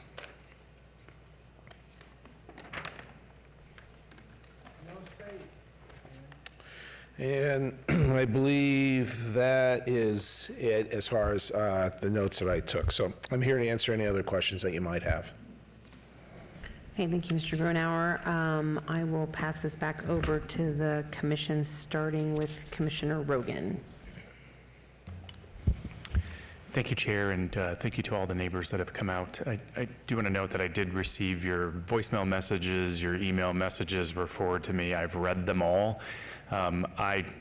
I'm one of your cut-through drivers. I go to the LVAC there all the time, so I go down Oakey and down, Edmond, and I know that two-way stop, it's very tricky. Sometimes I think it's four-way as well. I agree with you.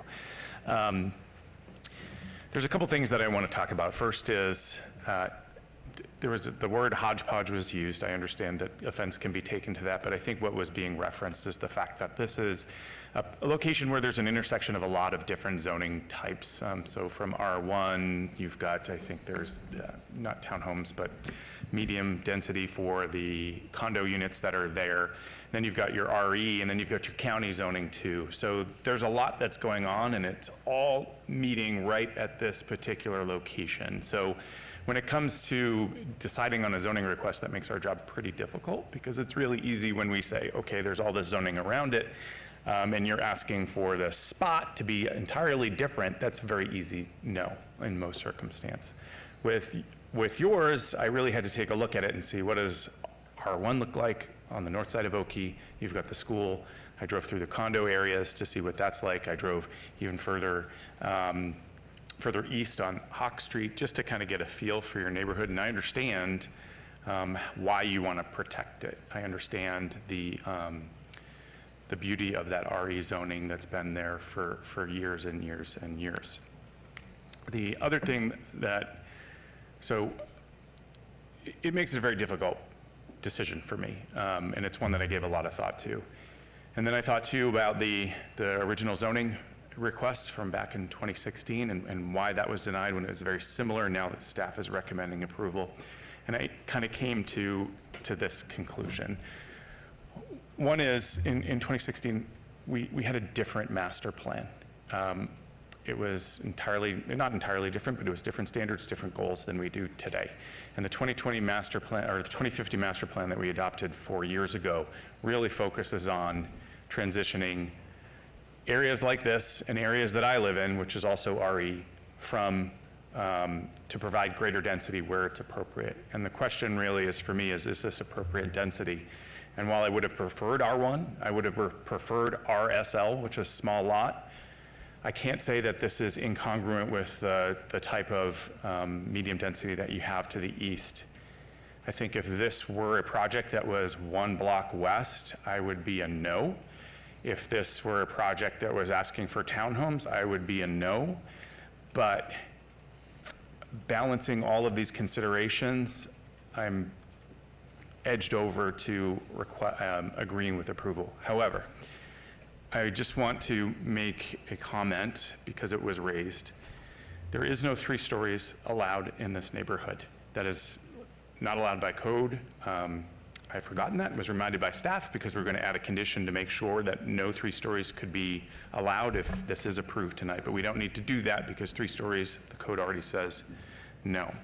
With the setbacks, Mr. Gronauer, I had a question for you. Your backyard setbacks, you said they're going to be in excess of 10 feet. Is that right? Yeah, yes. The question I had for you is on the cul-de-sac portion, you have Around here? This Yes. Okay. It looks like you have 4 mapped out homes on the east and west. Yep. So the setbacks can be 10 feet in total. What is the plan for the homes in that area? Do you know?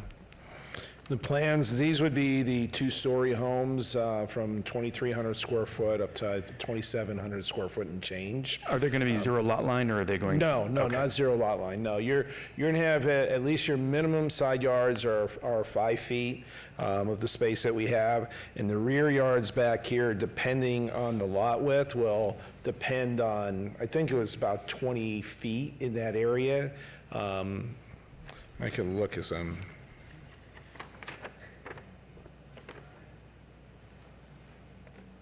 It's okay. My point is this, is between now and city council, since this has to go to city council, a 5-foot setback is pretty narrow. I don't know what normally is on the RCL lots, but I'm looking, my purpose in asking that is if you could just take a look between now and then, see if there's anything that you can do to provide any kind of landscaping that will shield those yards, those 4 RE lots from that 2nd-story intrusion that you have going in there. Yeah. And perhaps, I don't know if there are 1-story products, think about putting those 4 lots that abut those RE, if there is a 1-story product, to limit that to 1 story and discuss that with the councilman. I think that's might be an appropriate accommodation that you can get to, and I'm not asking for you to decide that tonight because it's not something that I discussed with you beforehand, and I think it would be unfair for me to do that, but it is something that I think you should consider and make a decision in consultation with the city councilman.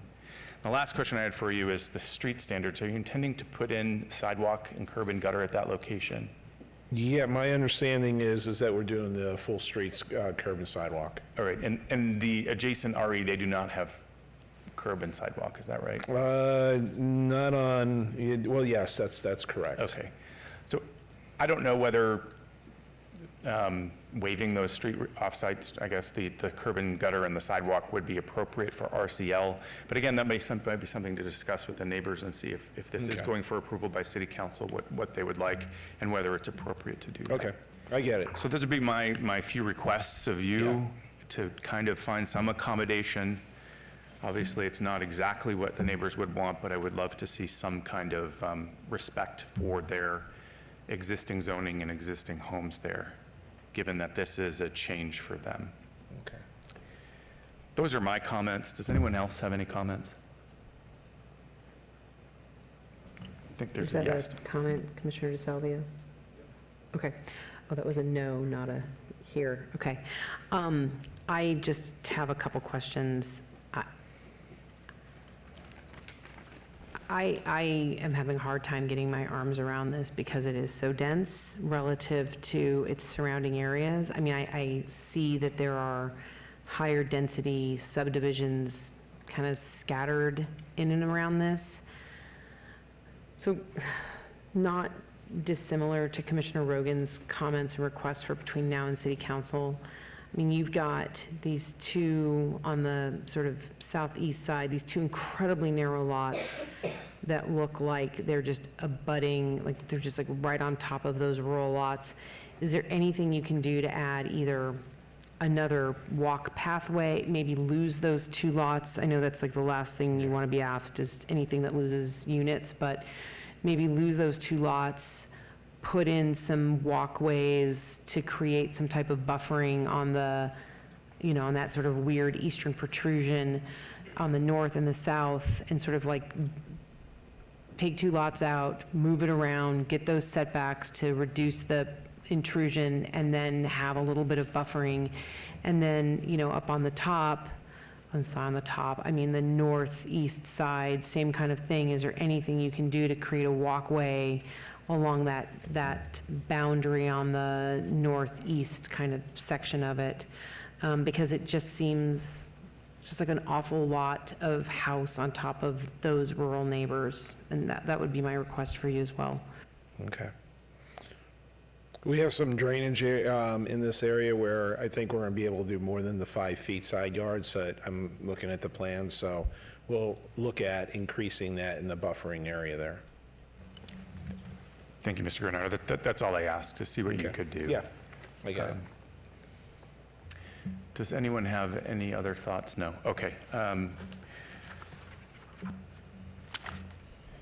I know that a lot of you are disappointed with this decision, and I understand it, but I am available for any of you to talk afterwards about my decision. I'm happy to do that with any of you.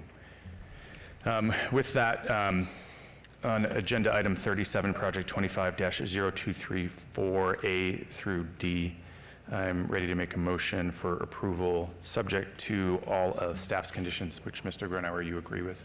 Yes.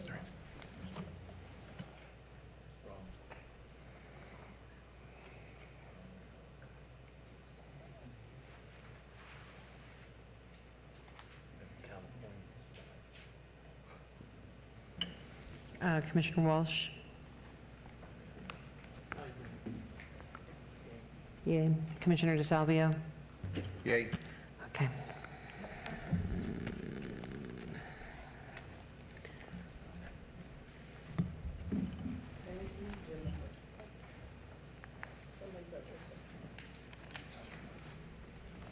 Sorry, please post, and the motion carries. Madam Chair, that item will be moving forward to the August 20th, 2025 City Council meeting. Thank you. Thank you. Okay. Item 38, 25-0235, applicant owner Woodside Homes of Nevada LLC for possible action on the following land use entitlement project requests at the southwest corner of Kestrel Creek Avenue and Oric Street, Ward 2 Seaman.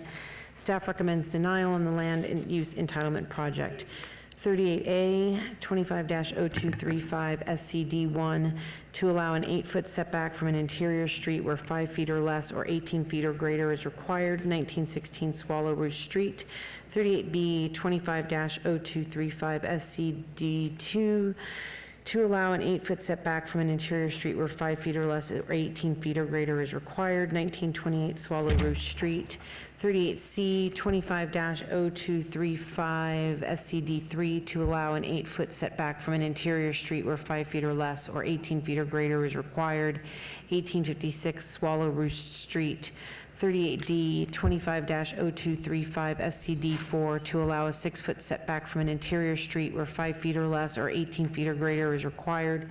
1748 Sparrow Nest Street, 38E 25-0235 SCD5 to allow a 6-foot setback from an interior street where 5 feet or less or 18 feet or greater is required. 1760 Sparrow Nest Street, 38F 25-0235 SCD6 to allow a 6-foot setback from an interior street where 5 feet or less or 18 feet or greater is required. 2049 Swallow Roost Street, 38G 25-0235 SCD7 to allow a 6-foot setback from an interior street where 5 feet or less or 18 feet or greater is required. 2037 Swallow Roost Street. May we have the staff report, please? Madam Chair, staff supports building setbacks required by the Summerlin Development Standards Manual and therefore recommends denial of the requested deviations subject to conditions if approved. Please note there were additional documents of protest received after publication. Thank you. Thank you.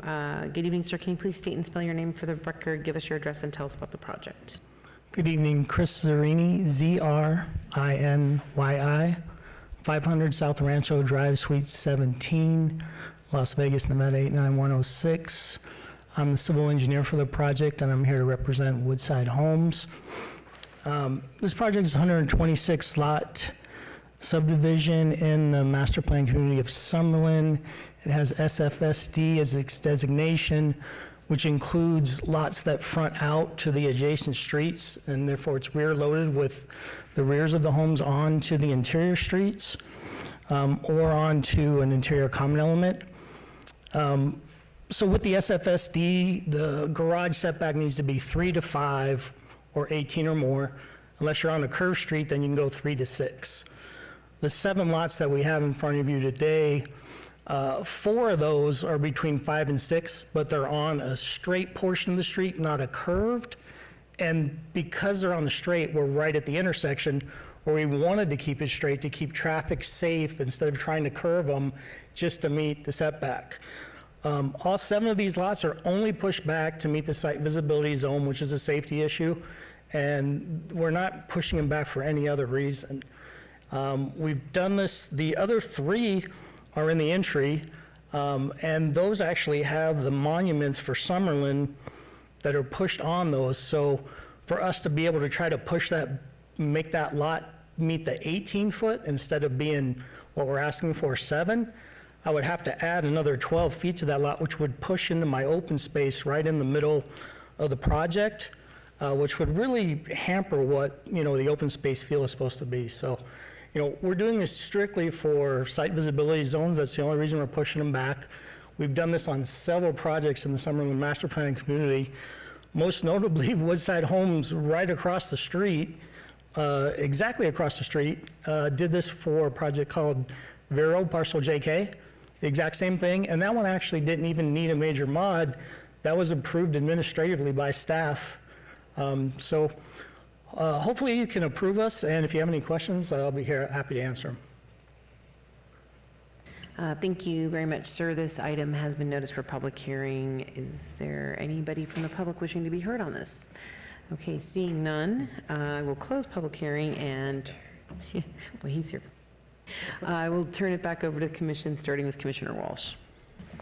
Thank you, Madam Chairperson.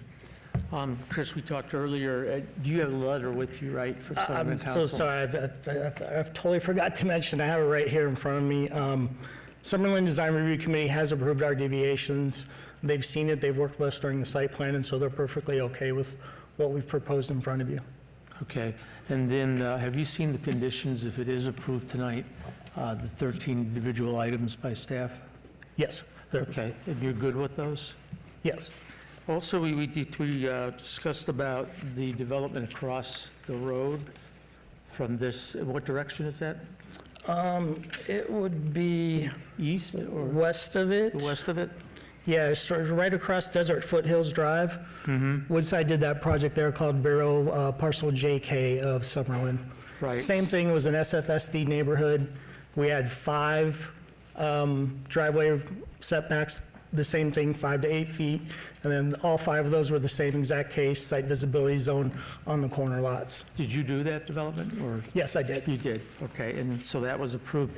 So other than that, we already have a development across the street from this particular application, and it all meets the standards that you have, the way you're mapping out your sites as well. So, and you're good with the conditions on it, so I don't really have a problem going forward with this. I did talk to the councilwoman about this, and she's in support of it as well.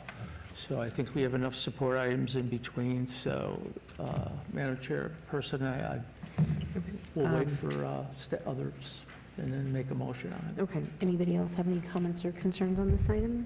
Okay, seeing none, if you are prepared to make your motion, Commissioner, go ahead. Thank you, Madam Chairperson. I make a motion that item number 38, and the first one is the application number 25-0235, and also item number 38A, 25-0235-SCD1, item number 38B, 25-035-SCD2, 38C, 25-0235-SCD3, and number 38D of the application, 25-0235-SCD4 for approval to go forward. Oh, wait a minute, I'm sorry, I got the next page. I'm sorry about that. That'd be, thank you. The 38E, which is 25-0235-SCD5, 38F, 25-0235-SCD6, and 38G, 25-0235-SCD7.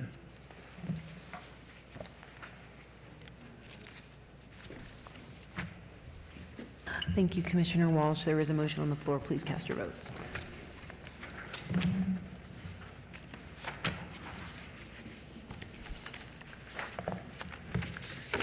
Commissioner DeSalvio.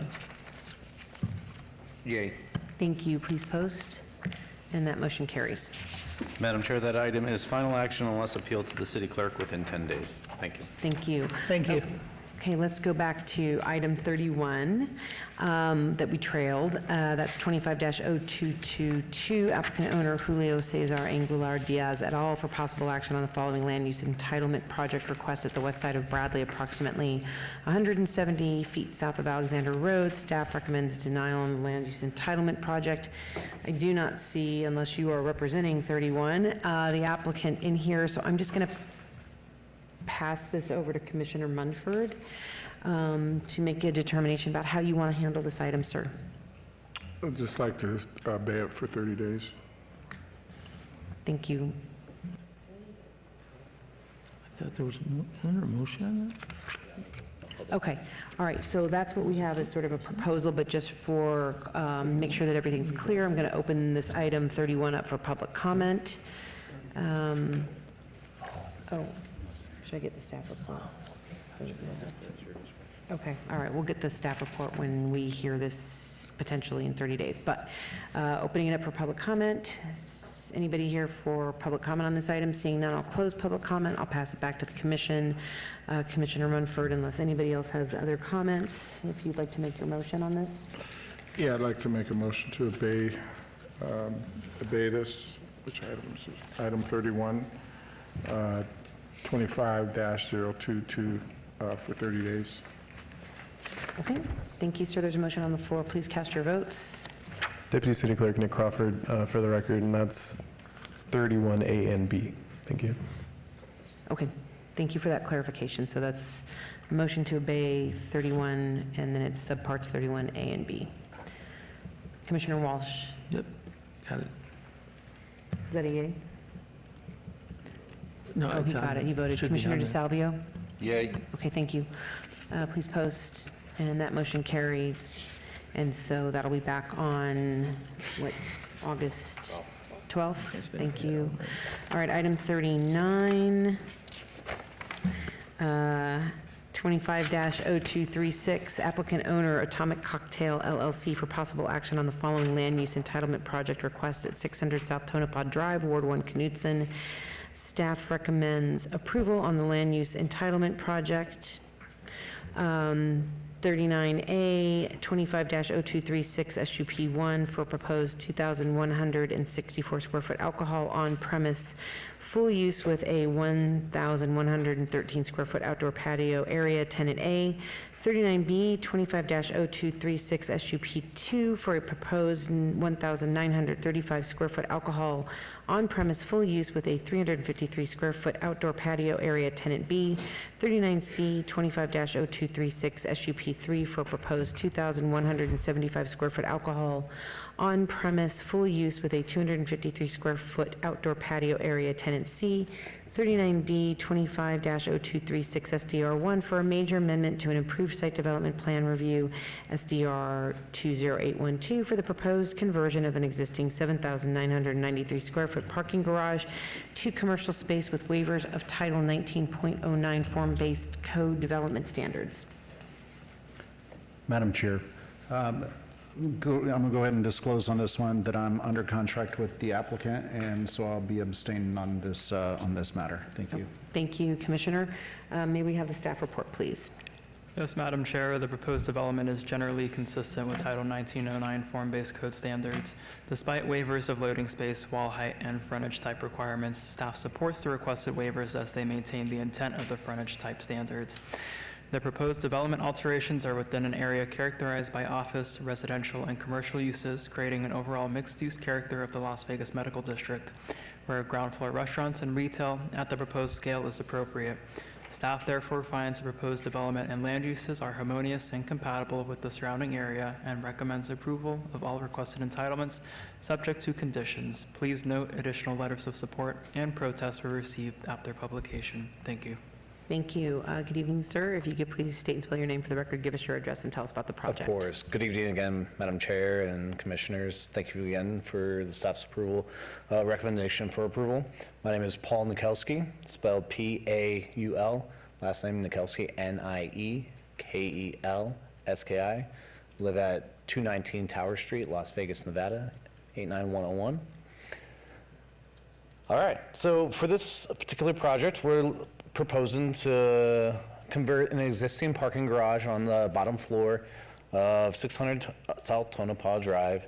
And what we are looking to do is convert that space into 3 commercial suites with the potential of having 3 food and beverage options, medical offices, or commercial spaces. And again, in addition to that, having for each one of those suites, SUP for full alcohol. Okay, great. Thank you. This item has been noticed for public comment. Any members of the public wishing to be heard on this item? Okay, seeing none, I will pass it back to the commission, starting with Commissioner Rogan. Thank you, Chair. I've looked through this application. I think it's great to see the medical district really coming along, like Commissioner Schlettman said about the arts district. Hopefully the medical district really takes off with something more than just medical industries and office space for that. And I think this is a great first step that we'll see there. So unless there's any other comment, I'm ready to make a motion for approval. Okay, seeing no comments, please make your motion. It's agenda item 39, project 25-0236, subparts A through D. Motion for approval subject to all staff's conditions. And sir, you agree with staff's conditions? We agree. All right, thank you. There's a motion on the floor. Please cast your vote. Commissioner Walsh, oh, perfect. Please post. And that motion carries. Madam Chair, that item will move forward to City Council on the August 20th, 2025 agenda. Thank you. Thank you. Okay, finally, citizens' participation. Public comment during this portion of the agenda must be limited to matters within the jurisdiction of the Planning Commission. No subject may be acted upon by the Planning Commission unless that subject is on the agenda and is scheduled for action. If you wish to be heard, come to the podium, give your name for the record. The amount of discussion on any single subject, as well as the amount of time any single speaker is allowed, may be limited. Do we have anybody for citizens' participation? Not seeing anybody. I just want to take a moment and say welcome back to Vice Chair Kasama and Commissioner Rogan, coming back from their time up in Carson City for lobbying, and we're just really glad to have the full body back in Las Vegas. So great to have you guys back. And with that, I will say this meeting is adjourned.